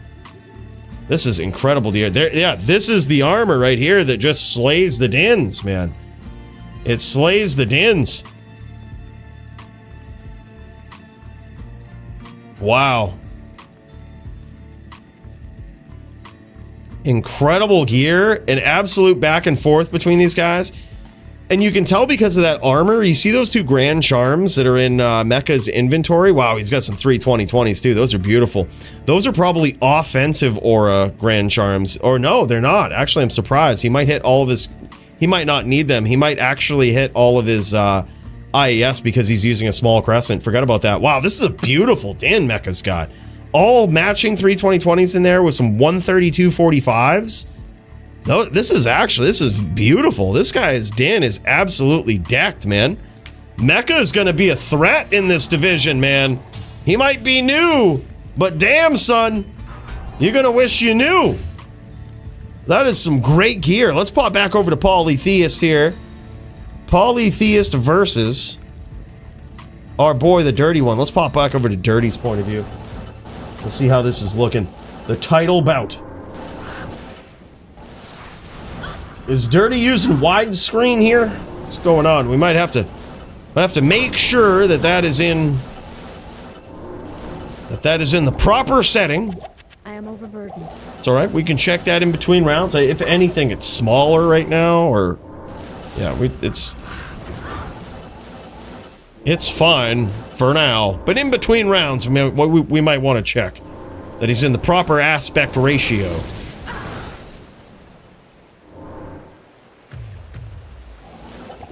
Yeah, dude, Smolf's got some banger shorts, man. Banger shorts, an absolute savage. Probably a din player at heart with how savage he is. That's what I'm gonna guess, man. That's probably how it is.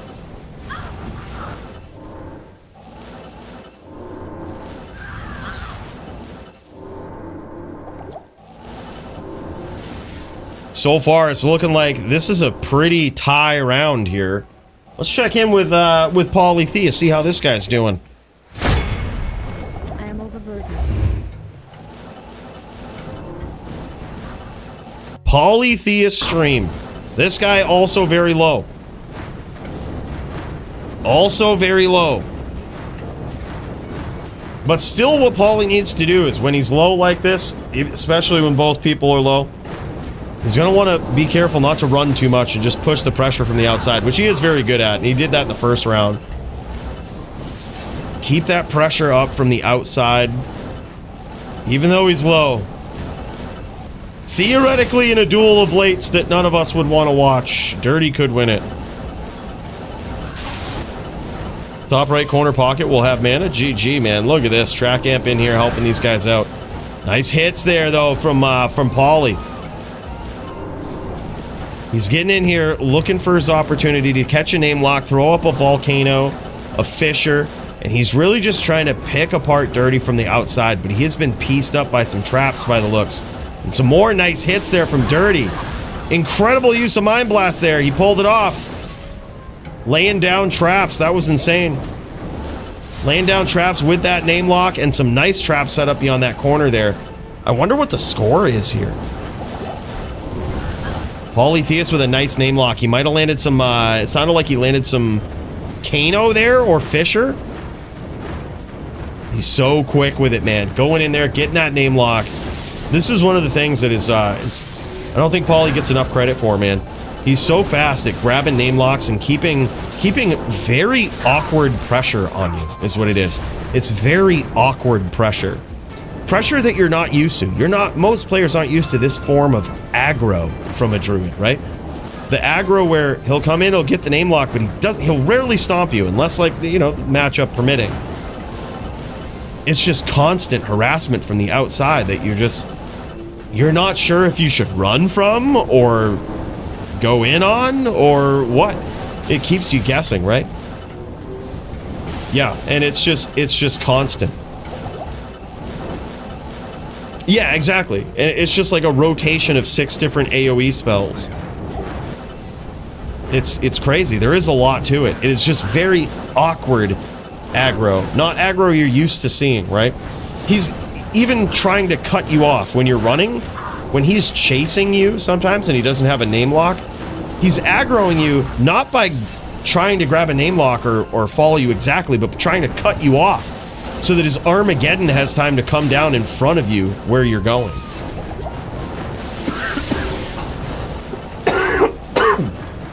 I think I'm coming down with something, boys. This ain't good.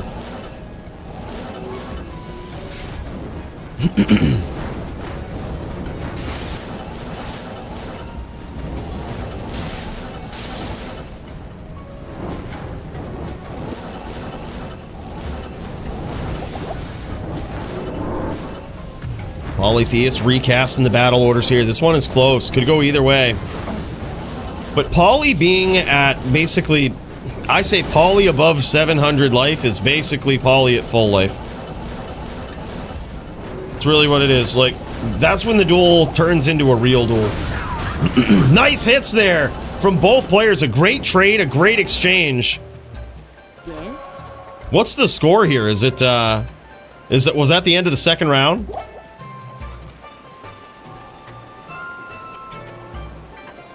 Holy shit. That might have been round 2 right there.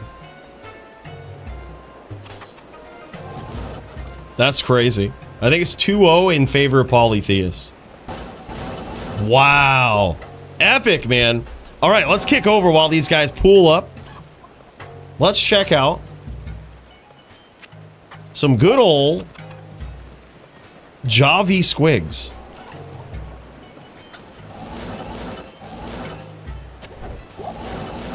I don't see a stream from those guys. Next up in the queue would be Nate v. Alex, but that is a title bout. So I don't want to cut a title bout short for another title bout. And then after that, we've got Coolie Donger.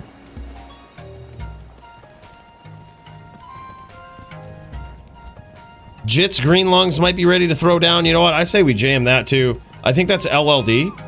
Let's get it. Jits and Green Lungs are ready. Let's fucking jam it.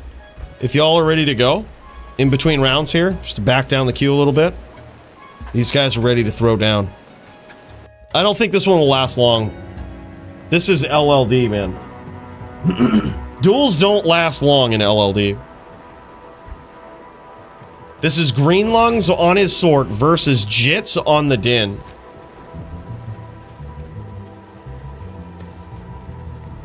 Follow me, follow me. Come on. Green Lungs might be taking a shit. Follow me.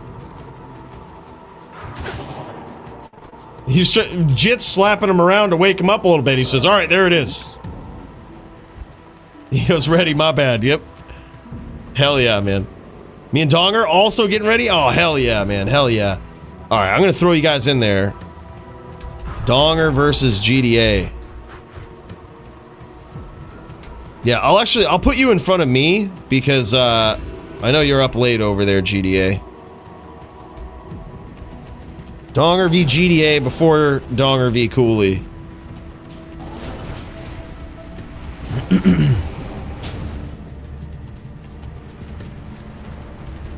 And Jits is on a very interesting build here. It looks like he's on a smiter. Oh, man. Nice hits there. But Green Lungs is very happy to trade. Very happy to trade. Oh my god, and Jits gets there. He was very happy to trade early on, and he was starting to win the exchange on his Sorceress. However, as soon as Jits swapped to his other side, which is clearly an amp flail, or maybe just activated the fanaticism more, that could have done it too. He actually procced the amp, and the hits started to add up versus Green Lungs. That is an incredible first win to get there for Green Lungs, because this is a tough match. Look at this, going in with the name lock, trying to chain. That boy is ready. Nice hit there, very nice smite.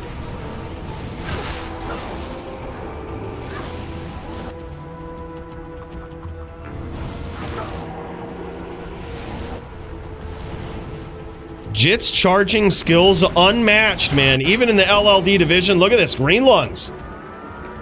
Very good. He's doing a great job of trying to keep the distance here from Jits. These are level 30 duels, by the way.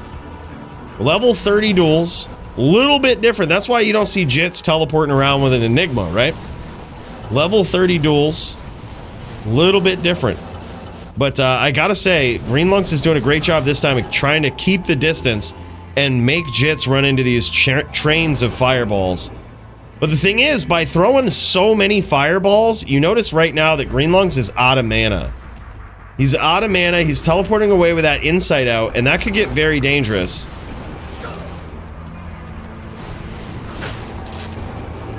And Jits connects on him again.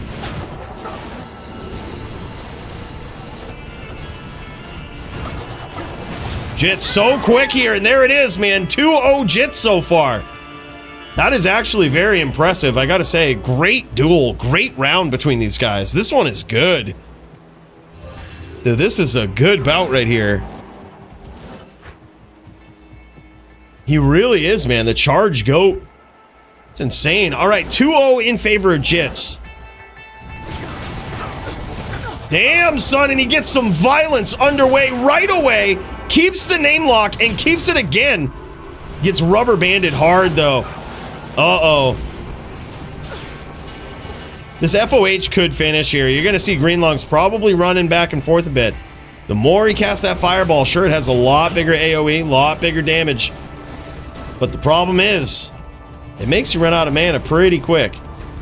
Yeah, it may or may not be an FOH finish here. It's really hard telling how much that's going to do. If it's going to be a strategy that pays off.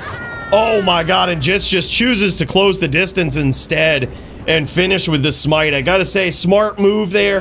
That looked clean. He even caught Greenlungs, it looks like, with his staff out, trying to regenerate some mana with Insight.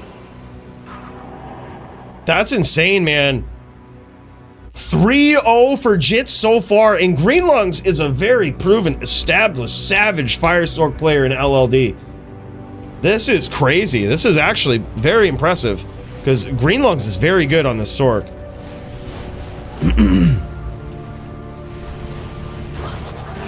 Oh, and he gets the amp. This ain't good. He's going to try to connect on him right now. Oh, man. Greenlungs wisely running back and forth, trying to stay out of the way of those charges when that amp is up, and it looks like it's off now. Panic mode is over. He gets him again.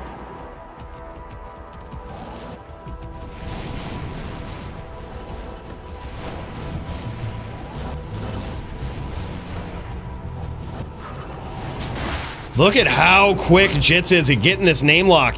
And it even looks like it's so crazy because even though this is LLD and he's not tele-stomping him, he's still doing like two pieces of the three-piece combo.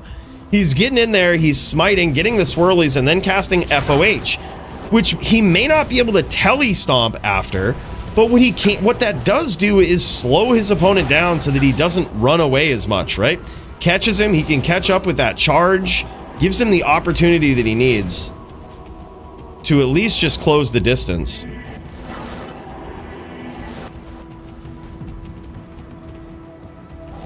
Greenlungs regenning that mana.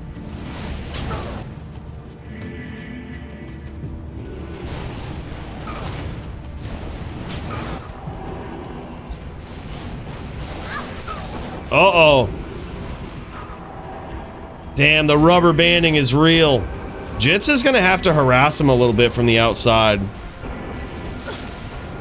I think he's going to have to try to make Greenlungs make a mistake just by harassing him from the outside.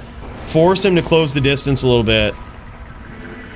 Oh, there it is. He actually had a name lock. Greenlungs had a name lock there. Jits knew it. He was trying to bait it. He was looking for that up smite, but he got hit by an invisible fireball. We were talking about this earlier, that all projectiles can go invisible, theoretically. And that's exactly what happened right there with that fireball. It just got launched so far off screen that Jits' character didn't know that it was cast. He didn't see that it was cast. First one's free. Jits, probably, right?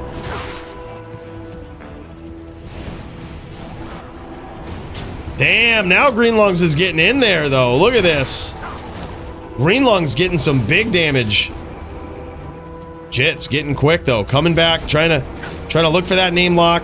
Close the distance. Rainlongs is picking up, though. He's picking up. He's landing some big damage, and Jits is in trouble in this round. Greenlung's trying to mount a vicious comeback. Yeah, I like this strategy here from from Jits. Harassing with FOH from the outside. Uh-oh! Too low on life to capitalize on that. That was the closest thing to a HLD combo right there that we've seen in LLD. Smite FOH charge. Smite FOH charge. That was savage. 3-2 still in favor of Jits, but Greenlung's looking to mount a huge comeback here. Alright, GG Squigs. After this, we're gonna pop back into Poly, but then we'll bounce back in between.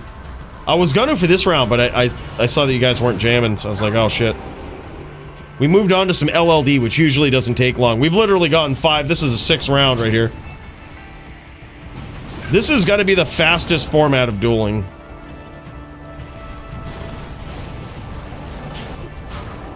Jits being very patient there, looking for that name lock.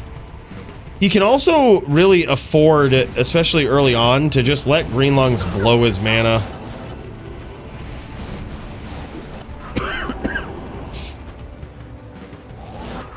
Uh-oh. Damn, son, and now it's 3-3, boys. And it comes down to this. Let's fucking go. Your power was no match for mine.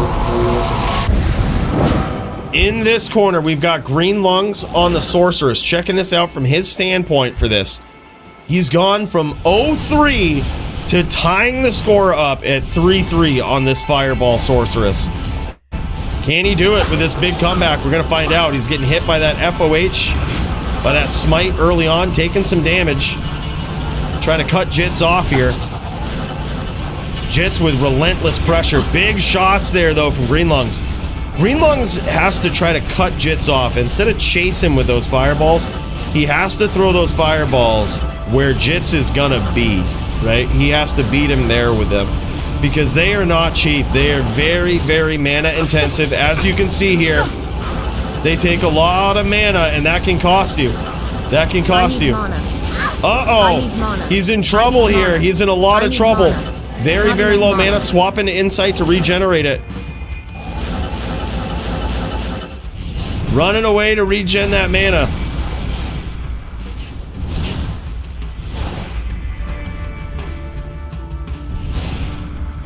Greenlung's probably happy with that, with him backing off a little bit.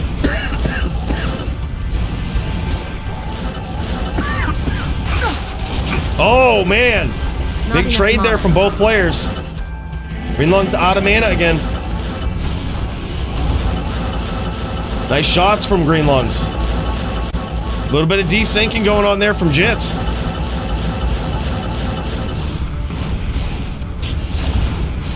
He's got to Wayne Gretzky those fireballs, right? That's exactly what he's going to do.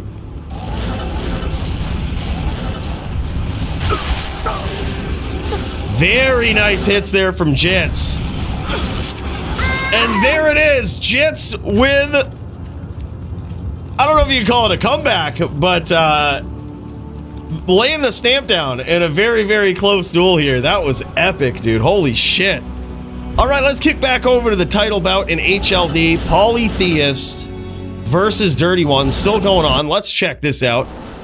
See how these guys are doing. Looks like Dirty is pretty low here. Let's have a look at Poly's life total. See how this guy's looking. He might be equally as low. You never know. Oh no, he is still very healthy. Still very healthy. This is where you're going to see Poly push a lot of pressure here.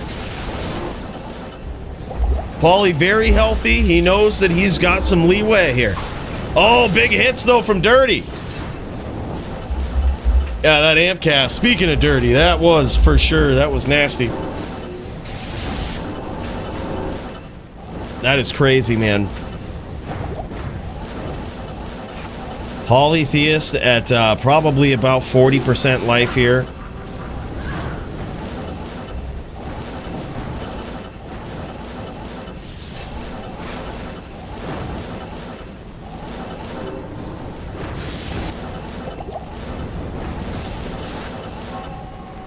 He's getting cautious now. He's got caught with those traps from Dirty from the outside. Nice traps from Dirty yet again. He buried him in that corner that time. I'm surprised he didn't do more damage. I'm surprised that slew of traps right there didn't net Dirty more damage. That was only like, essentially after the rep life from Poly running away, is only like 100 damage. Really wasn't a lot. It's too bad, man. The traps are weird because theoretically, the trap damage could roll 1. It can actually just literally roll 1 damage.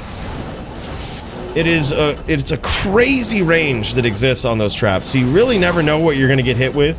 You could get absolutely blown up by some devastating high rolls, or they could literally not even break the Cyclone armor. They couldn't even do enough to even put a dent in it sometimes. It's wild. Oh, Link, what's up, man? Hey, good to see you. That's not true. That's not true. If have you ever played D2R? It's true in LOD, but if you've played D2R, you'll know that Pally desyncing is not, doesn't work the same.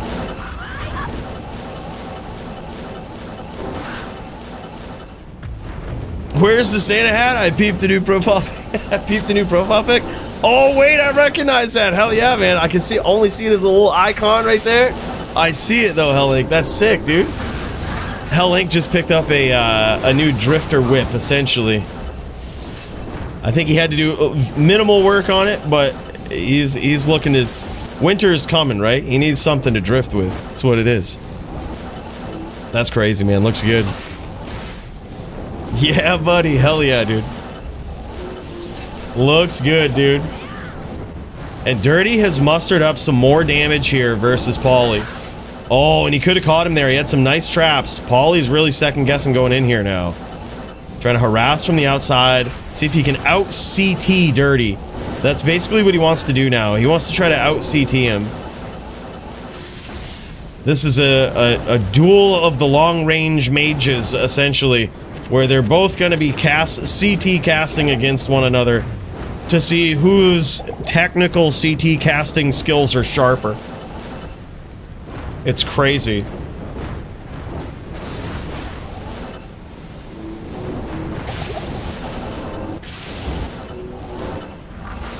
Yeah, I think so, Dreamology. Somewhere around then. I think it would probably be... This one was October, so yeah, it'll probably be January sometime.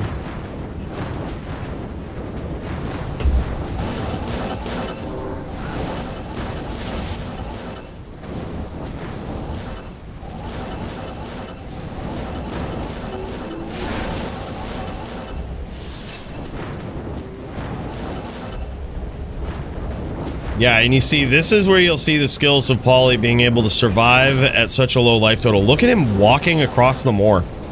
The reason he's doing that is because A, it gives him a little bit more time to rep some life, right?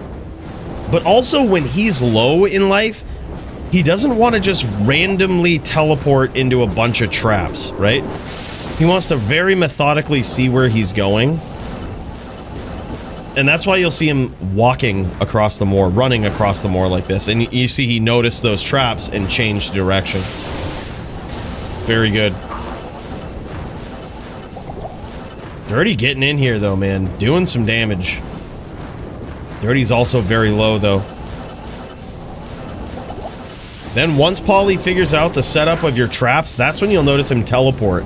Close the distance. Once he's gained some valuable information without taking too much damage, that's when you're going to see him, you know, essentially close the distance on you a lot quicker. Nice hit there from Dirty. That one rolled pretty good right there. Or at least it looked like it did. Maybe it didn't. It just took out the Oak Sage. Made it look like it did a lot of damage. But that one barely got through the armor. Barely, didn't even get through the Cyclone armor.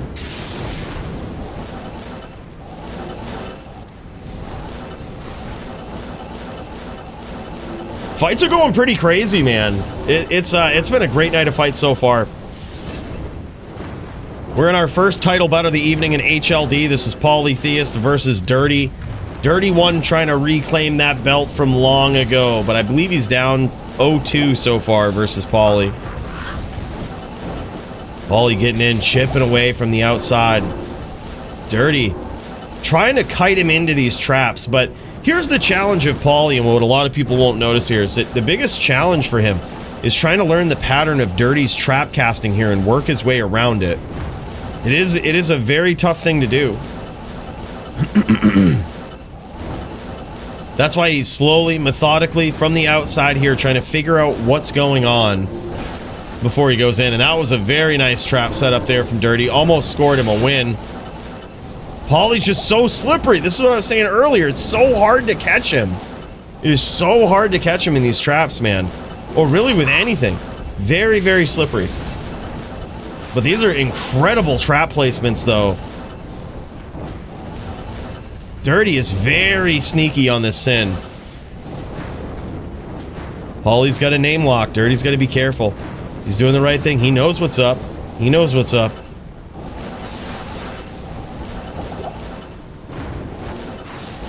Hell yeah, man. And then after this, we've got, after this bout, the next title bout, we got me and Donger. We're going to be throwing down, and then it's going to be, then we've got Nate, Fizzle, and Alex. All these are just all going to be so epic. Nice back and forth between those guys right there. But as soon as Polly saw those traps come up, man, he's gone. He's up out of there. Nice hit from Dirty. Dirty needs a real nice stack, just like that. That was exactly what Dirty needed right there. He needed a really nice stack to just put a huge dent in Polly's life total. That was exactly what he needed. He's had a lot of chip damage from these traps, but at this point, he really just needed something like that. As Polly goes in, methodically looking for these traps, making sure he doesn't trigger one, making sure he sees them before he goes teleporting around. Being very cautious. Nice hit there from Polly. Gets in and out. Uh-oh.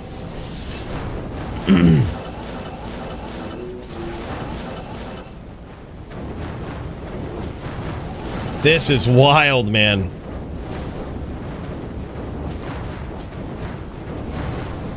Holy shit. This one could go either way. Polly chasing down Dirty. Dirty trying to kite him into some traps in the upper corner here.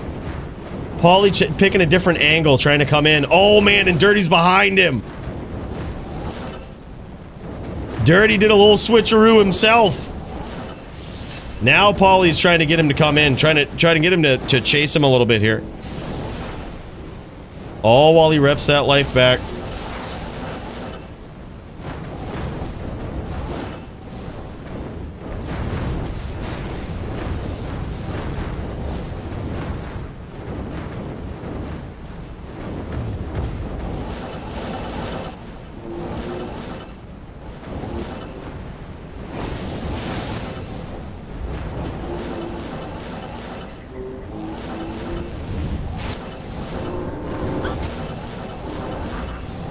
Damn, man.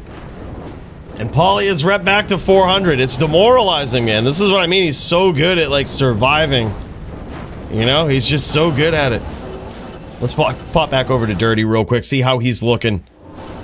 Yeah, he's getting very low. Dirty very low here.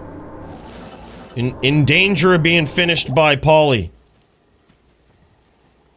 Dirty doing a little bit of walking in the moor himself here.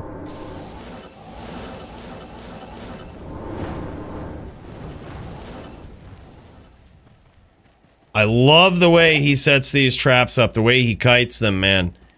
This is really good. Setting the traps up, teleporting towards them. Uh-oh. Uh-oh. Beautiful setup there from Dirty.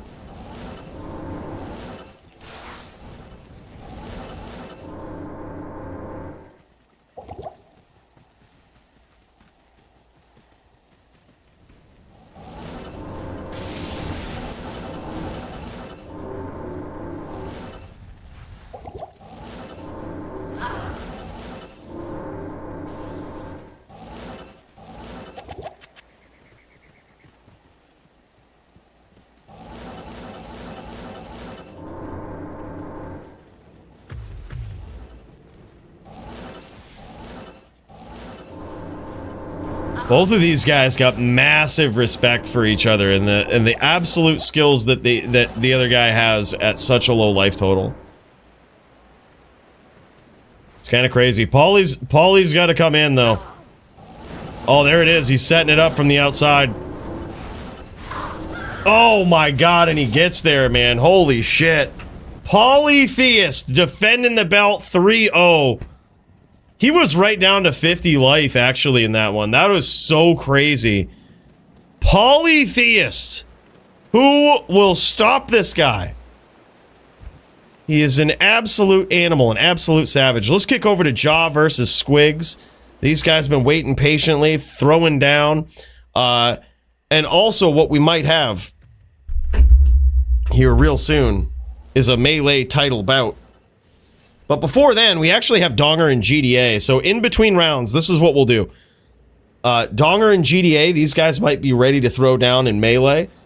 So what we'll do, in between the rounds of this NVD bout, between Jaw and Squigs, we'll check us out some melee duels. If y'all are cool with that, if y'all are ready on standby, GDA and Donger, we will cut over to you after this round right here.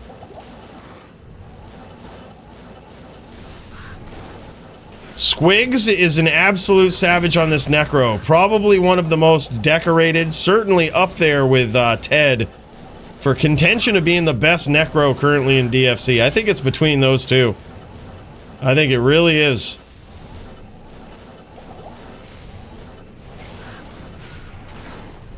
Nice shots from Squigs. Keeping that pressure up, man. This is incredible. He is another very, very slippery Necro to hit here. Hard to actually catch him, but we're gonna see. We're gonna see if Jaw has what it takes to get up under him. Start tricking the Squigs, right?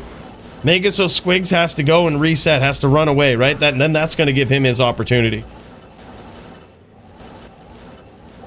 Damn, but Jaw is very low. So far, Squigs doing a great job. Staying slippery, landing spears. And now Jaw is very low. Jaw is certainly one spear away. Oh, nice stomp, though.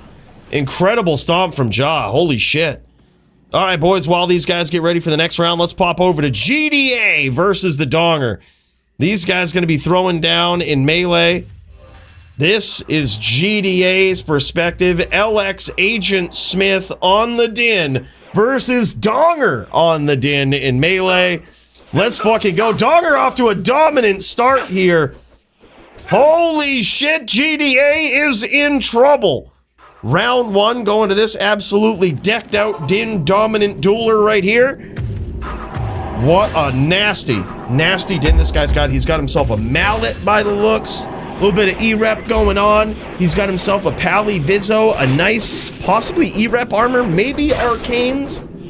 It is red, but not all red armors are created equal, right? That one is probably an E-Rep rare with base life. That is crazy. This Din, and this is one of Donger's Din. Donger is decked out with all the stuff that he has. Like, he has so many different characters, all so well built, like decked to the brim. And he can probably play any format that he wants to. I think his preference is LLD and melee. But man, this guy has got it. So far now, it looks like GDA making a big comeback. 2-1 in his favor. Yeah, it really doesn't, man. Conan Barb and my Zon are starting our HLD match now. All right, man, we'll throw you in there. Hope we get to see it.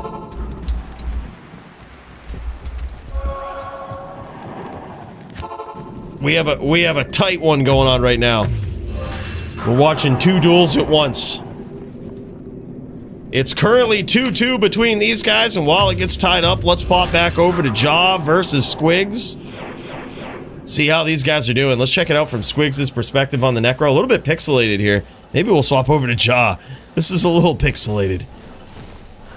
A T-bit pixelated. Just as I do that, I think it cleared up, so I'll remember that before we go into the next one.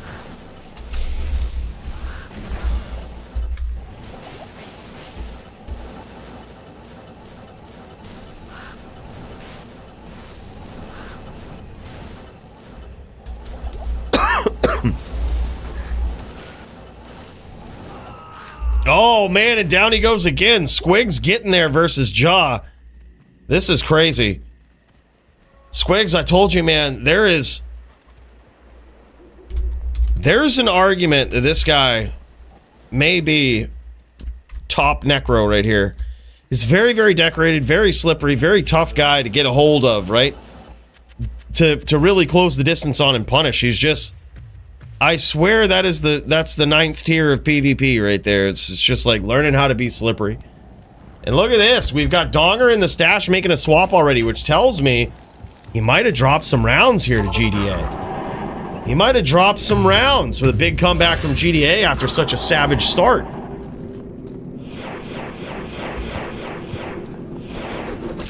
Whatever swap he made, he has drawn first blood here. LX Agent Smith, though, holy shit, he's firing back. And just like that, after a rough start in that round, it's now 5-2 in favor of GDA. This is crazy.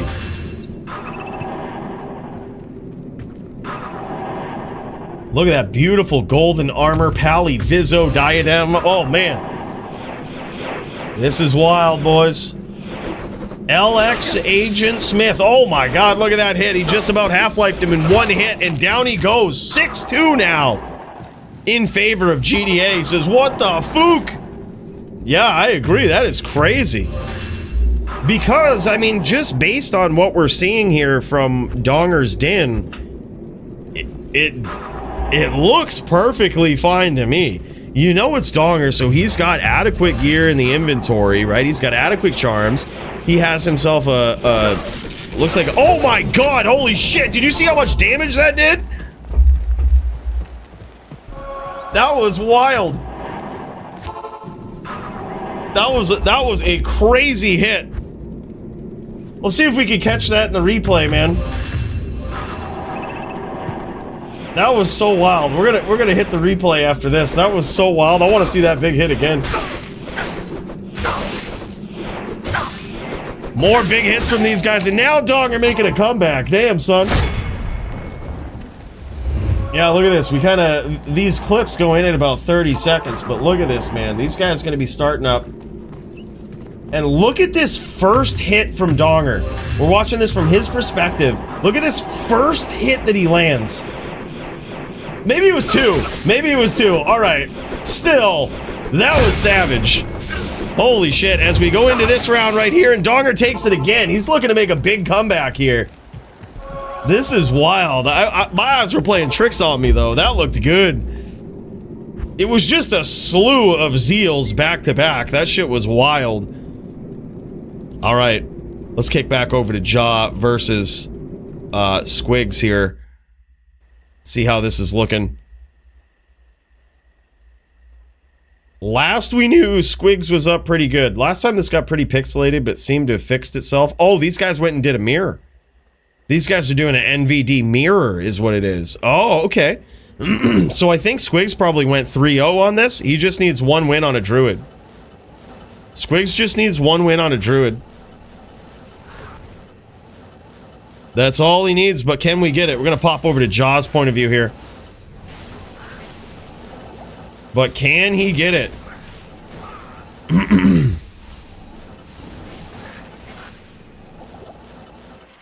Yeah, he went 3-0 on the Necro, which means if these guys did a mirror, it comes down to the better score on the build. So that would mean that literally if Squigs gets anything on this druid here, it's going to be pretty, that's it.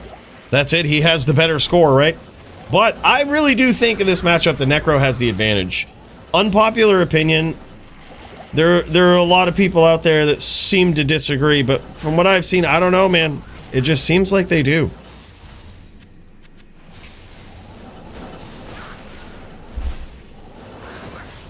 Man is on dial-up. What the? Well, the thing is, Squigs is the Alaskan hero. That's this guy's nickname, right? The Alaskan hero. He's insane. But he's all the way out there in Alaska. He's even high ping for West Coast, man. It's pretty wild. So he is always at ping disadvantage. He was saying that during the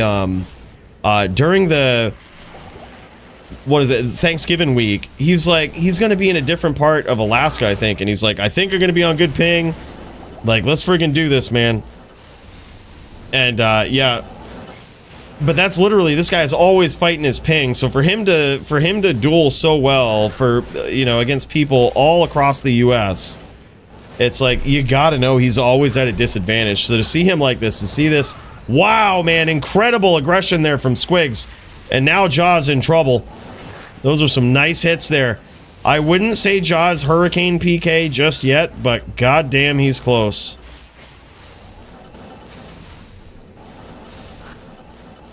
That is wild. Squigs just needs the one win on the Druid. He's very close. Nice double tellies there from Squigs, and there it is! Squigs gets there completely undefeated, man. That was insane. Very nicely done. Holy shit. Wow, man. Alright, let's kick back over to Donger in the Melee League here. In the Melee Division versus GDA. These guys are wild.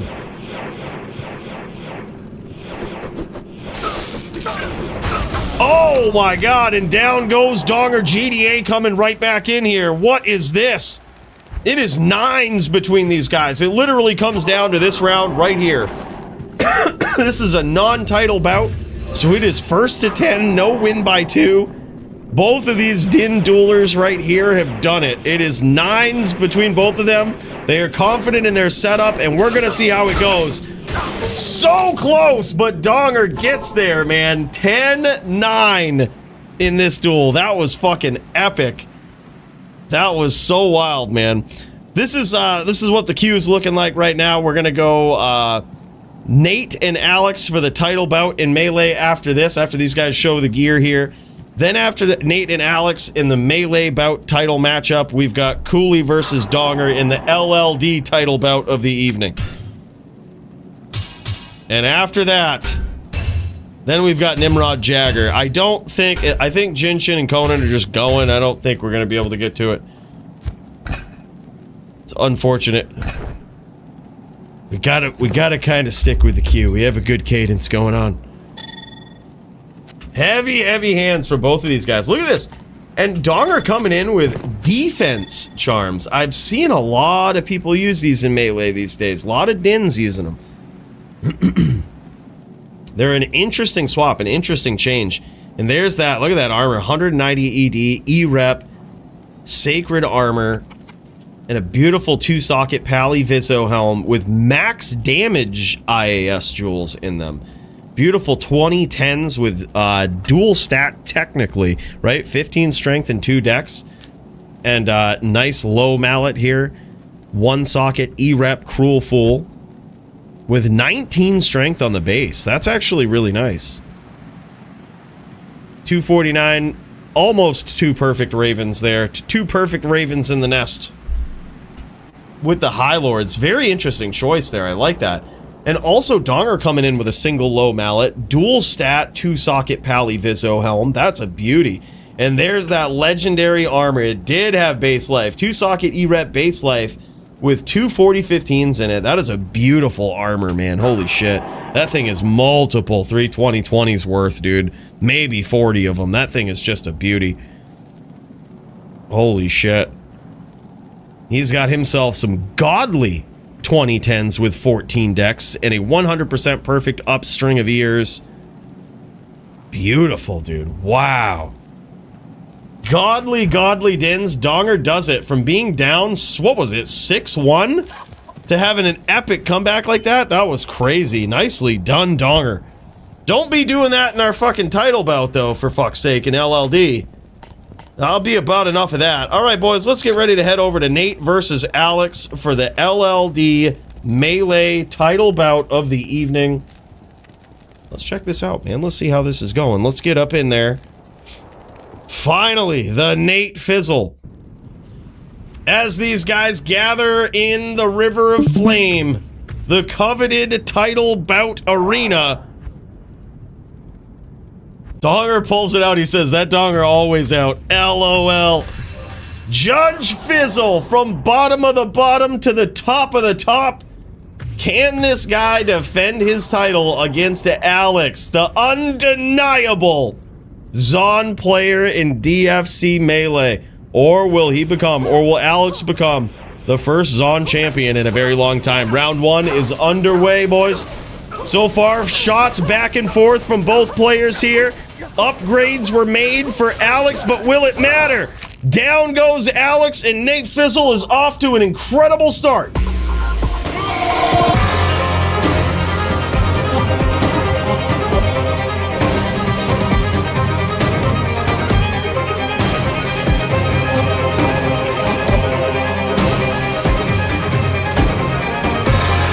And here we go, round 2 between these guys, and Nate Fizzle with some big damage, getting in between that dodge, avoid, evade, but holy shit, Alex with a comeback!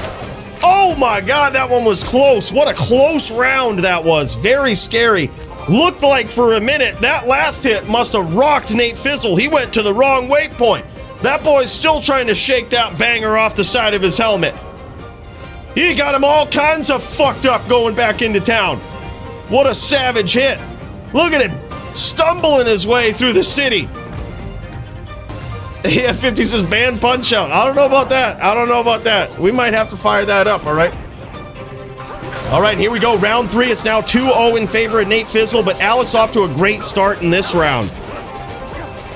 Close one yet again. And damn, Alex gets there. He's now on the board, man. 2-1, still in favor of the reigning defending Melee champion, Nate Fizzle. This is crazy, man.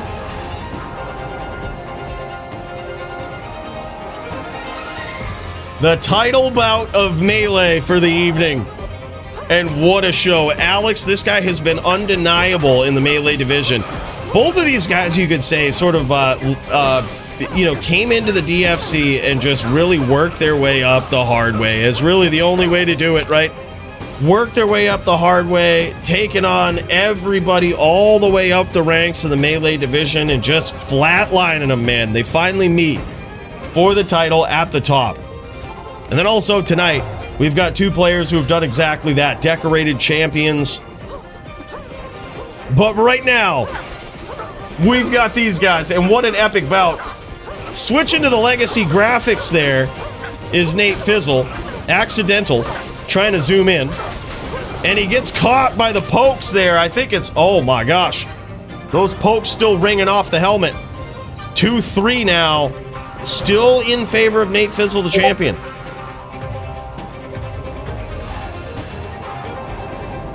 Y'all heard it here, second best sin in DFC, LOL. Damn, it's hard to finish her on Trapper. Well played, Paulie. Yeah, dude, I'm telling you, he is a very discouraging player to finish, dude. When he gets low, and it's like he doesn't late. You know what I mean? Like it isn't like he's latesing, he's just super cautious. Like he's so hard to finish, man. It's crazy. He's really, really good player. Tactical, man. Close round, man, and we've got a tie here. 3-3 in this epic Melee title bout with all the marbles on the line. Alex trying to pull it off, man. Here we go. This is a title bout, so as you know, this is win by 2. I shall purge this land of the shadow. Nate Fizzle trying to do the Dins justice. Hold on to this title. Walking closer to his heaven's brethren Hadriel in the river of flame. Oh, and what luck Hadriel gives him with a huge hit to start things off. And there it is, showing the Din dominance in the river. That's right, pray him to heaven. That's right. Nate Judge Fizzle says, order in the court. Order in the halls of sanctuary. Now 4-3 in favor of the Melee champion. Big hit to start things off. Cinematic zoom for the champion. You gotta love it. This one could go either way. We've got Alex praying to the RNG gods, but is it gonna be enough? Oh my god, a close round. He barely gets there. It's 4s now. Look, as a fellow Din player, Nate, I'll tell you, all the luck comes in when you do the cinematic zoom on your way to the walk-up. Hold that name lock, get in there, do the cinematic zoom on your way. Make sure it's done zooming before you start swinging. I swear it's good luck, dude. I swear it's good luck. He goes over and prays to his heaven's brethren. Yeah, get up there, hold the name lock. Hold that name lock and then cinematic zoom on the way down.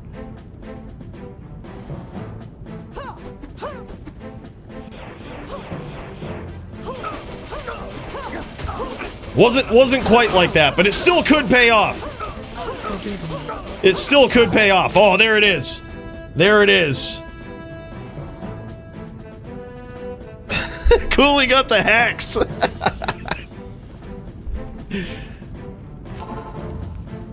Holy shit. All right, boys. What is this? 6-4?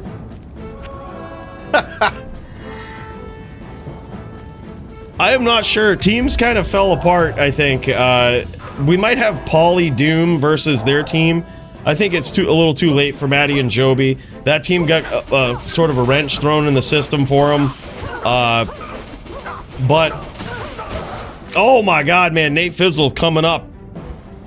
Yeah, that one had a wrench thrown in the system. I might have noticed it was an erroneous sign up if I would have looked. I didn't look what he signed up on, but we put something in teams, which he did technically sign up for, but I think he wanted Team Melee, which isn't always a thing. It's always just like a special event that we'll announce, but he signed up on like Fury Zeal, and I should have noticed that. Oh my god, dude.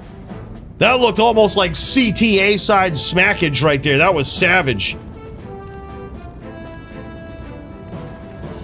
That was wild. It's now 4-7 in favor of the champion. This is getting crazy, boys. Can Nate Fizzle do it? Prove the dominance. We've got Alex going to the stash to make a swap. But what will he do is the question.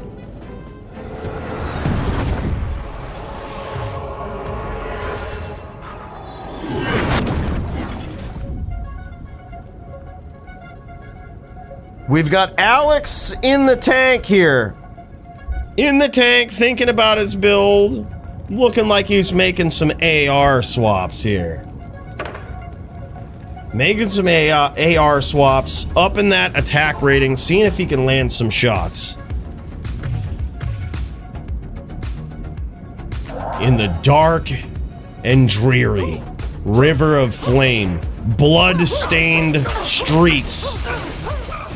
And the swap luck appears to be with him. He's off to a good start, but the Judge Fizzle coming down and laying down the hammer, or in this case, the small crescent.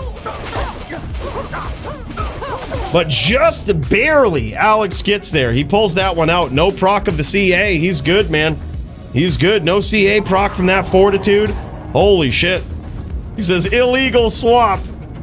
He getting that swap RNG coming back. They say it's a thing. They say it's a thing, man.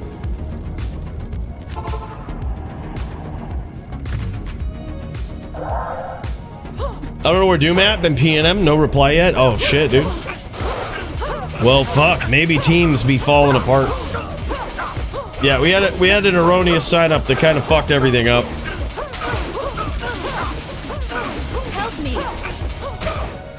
And down goes Alex. It's now 5-8 in favor of Nate Fizzle. Let's pop back over to the champion's point of view here. Looks like he's off to a good start of holding on to his title, but as we know in Melee, a duel ain't over till it's over. Oh man, big hits for Nate Fizzle right off the rip. This might be nausea-inducing shit right here, but I think he's trying to bring himself closer to the heavens with his bouncing zoom screen. That's what he's trying to do. He's trying to bring himself closer to the RNGesus. It's all of what the only explanation I have.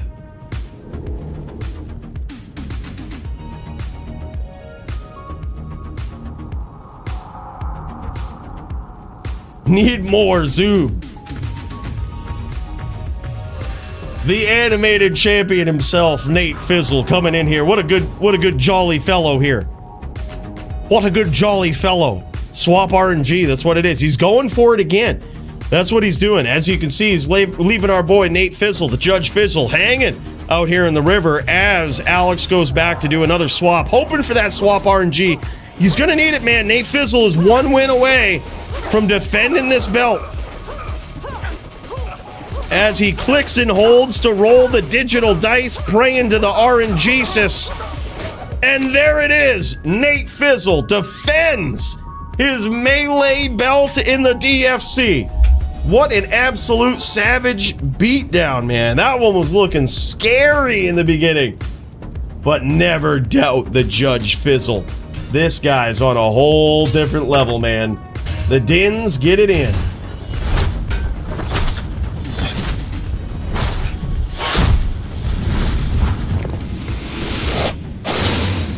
And here it is as these guys bust out their gear here. We're going to get to check and see what they got. Look at these. 3 20/20s for the Nate Fizzle, all matching.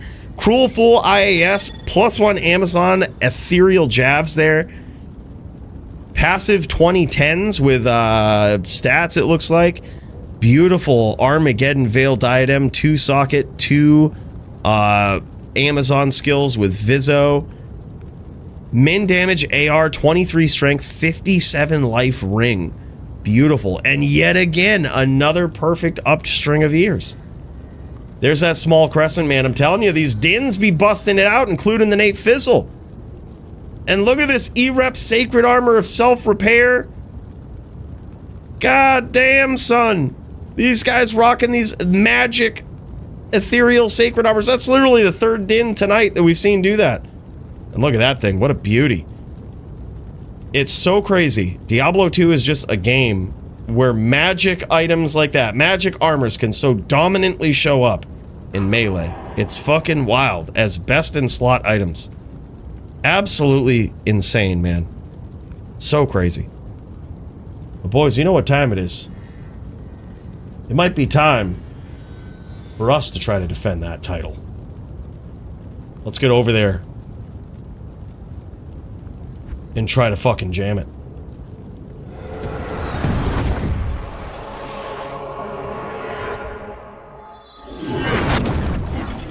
Alright, boys, we're firing up the game, firing up the LLD account here.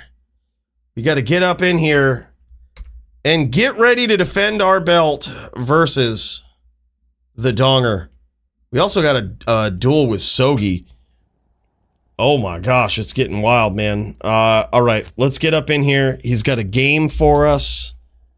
Thank you so much for getting that up, Donger, and clearing it. Everything. What a guy. What a guy, man. That is wild.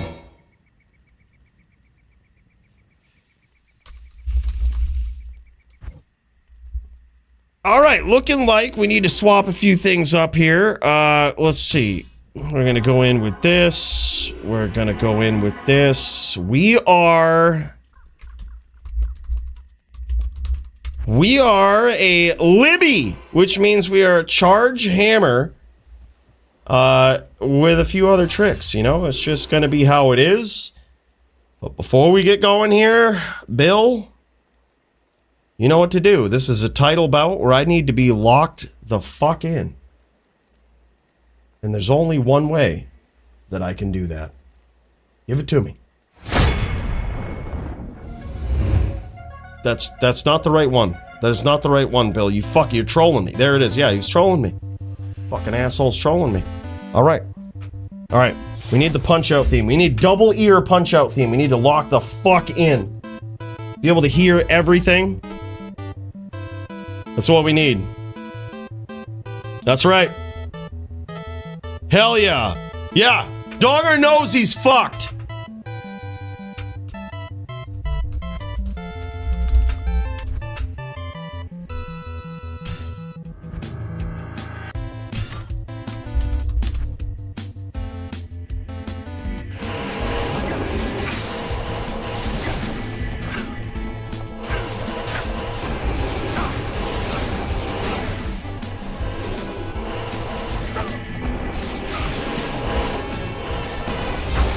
What? GG. Good duel, man. Holy shit. I got caught early there. I got caught early. Alright. All right.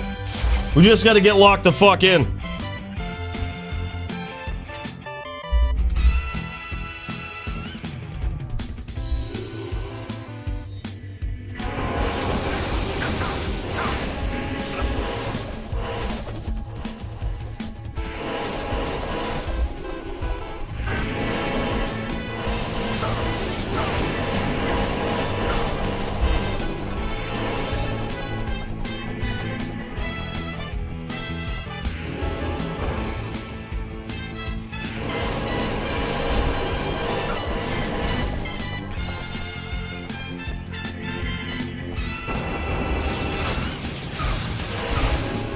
Not enough mana.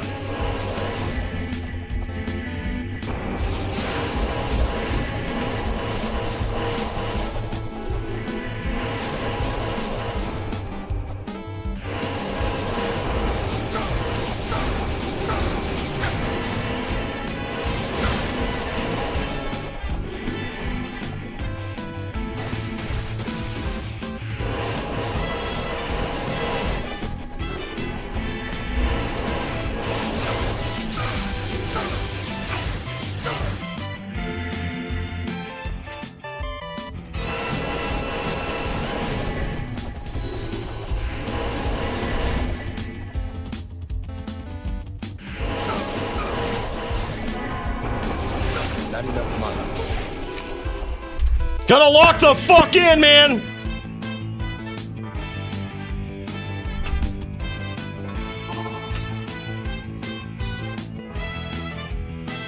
Good evening. Holy shit. 1-1, baby.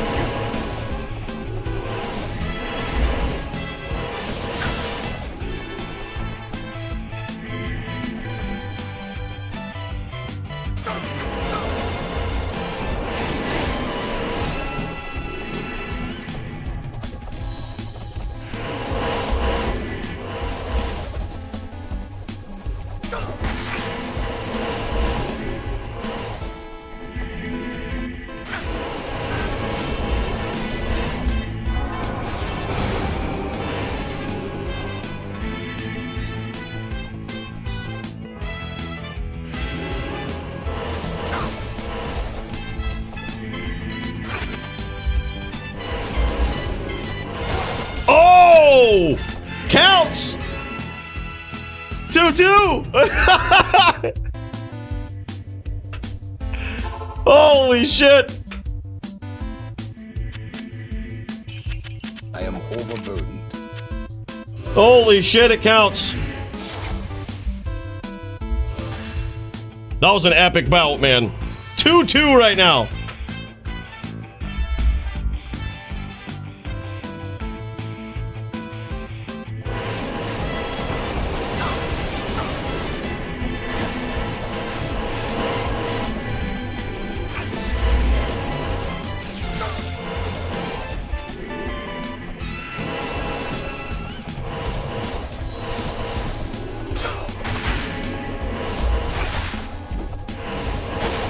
No way! 2-3. GG.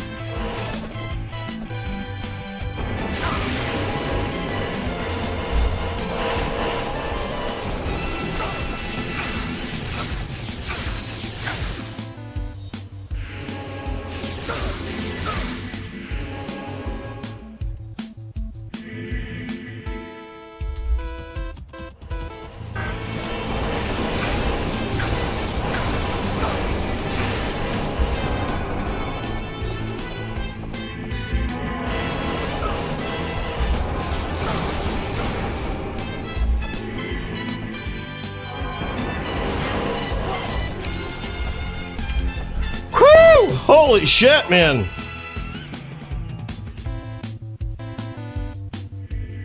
Yes. Wow. 3-3 right now.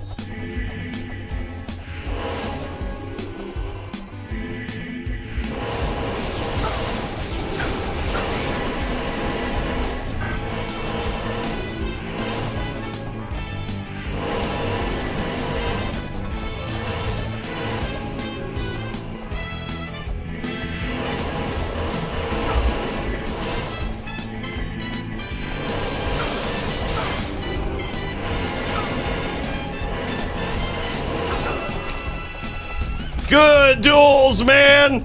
Ban punch out, baby! Ban punch out! Holy shit! Good day. Damn, son! We did it, boys! We did it!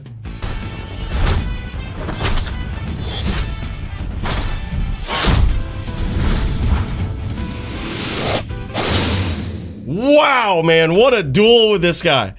All right, let's check this out, man. Let's check this out. He went more of a charger setup on this, which I was like, that's actually pretty crazy, really. I was kind of scared of it. But I was like, nah, theoretically, hammer beats charge. You just have to, like, you know, sometimes you just got to jam it. Oh, I didn't even have the right shield on. Whoops. I had my fucking rhyme shield on from dueling the Zon last night. Fuck. I had the wrong shield on. I should have had a spirit. I was wondering why the fuck I was running out of mana. But yeah, this guy had, yeah, I was like, what the fuck?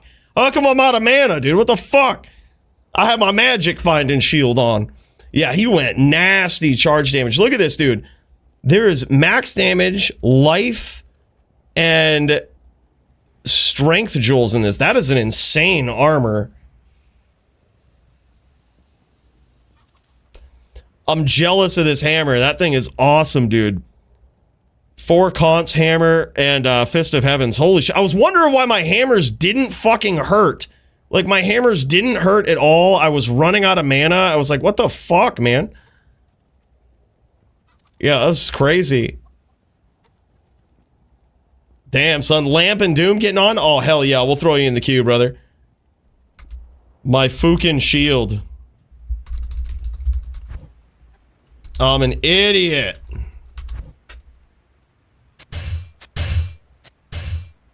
That should have been, I swapped out for fucking something. I think I was dueling a Zon last night. I swapped out. And like literally, my hams were doing, what was this? Hold up, look at this. 1,200 damage? That is so bad. That is so bad. This should have been like, yeah, 1,500 at least. You toying with me and beat me. I didn't mean to. I didn't mean to, dude. Damn, shit. Yeah, Lamp v Doom is coming up, man. Hell yeah, we're gonna throw these guys in the queue. That was so epic. Lamp v Doom. We've also, though, next up, we've got Nim v Jagger. I think that one's going down. And holy shit, dude. I'm gonna check in with Conan and Jinshin, too. I'm not sure if those guys are still jamming. But, dude, Donger, bro, big cheers to you. That was actually a pretty epic fight. I really didn't expect to win it. And, bro, nicely done. That was epic back and forth. Savage, dude. What a good fucking duel. Libby v Libby. Haven't done that in a long ass time, dude. Yeah, my scepter wasn't nearly as good. I have to choose one or the other. That's what I've got to do. And I have to get super sneaky with my charges. That's what I had to do, man. Jinshin easied me on his on. Oh shit, man. Sorry to hear that. Jinshin is nasty, all right? All right, let's get up in there and check out one of these guys' duels here. We got Jagger Swagger versus Nim. Oh shit, it's going on. It's going on. Let's friggin' do this, boys. Huge! Huge!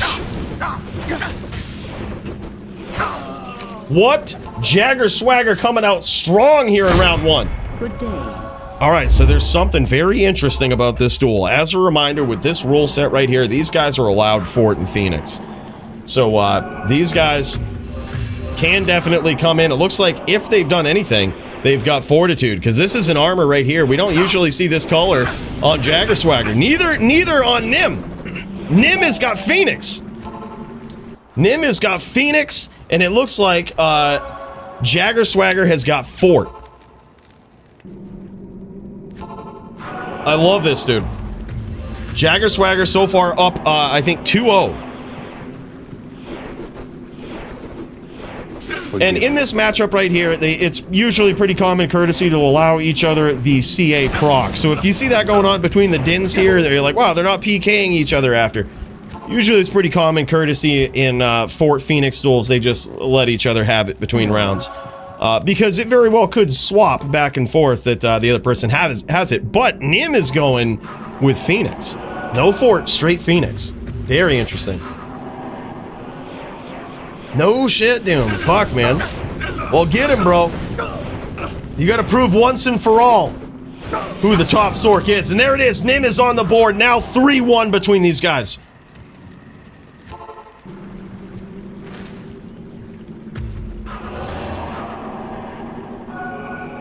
Yeah.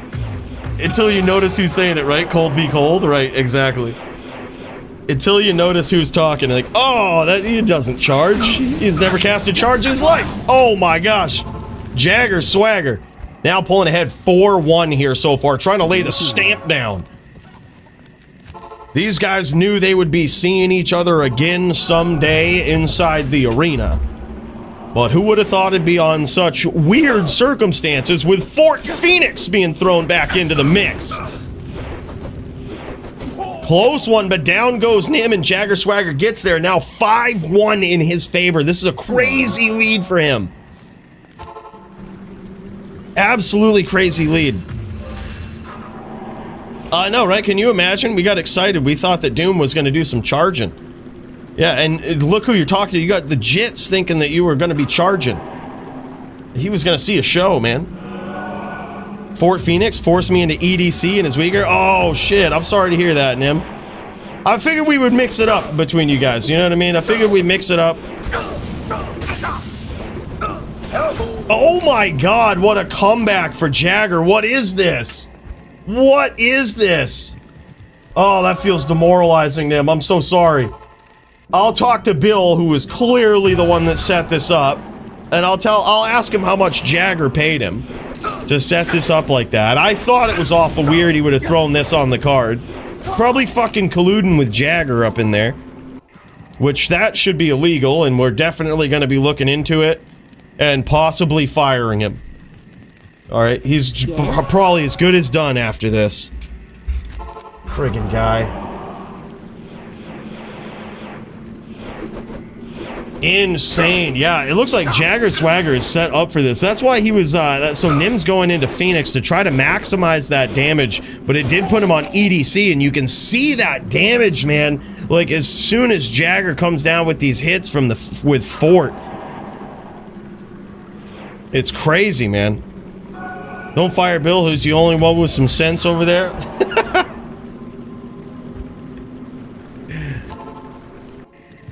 Look, I don't know how much you paid him, Jagger, but Jesus.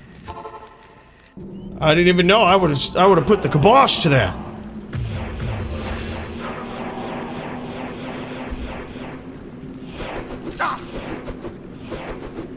Hell yeah, big hits from Nim here. But some return fire from Jagger. Oh my god, it's just vicious, dude. And now you can see why usually these rune words are banned, right? These are pretty crazy on the Din, man. These, you can see how heavy these hits are. These guys still with like 50 DR and all of this stuff, man. Because Yeah, it might be 9-1. Time for a comeback. I thought it was 9-1 as well. I think it's 9-1. It's time for a Nim comeback. He goes, we could call it 10. I don't care. I was gonna say, time for a Nim comeback, dude. Fuck it. Yeah, oh yeah, you step back out. Let's do it. Time for a Nim comeback, baby. Let's go. Can you imagine he pulls this off? Oh, man. Oh, my God. Nim is getting there.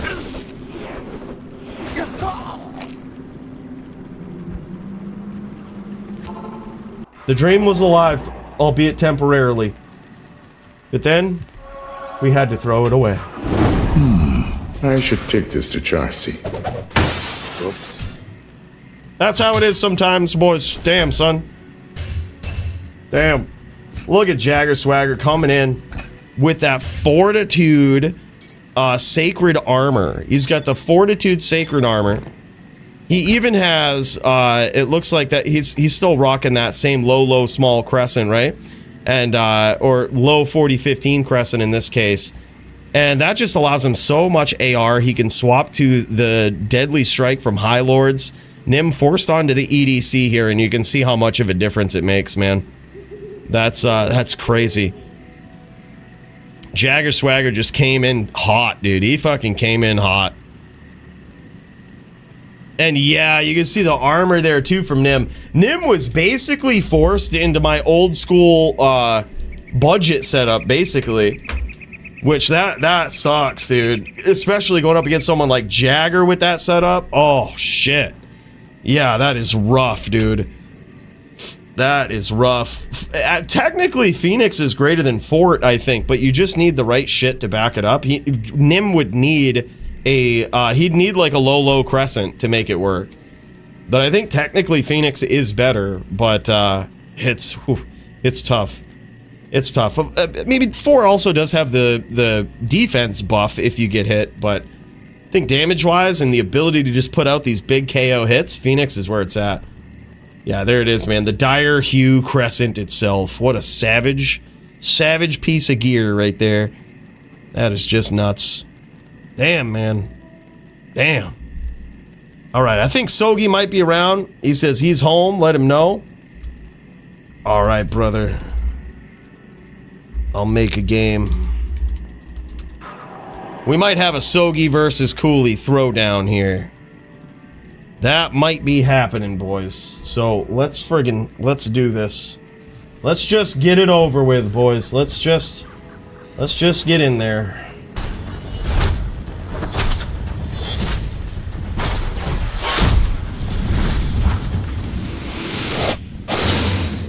It doesn't feel good, man, but we're gonna have to do it. We've been getting our asses fucking slapped raw by VTs these days, so we're gonna have to give him the punch-out theme. And we're gonna just hope for the best, I guess. Punch-out theme, hope for the best. It's not gonna be...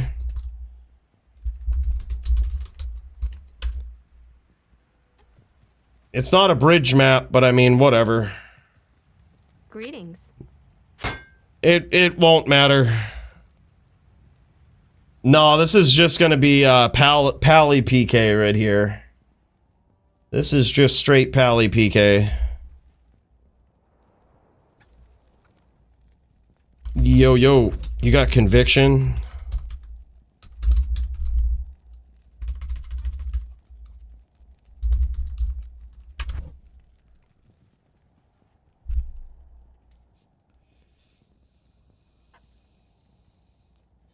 No conviction. All right. We were almost there. It wasn't going to take many swaps for that, I don't think. But, all right. I mean, I guess what we'll do... We do have this. All right, man. All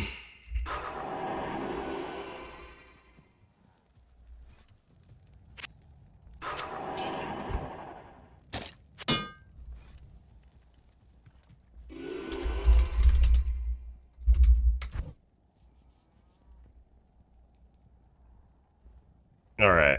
Oh, yeah, he says. All right, he's using a bow. Okay, good stuff. That means we're going to have to... Hell yeah. All right. Well, that's what I was afraid of. I wasn't really able to practice against any notable dins with bows. So I think we're a good level of fucked here, boys. I think we're a good level of fucked. I have a game plan, but I'm not really sure how well it's gonna work, but we're gonna see. We're gonna swap to this, put on the good old... Oh, we can't put that on, but we can put on...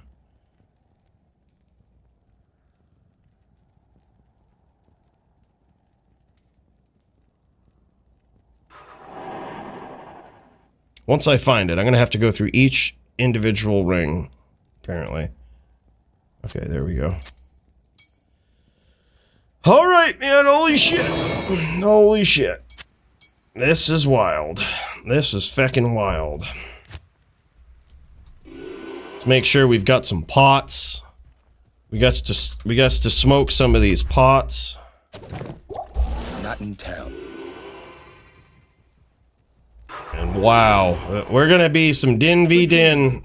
We're gonna have some din v din violence going on here, boys. But we're gonna try our best. We're gonna try our goddamnedest.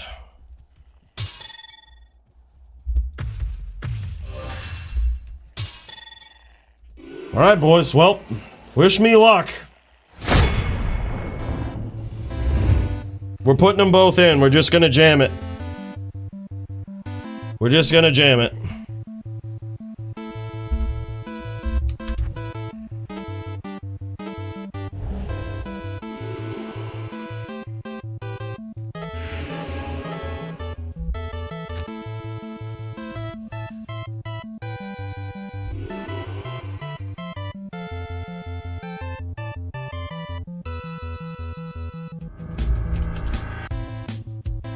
All right, here we go.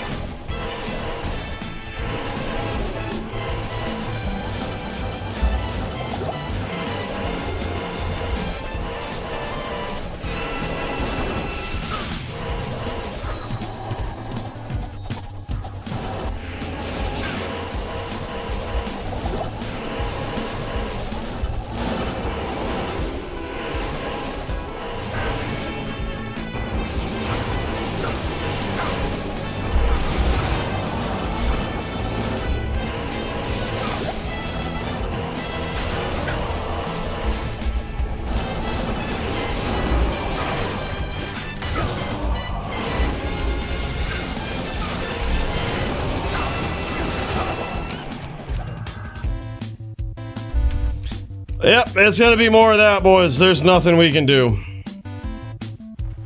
We ain't got what it takes anymore. We are a fucking washed up trash den. That's what we are. Washed up fucking trash den.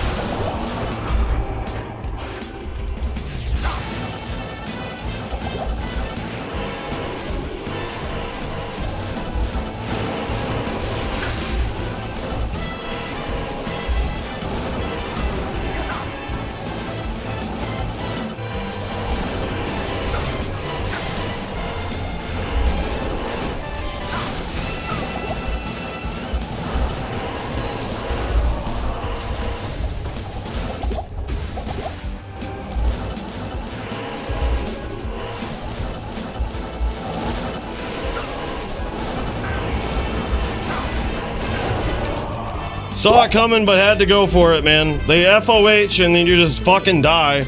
So, like, you have to stomp. There's nothing else you can do. And you have to stomp into their fucking up smites. Not here. Good day. Just how it is, man. The Order welcomes you.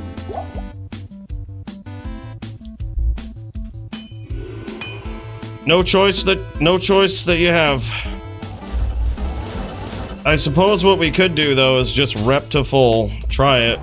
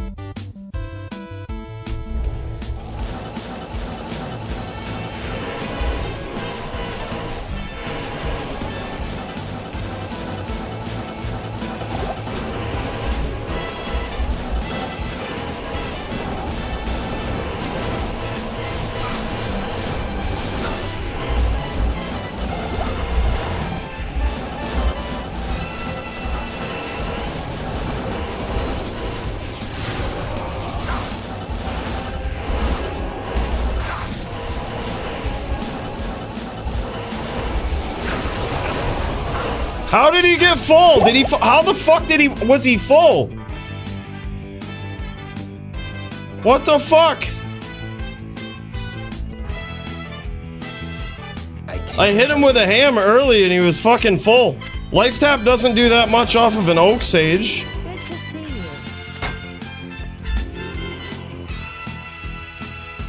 The fuck, man.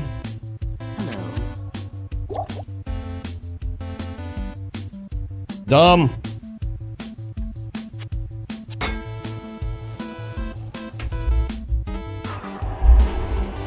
Yep, hacks. Oak Sage doesn't give you that much back off of a life tap. And then another hammer down there somewhere. Like, that was after life tap. What the fuck?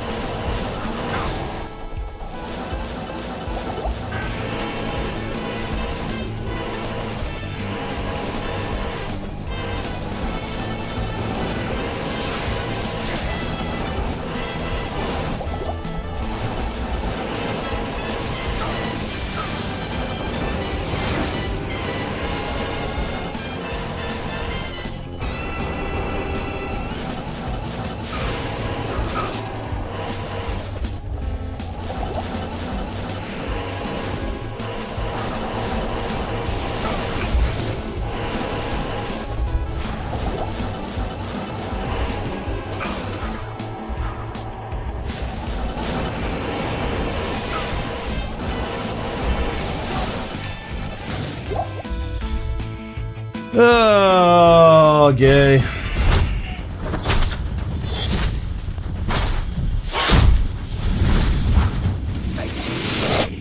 Gay. There was no fucking... I don't understand that heal. That was so fucking stupid. That was fucking gay. That fucking heal, yeah. Like, I almost question accidental shrine or something. There was no way he was full in that round. There was literally no fucking way. Like, he got... There was the tap after a ham, which, let's assume that brought him to full. Then there was another ham after that that connected. I heard it. And then on the next stomp, he's full. Like, what the fuck, dude? That was fucking... I mean, that is, like, unwinnable enough. Yeah, I mean, they are glitchy, but, like, not that glitchy, because I saw him... I had another life check where he wasn't full. Like, it wasn't a life bar bug, because it can never bring you up past what you last saw. So, like, I think it was an accidental shrine, if I had to guess, or something. There's no fucking way he was full on that third round. It just, none of it makes sense. I mean, I don't think he would purposely do it, but he might have, like, accidentally hit a shrine or something. Like, thinking it was a mana shrine and it was, like, a healing shrine. Because literally, I came in and stomped with the full intention, like, you can't take one hammer, I know it. I've counted, you can't take one hammer. And then when I get a life check, he's full life. I'm like, dude, none of that makes sense. Literally none of it. Like, I think he probably just accidentally hit a healing shrine. Like, it happens. He probably didn't even notice it. But there was no way he could have been full there. There's no universe he could have been full.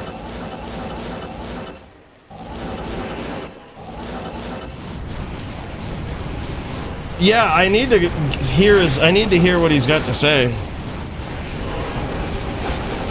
Not enough mana. Yeah, I gotta hit up Ono, man. Holy shit. And by the way, alright, so this is AF50 right here. On Random Goblin. This is LLD. This is LLD. Holy shit. Yeah, that last one made me wish that I still had my Astrions, but you can't have Astrions and go max cast with... I mean, you can, but, like, you can't with that matchup. So, yeah, but I was like, I could charge in and actually try to smite him, but I was like, that won't work. I was like, he's one, and I have no way of killing him. So I was like, oh, that's just how it is. Not even FOH will get him, because he was one, but he was like maybe 150, 200, something like that. It won't get him. His FOH, he'll just jump in and smite if you start FOHing. Holy shit, man. Oppenscrow getting in here. Look at this guy. He's getting in here with some vicious damage right now. Yeah, this is level 30 duels, bro. Holy shit. Oppenscrow ain't nothing to fuck with, dude. This guy is a savage. Let's get in there and check it out from his point of view.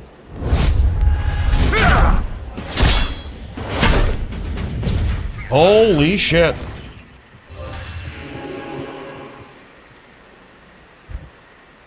Did he Vigor Charge through hammers on that interaction? Or Vigor Charge and hammers have odd interaction to use the dodge hammers all the time? No, he got hit with 2 clean hammers. One before tap, which I was like, okay, he probably got some life from Oak Sage. The second one was after tap. I heard it. Even if it, let's say it was a Vigor Hammer, he shouldn't have been full. There was just no realm in which he was full. Like, I guess after tap, if for whatever reason, tap made him go to full off of Oak Sage, which it wouldn't.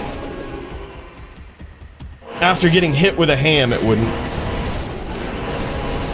And then there was a graphical life glitch, but the life glitch would have updated after I hit him with the hammer in that exchange. And he would have been way less than half. So I still, like, can't conceptualize. It was probably just an accidental shrine. Dude, op and scroll on this din, though. Let's not take away from how fucking savage this guy is. I told y'all this guy was insane. Hello? Yeah, I'm betting accidental shrine. I'd bet on it. Like, there's just no way he could have been full. It could also be that my memory isn't serving me correctly and that I'm not remembering the events of the duel properly. That could be a thing. Uh-oh, AF50. But in my mind, what happened was, holy shit, he literally just tanked the FBs and threw FOH for a clean 4-0. That was crazy. Yeah, in my mind, what happened was, he got hit with a ham. Clean ham. We saw that one. That was a telly stomp. He had the bow out. Telly stomp, ham, half-lifed him. We could see him charge around with half-life. He hits the Oak Sage, taps, doesn't connect on me, at least I don't think. I cleansed it off, no problem. Went back, hit him again with a hammer in the ensuing round. So I was like, alright, through tap and another hammer, you're fucking low. So I went in to stomp willy-nilly, and when I caught the life, he was full. I was like, there's no realm in which you're full here. But that's my recollection of the events. I could be just wrong about how it happened. But just in the moment, that's how I remember it. But yeah, holy shit, man. Alright, let's check AF50 screen so we can read this. But holy shit, man. Oppenscrow is a savage LLDer, man. Y'all see him here. Look at this. He's got himself a level 6 teleport staff, too, with 20 FCR.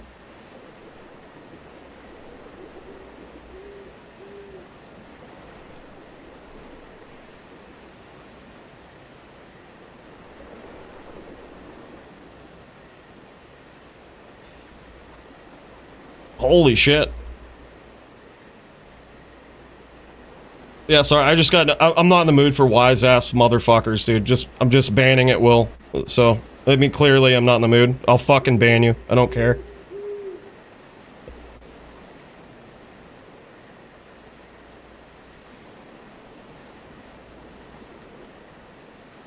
I gotta say, honestly, AF50 coming in with the Fireball Sork is like... That's interesting. He had okay gear. Like, this wasn't bad gear. You know what I mean? Even coming in, he's got some 15, 12s. Oh, I guess he needs some mana charms. This guy needs some mana charms, man. We gotta hook him up. We gotta hook him up, dude.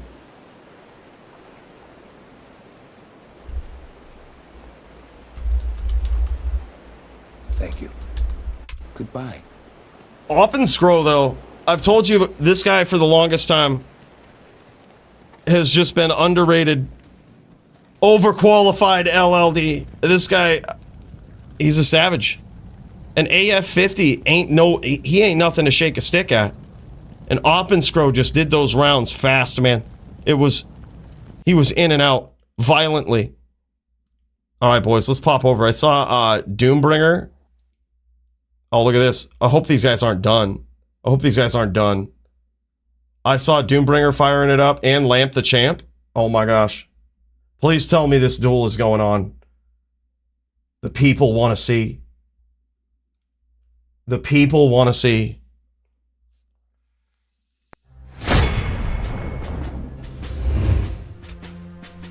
Did we miss it? Is that one over? Didn't see it start yet? Okay, good. Wow.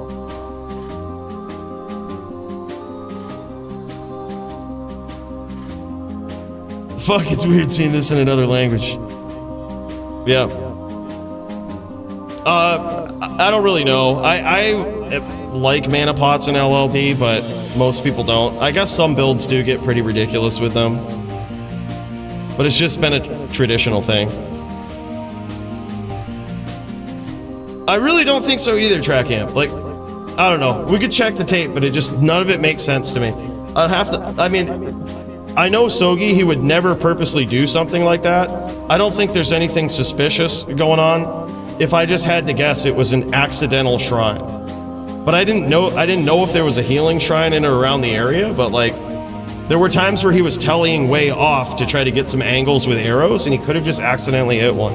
I almost hit an skill shrine twice accidentally. Yeah, so like I don't think it's anything malicious. It's just like I never would have stomped like that if he was full. You know what I mean? It was like I was very sure he was not full.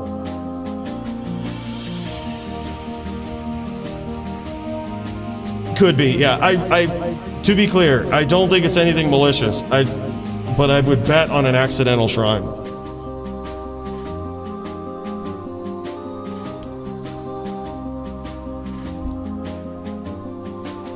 I was gonna clear about brute first the password. Yeah. They're about to duel? Oh, hell yeah. All right, yeah, I see Lamp the Champ. Look at this, man. He's got the name Lamp the Champ in the Discord. All right, let's get up in there. The sorceress violence time. Your power was no match for mine. Lamp the Champ is back, boys. Lamp the Champ is back.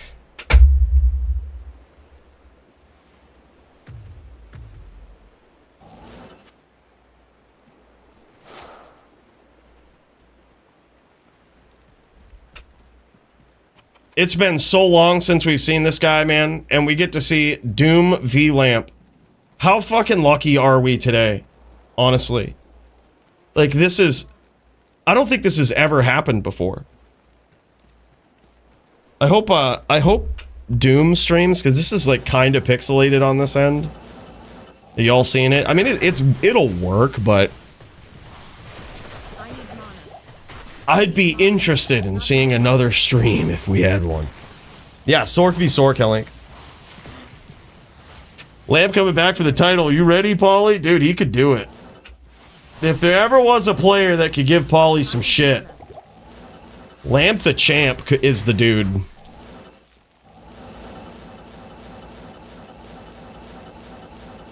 How fun, right? Yeah, it's... I would say not the most exciting duel ever with Blizz Sorks, but honestly, I think Blizz v Blizz is actually a pretty exciting one.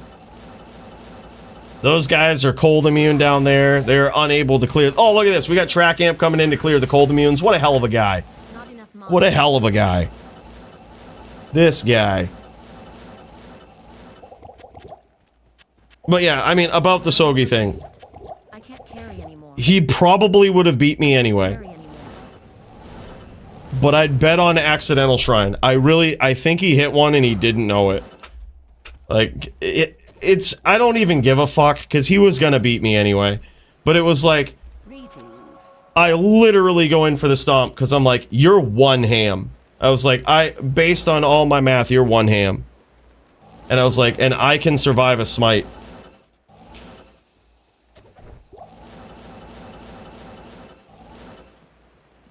But yeah. That's what I think. I cannot conceptualize how that would have happened. But we'll check it. I'll check it. Maybe I'm wrong. I could be wrong. Like I said, I could be remembering... Sometimes duels, they happen so quick, and like, in your mind, things happen differently than they actually do. But we'll check it. It just didn't make any fucking sense. I've dueled a lot on a Din.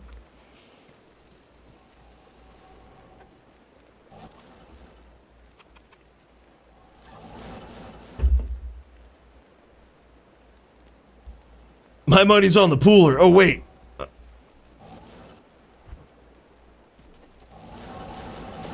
Yep, I'm pumped about this one, though. This is gonna be good. This is gonna be good. It could be a long-range caster duel. This is like, you guys seen The Witcher? This is gonna be like... This is gonna be like the showdown between that sorcerer and the whole crew of sorceress women. Except it'll just be the main characters. Throwing the best of what they got. A mirror match from hell. Hell frozen over. Should have been the name of the event.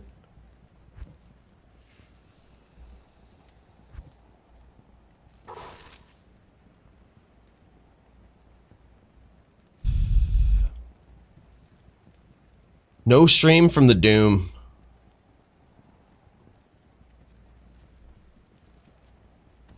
No stream from the Doom. All right, we've got. That's okay though.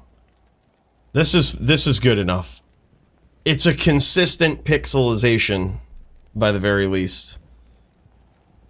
Charms all over the place. Yeah, lamp stash giving me OCD.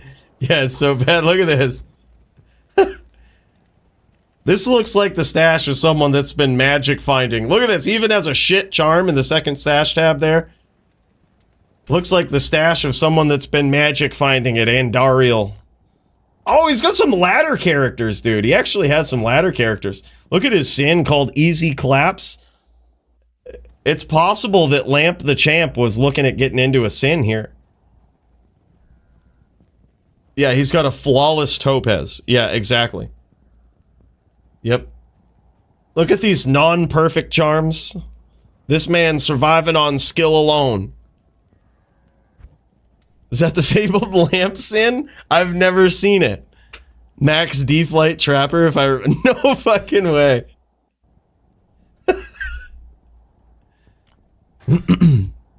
Yeah. It looks like someone who was magic finding Andariel to start up a ladder season or something. That's literally what this looks like. But he even has just like a random Nightwing just chilling in the third tab there. Looks like we lost the stream there again. Holy fuck. Yo, Doom. Stream this, bro. These guys might be having trouble getting their stream up. Damn, son.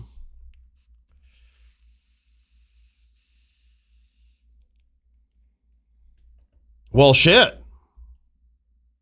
These freaking guys. Shamed him into shutting down the stream. Yeah. Look, no, Lamp, we were just kidding. We were just kidding. Look, it's a very pretty inventory. Quick cry break. Look, no, we were kidding, Lamp. It was really, really nice. It was pretty.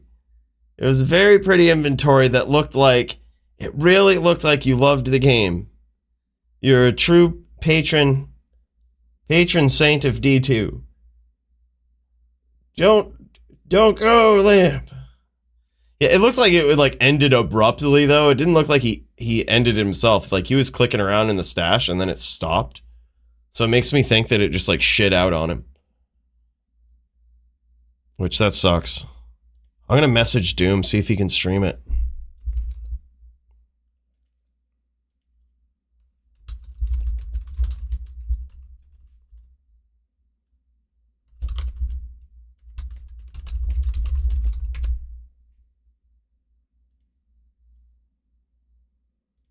Would be sick if he could, man. All right, let's go back into town here while we get this sorted.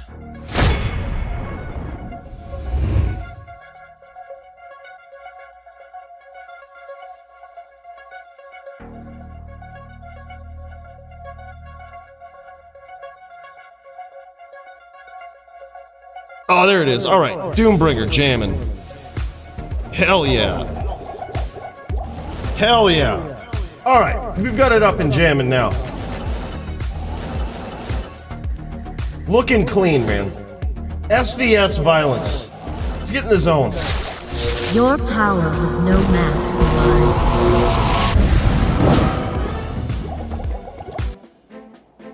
mine. Hell yeah. Doombringer's fresh, man. He's been staying fresh in the Bloodmoor. He's been staying real fresh. Lamp the Champ is coming back from... Gosh, when was the last time we saw Lamp the Champ? It has been a long time, man. I'm so happy to see him back.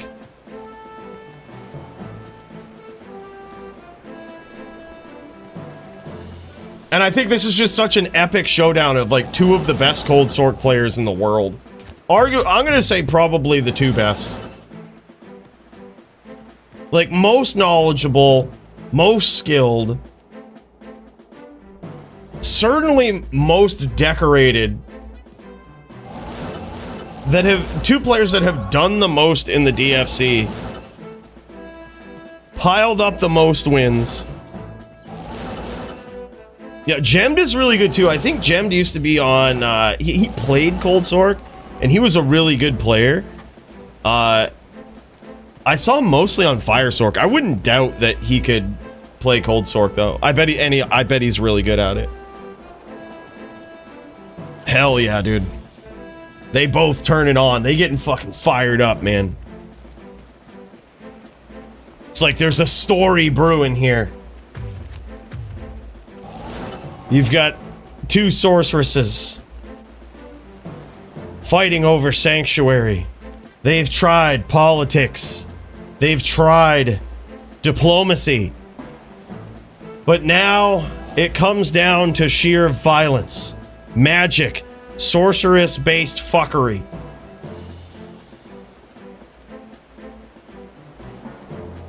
These two are the most committed to Cold Sorks, 100%. Punch GG when he's on one, though. Yeah, I have seen Punch, and he's really good on one.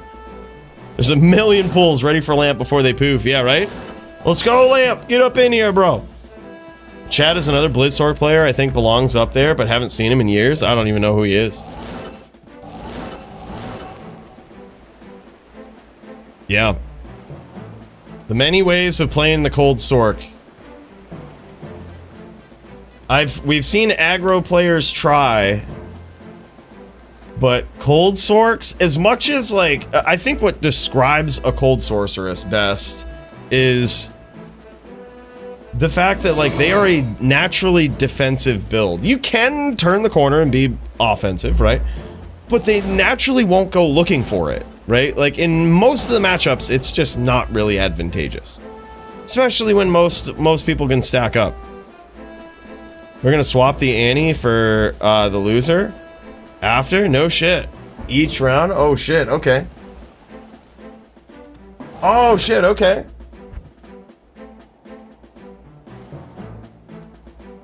We are either 450 or 451. Word, okay, I see what you mean. That way there's no advantage since I don't have a 2010 to make it 450. I wonder if I have one. Let me look. 2010.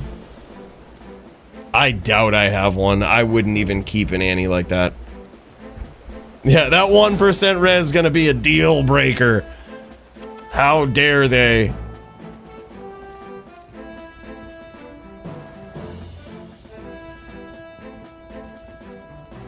Yeah, that was Stadium PK. I'm surprised you remember that, Feeble. That was Stadium PK versus Doombringer. And Stadium PK got there on a barb. I think he was whirling with like a whiz spike or some shit. Like, it was crazy, man. Yep. Yeah, that was like the most creative barb setup versus Sork I'd ever seen. And the funny thing is that was like old rules. That was old school Cold Sork rules. Where like the stack wasn't as high. Like you couldn't stack as much. So he was like really in a bad spot. It was very mint. Yeah, insane.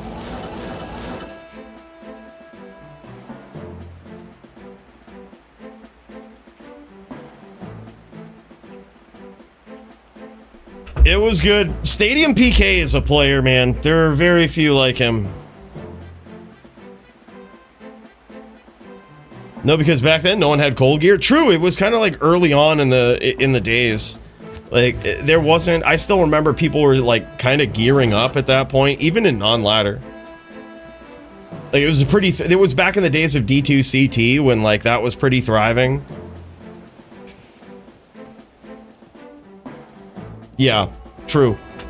Yeah, it was a different time. Probably appropriate for the time.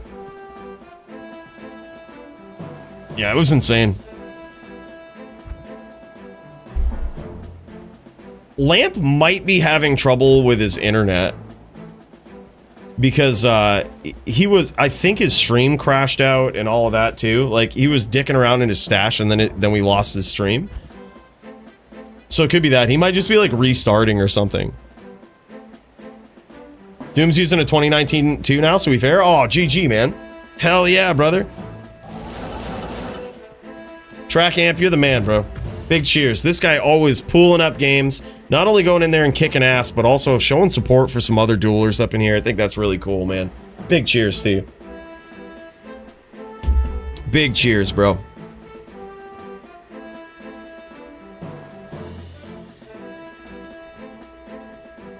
Let me make sure I've got notes for everybody here.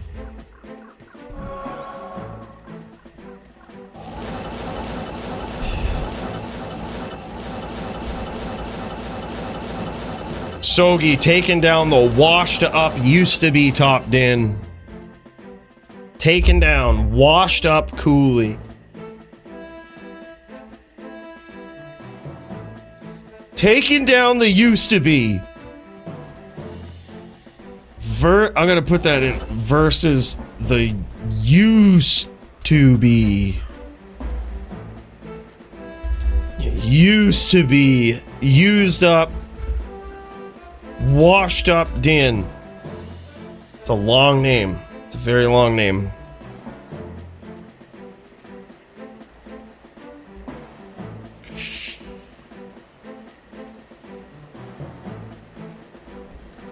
Let's fucking get it on now.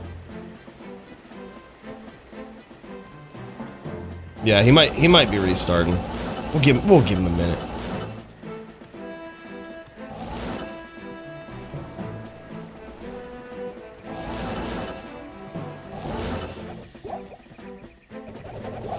Yeah, I was trying to practice this week versus din players with bows, but there isn't really many of them. And then even in that duel, I kind of came to a conclusion. So my strategy for the bow was to punish him and make him put it away. And that was basically the point behind Astrion's. Like, so you hit him with a bow that slows him, open wounds, crushing blow, like it fucking hurts. You know what I mean? It really dilapidates your build. So like if he swapped off from bow, I would probably swap off from that. But then I just noticed his bow doesn't even fucking hurt. Like it doesn't... It's not even a threat in the slightest. So I was like, I'm just gonna be a din and Tully around, which we saw the best results with, but I just think lately I just can't beat dins. I can't beat VTs. I don't know why. I used to fucking smoke them. It wasn't even close. None could beat me. Like literally back in the day, I would like fucking Marvel had a tough time with me, dude. But now he's even fucking me up.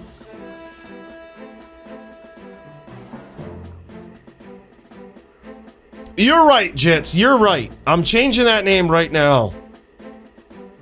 Sogi versus the best top din, second to fucking none, and LLD champion. Two-time LLD champion. So, nice job, Sogi. Holy fuck. Yeah, I don't know what it is. I really don't know what it is. The one of the big factors is when they start using the bow, it's not necessary. It doesn't really do anything. It's just the way that they play with it. You know what I mean? Like they don't. There's no close range combat. It's just like they're suddenly in and out, and it's just like a random smite that gets you. That's always how it is. It's just like some random CT Tullied smite. Like the bow doesn't do anything, it's not a threat. It doesn't change the way I play. Just mainly because I'm used to it. I'm like, oh, I know why they do that. So I'm gonna look for very specific things from the bow, such as like big open wounds, big poison, actual physical damage, none of it.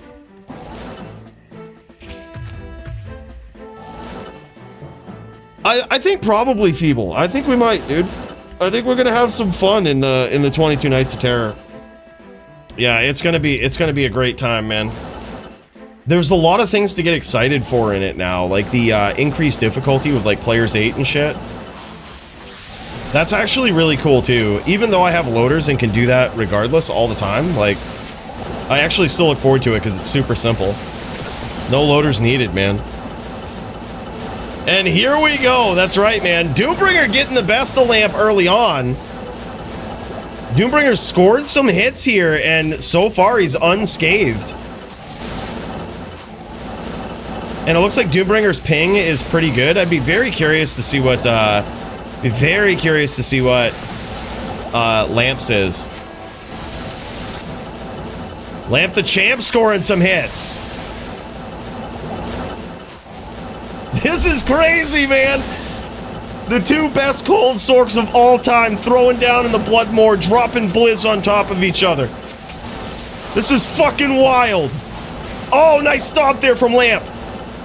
Lamp closing the distance, trying to get close. Beautifully placed orb from Doombringer. Oh my god, and a Blizz from Lamp. Doombringer now in trouble. Look at this CT casting prime shit here from Doombringer. Uh-oh. Lamp the Champ, it's scary when he closes the distance. Oh man, Lamp is barely touched here. He might have been hit by some residual orbs, but no big clean blizzes like the ones he's hitting Doombringer with. This is getting crazy, man. Doombringer kind of spending this first round figuring his opponent out here. He had a very early lead, I would say, landing some decent shots there, which looked like they might have added up to something.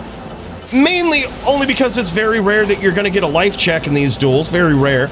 But Lamp was blue, and when he's blue, that means he's getting hit, right? So it's like at that point, I mean, someone must be winning. Oh, nice orb from Doombringer.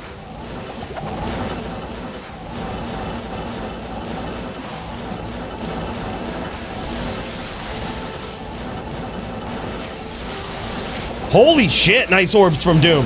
Doom is seeing big success with these orbs.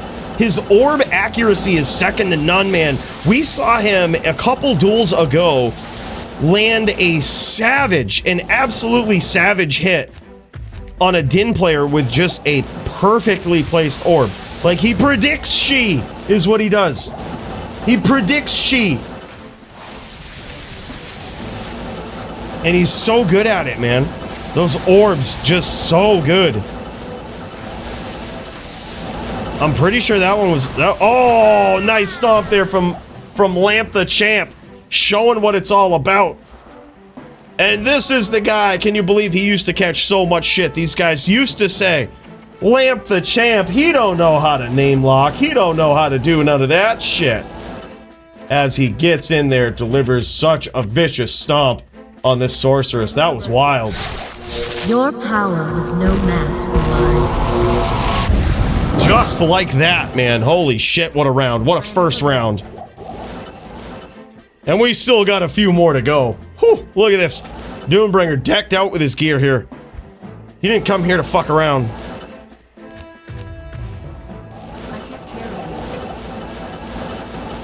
Did not come here to fuck around.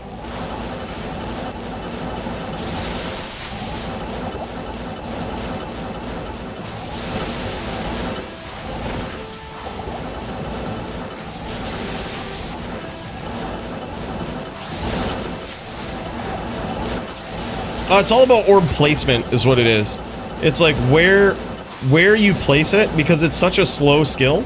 Ideally, you want orb to explode exactly on your target. Yeah, Doom hit a refreshing shrine there, but he hadn't been really hit clean.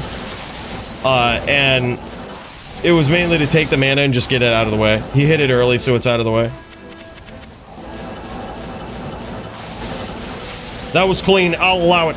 But you want the orb to essentially explode, like, at the end of its animation, right on top of somebody. That is a perfectly placed orb that requires you to kind of predict where they're gonna be. Nice job from Doom, kind of trying to lead himself into some orbs here as well. Noticing, and this is what I mean, he notices that Lamp will get in there and try to stomp, so he's trying to bait it into an orb. So that's an incredible strategy, man. Lamp dropping some blizz. Oh, nice blizz from Lamp.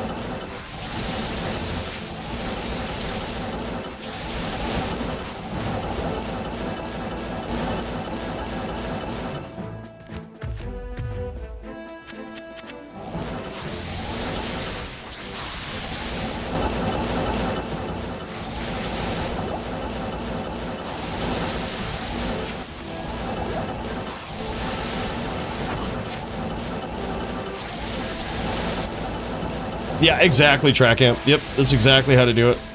You want it to basically just unleash all of that shit right exactly on the pixel of your opponent. It's so devastating. It does so much damage. As opposed to the ice shards that kind of fly out from it, just tagging someone. That won't do as much damage. And a lot of times, like a Raven Frost will probably clear that up, right? These guys, I don't think you're using Raven Frost. I think they're just stacking up 450 cold res and calling it good. But yeah, that's against most classes. Just a regular shard of this orb won't hurt too much. You need to really get a significant portion of it to hit somebody. And that was another nice orb there from Doombringer. Those orbs are adding up. Nice stomps there. Oh, a back and forth. And Lamp gets there in that round. Very close round. I was wondering if Doombringer would stay there and try to trade, because it didn't look like he was in a good spot to do so. Usually if your opponent has the jump on you, right, and they've got the stomp, you either quickly want to be casting in the right direction, you know, or have a name lock. And it looked like Doombringer struggled a little bit there figuring out the direction. I thought he would try to telly off. But no, he stuck with it, tried to shoot it out. He might have thought he could win the exchange. And he did have Lamp pretty low there. It was a calculated decision that just, unfortunately, was literally a sliver away.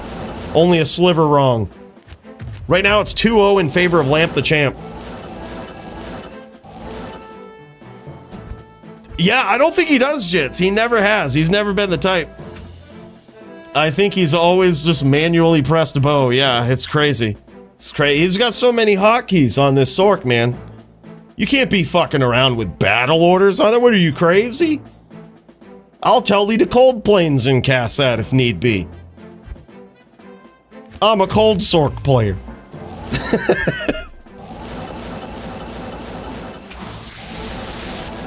Better man than me.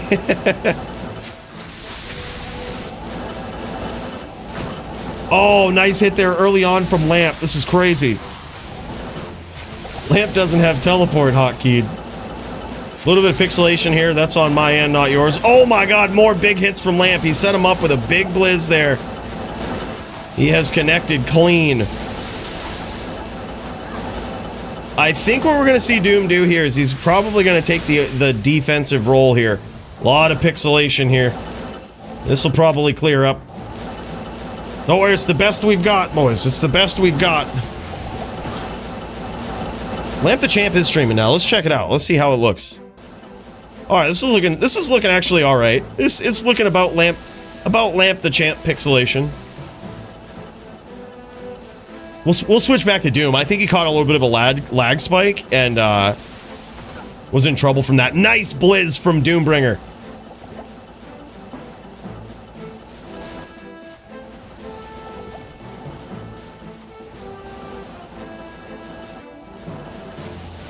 Say cold v cold sound. Okay, RVR. LOL.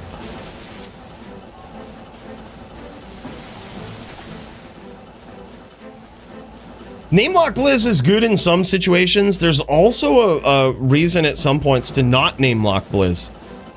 You know, if you actually do have a pretty clear shot on your opponent, the best thing to do is actually to aim your Blizz, not quite namelock them, but aim it right at their feet. There's a better chance with how the pixels come down that the Blizz actually connects on the first frame, rather than dropping it on them, which it still can connect on the first frame, being dropped on them. But there's actually a better chance that it will hit them with a hit near their feet. But usually, namelock Blizz is pretty fine. Like, that's... Oh, man. Lamp gets a nice namelock right there with his Blizz. Tries to finish up. He's looking for it now. We don't really see a lot of orbs from Lamp. He's just going in straight Ice Blast, straight Blizz, and he's landing some shots. Look, that was a namelock Blizz right there that did not hit frame 1. That was a high Blizz. He clicked above his opponent. He's even aiming for it. He's looking for the foot Blizz. Lamp knows, dude. He's looking for the foot Blizz.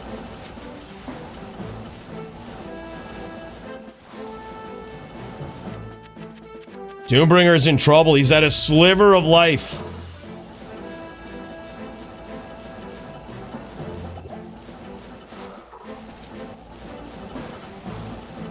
Another name lock Blizz that doesn't hit frame 1.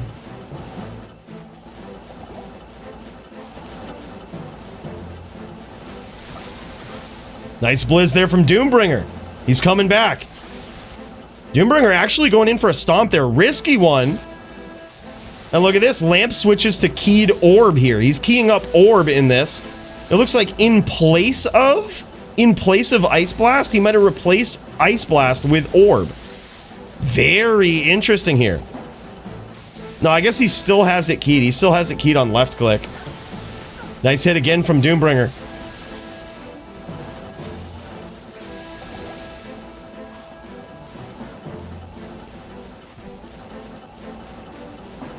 Is he? I don't know, man. I don't know. Maybe. He might be, actually, yeah.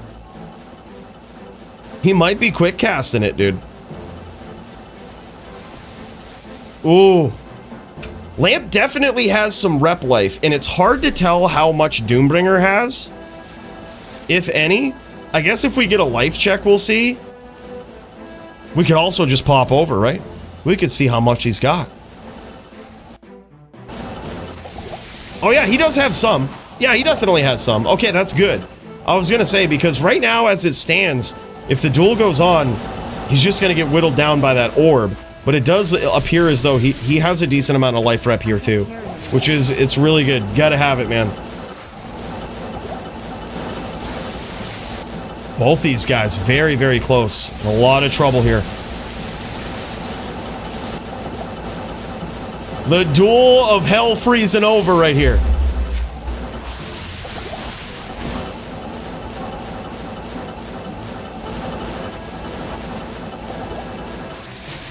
He's got F1 through F3.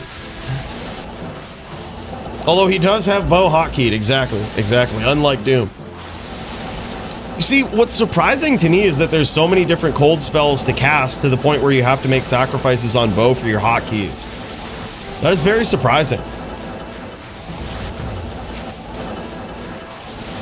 I think I'm putting off making a cold sorceress by like any means necessary. I literally have 2 level 99 sorceresses now, and I chose to make a shopper sorc out of the other level 99 instead of a cold sorc. So we have Santiana and a shopper sorc. Because I saw that as more valuable to me than a cold sorc. I don't think I would enjoy this build. This is one of those builds where it's very easy to get into, but it's extremely difficult to master at the highest level like these two have. Like, you really do need to know your matchups, you need to know the strategy, and it's just like, you so quickly fall apart if you don't know those things. So both of these guys having a duel of a meddling duel of the mages here in the Bloodmoor. But both very skilled in respects to the cold sorceress. And there it is now, 3-0 in favor of Lamp. Will Doom make a huge comeback here? We about to find out, man. We about to find out. Holy shit, he's gonna need to. I am overburdened.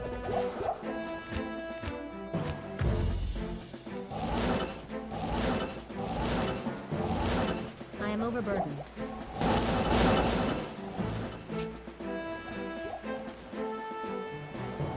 Yeah, I think that's hilarious that both of these guys don't have important skills keyed. It's probably just because there's a lot of keys. I don't know though. I still can't conceptualize how many skills that exist on a cold sorceress that you would need to skip hotkeys for. Like on my Din, I have 2 hotkeys on my mouse, and then I have F1, or I use the 1 through 8 keys, but 1 through 8 keyed, along with E, X, Z. Oh my god, and a quick victory there for Lamp the Champ. This guy on a different level. He goes, your setup just does way more damage. Holy shit. Yeah, so I have literally 13 hotkeys, I think, on my Din. That's crazy, man. Crazy. No, I forgot the tilde. There's 14. Congrats, Lamp. That was a pretty dominant victory there, man. Holy shit. That is actually pretty savage. Yeah, these guys are going to show off the difference in their gear here, which I really love this. Really love seeing this. Well, Doombringer doesn't have his gear on him, but yeah, he's going to go get his bod real quick. But these guys are going to show the difference in their cold sort gear. This will be very interesting to see. Not here. So Doombringer has the wand. I'm going to assume that's a 3 cold skills, 3 mastery, 3 blizz with 2 sockets and 20 cast. And look at this gear, man. He's got the rep life boots. Very clutch play there. And of course the Trangs for cold resist. Rep life boots from Lamp with cold resist as well. Look at that armor, 100 life, 4 socket armor. Both of those guys have the same thing with four facets in it. He's got 1 facet in his helm and then a rare jewel with faster hit recovery and some other mods. Resistances, it looks like, in a magic helm 320. So much magic gear between these guys. Also looks like Lamp has a very nice orb. Damn, dude. Both these guys rocking the 2019 Annies. Just so that they can have exactly 450 cold res. Oh my gosh, that's a 3 cold skills 100 life helm is what that is. That is beautiful, dude. Hopefully we rip one of these during 22 Nights of Terror, right? 3 cold skills 100 life with all of the rest of those abilities are coming from jewels. There's a jewel in there doing a whole bunch of shit. You of course have the facet in there, which has like 4 abilities on it in and of itself, but yeah, holy shit. He has a 320, 3 cold mastery, 2 blizz CA. Yeah, it's crazy, man. Actually wild. Really, really cool gear. It's expensive. Yeah, I actually have one of those on a mule. I'm contemplating selling it for a ton of 32020s. Getting my 32020 game up, you know? But then again, what if I want to make a cold sort, you know? What if I want to do some SVS? Like these two fellas. That was insane. And even though this score was like 4-0 for Lamp, these rounds were super close. And Doombringer made some very, very clutch decisions that probably on a different night would have worked. Right? But yeah. It's just a very fine movement, fine decision making here that you got to do. These guys playing Rochambeau, killing each other, annihilating each other.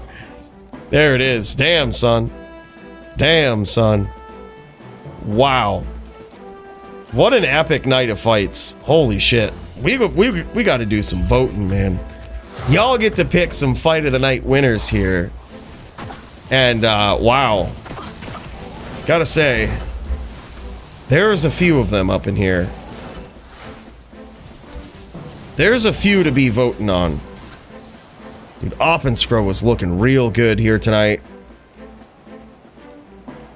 Donger coming out strong.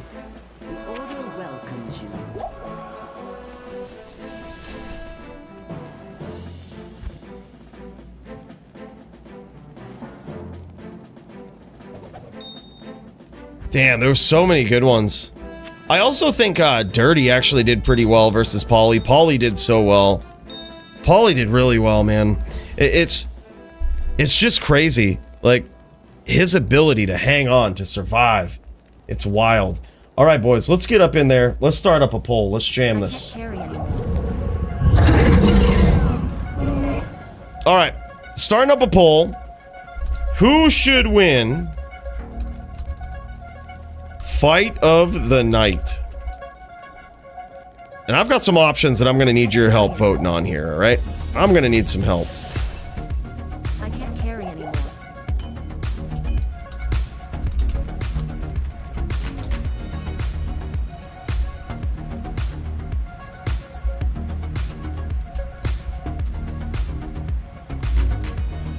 All right, there it is. We're going to give this until midnight. Midnight my time, which is like a minute and a half from now.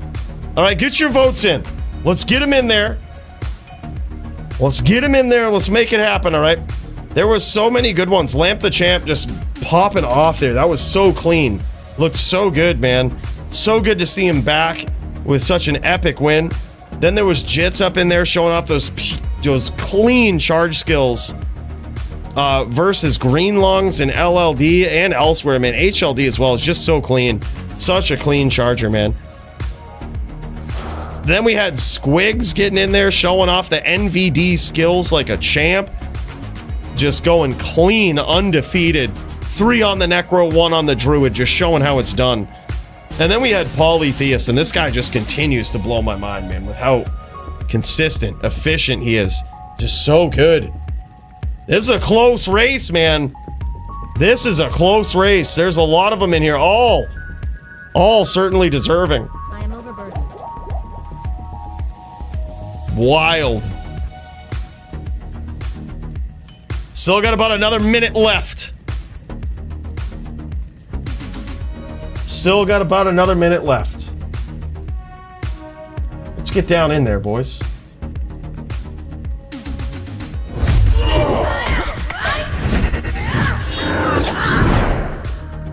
All right, I'm gonna fire up my game here too. We'll get up in there. We'll get up in here. While we wait. While we wait.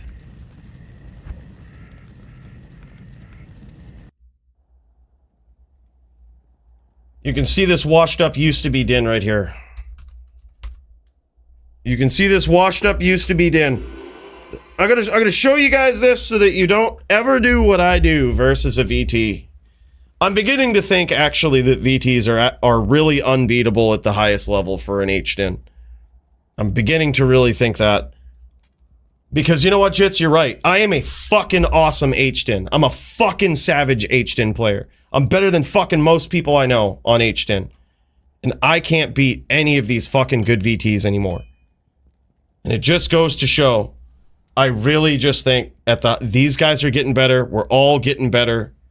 And it's like when you all are just fucking clashing heads at the highest fucking level, you really figure it out. Like, we got wins back in the day because we just weren't good, right? Like, we just all weren't good yet. There it is, man. Jits winning it. Jits, the people's champ. This guy. Speaking of dins. People's champ. Look at this fucking guy. Holy shit. The people's champ. Lamp up in there real close, though. That was savage. That was so savage. Yeah. We had this idea. I'll walk you through what we were going to do. This was so well thought out. All right. It was so like, okay, there's nothing we're going to get surprised with. This is just, it's a bad matchup. I can't beat Marvel anymore. I can't beat fucking Sockets anymore. I can't. Even Joby beat me today, which that is sad. That's fucking sad. That's really sad. Right? Like, holy fuck. And it was live too. It was like on stream. Holy shit, man. Have some mercy on a dude, you know? Sad though. But what we did, yeah, exactly. But we had this because this was the goal, right? You get in there, and this is what you do. He busts out the bow, so you bust out the bow, shoot it like that, and you swap to this. The arrow hits, and much like in that video that we showed off, right? You cut him open, you have open wounds. We have open wounds on the feet too, so it's like nasty open wounds. Nasty crushing blow. It is a hit that's gonna hurt. And it also has slows target by 25%. So now his smites are slower. And eventually, I thought by doing this strategy that he would be like, okay, maybe I shouldn't bow. Maybe I shouldn't use the bow as much. And he actually didn't, to be fair. He actually kind of backed off it a little bit. But also you can charge in with this. Like if they sit outside when you're in close range, just telling and hammering, they sit in close and you can charge them. Like it's a surprise charge. Bam, you hit them and you slow them. Sunset became a member. At Leroy Sunset celebrates 35 months of membership. Big ups from Mexico, who won LLD title. From Mexico! What? Holy shit, man. You on vacay out there? Leroy, my guy, thank you so much for 35 months, first of all, but also, who do you think won, man? Who do you think? You're looking at the top din player. Big cheers to you, brother. I won with a fucking rhyme shield. I was accidentally wearing rhyme. And I won, all right? Hell yeah, man. You deserve it, Leroy. That's awesome, man. Thank you so much again, dude. I really appreciate that. Yeah, we took it. It was a good duel. 4-3, very, very close. So, you know, if they get in close and they start doing the bouncing and shit, you know, they're just waiting. They're just kind of walking up, doing a little fucking shoulder trick and shit. Then you just fucking charge them, right? They won't expect it. If they're like Joby, they actually don't have max block, so it's a pretty free hit. So you get in there, you actually hit him with some damage plus, cut him open, slow him down, crushing blow, right? You could also potentially win a smite battle if they're like, if 2 hams doesn't quite kill him and you're clean, you can potentially win a smite battle. You know, but also it's just like, if you fuck around with the bow, you're gonna get the slow. You know, that's just what it is. But yeah, eventually we swapped to something that I didn't practice with, which was this helm right here. You know, in favor of this and a 15, but probably just should have stuck with 75 cast and this right here. You know, there's so many things, but I think really what it comes down to is just this is unwinnable for an HDN. I used to think it was the other way around, but as we get better, as we get older, right, as we get more experienced, we figure things out. And I truly do believe this is just simply unfucking winnable for an HDN. You cannot do it. Unless you're going against a really bad VT, and you can beat them, right? Like I shouldn't say that, but like a VT that's not on your level, right? Like that's not on your level of fuckery. But like when they know your tricks, they're on your fucking level, they're on your din level, you can't beat them. It's impossible. Can't do it. Ask Arnold for advice. He's got this matchup. I don't know how to fucking down smite, and it's too complicated to learn, Max. I'm not gonna do it. I'm not fucking doing it, okay? I'm not gonna down smite. It looks too tricky to learn. I'm too old for new tricks. Boys, thank you so much for joining me here tonight, man. Really appreciate you all. And look, we'll be back. We'll be back next time. Don't you worry. Bill, bring him out of here. Bring him out of here with that real shit. You know what I'm talking about. You know what I'm talking about, Bill. Don't you fucking snub me again. Don't you do it. That's it. That's the one. The Top Din LLD will return next week.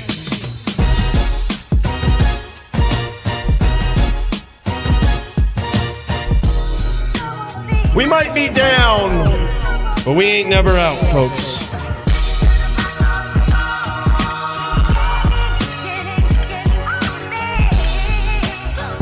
Don't cry. I see you crying, Polly. We'll be back.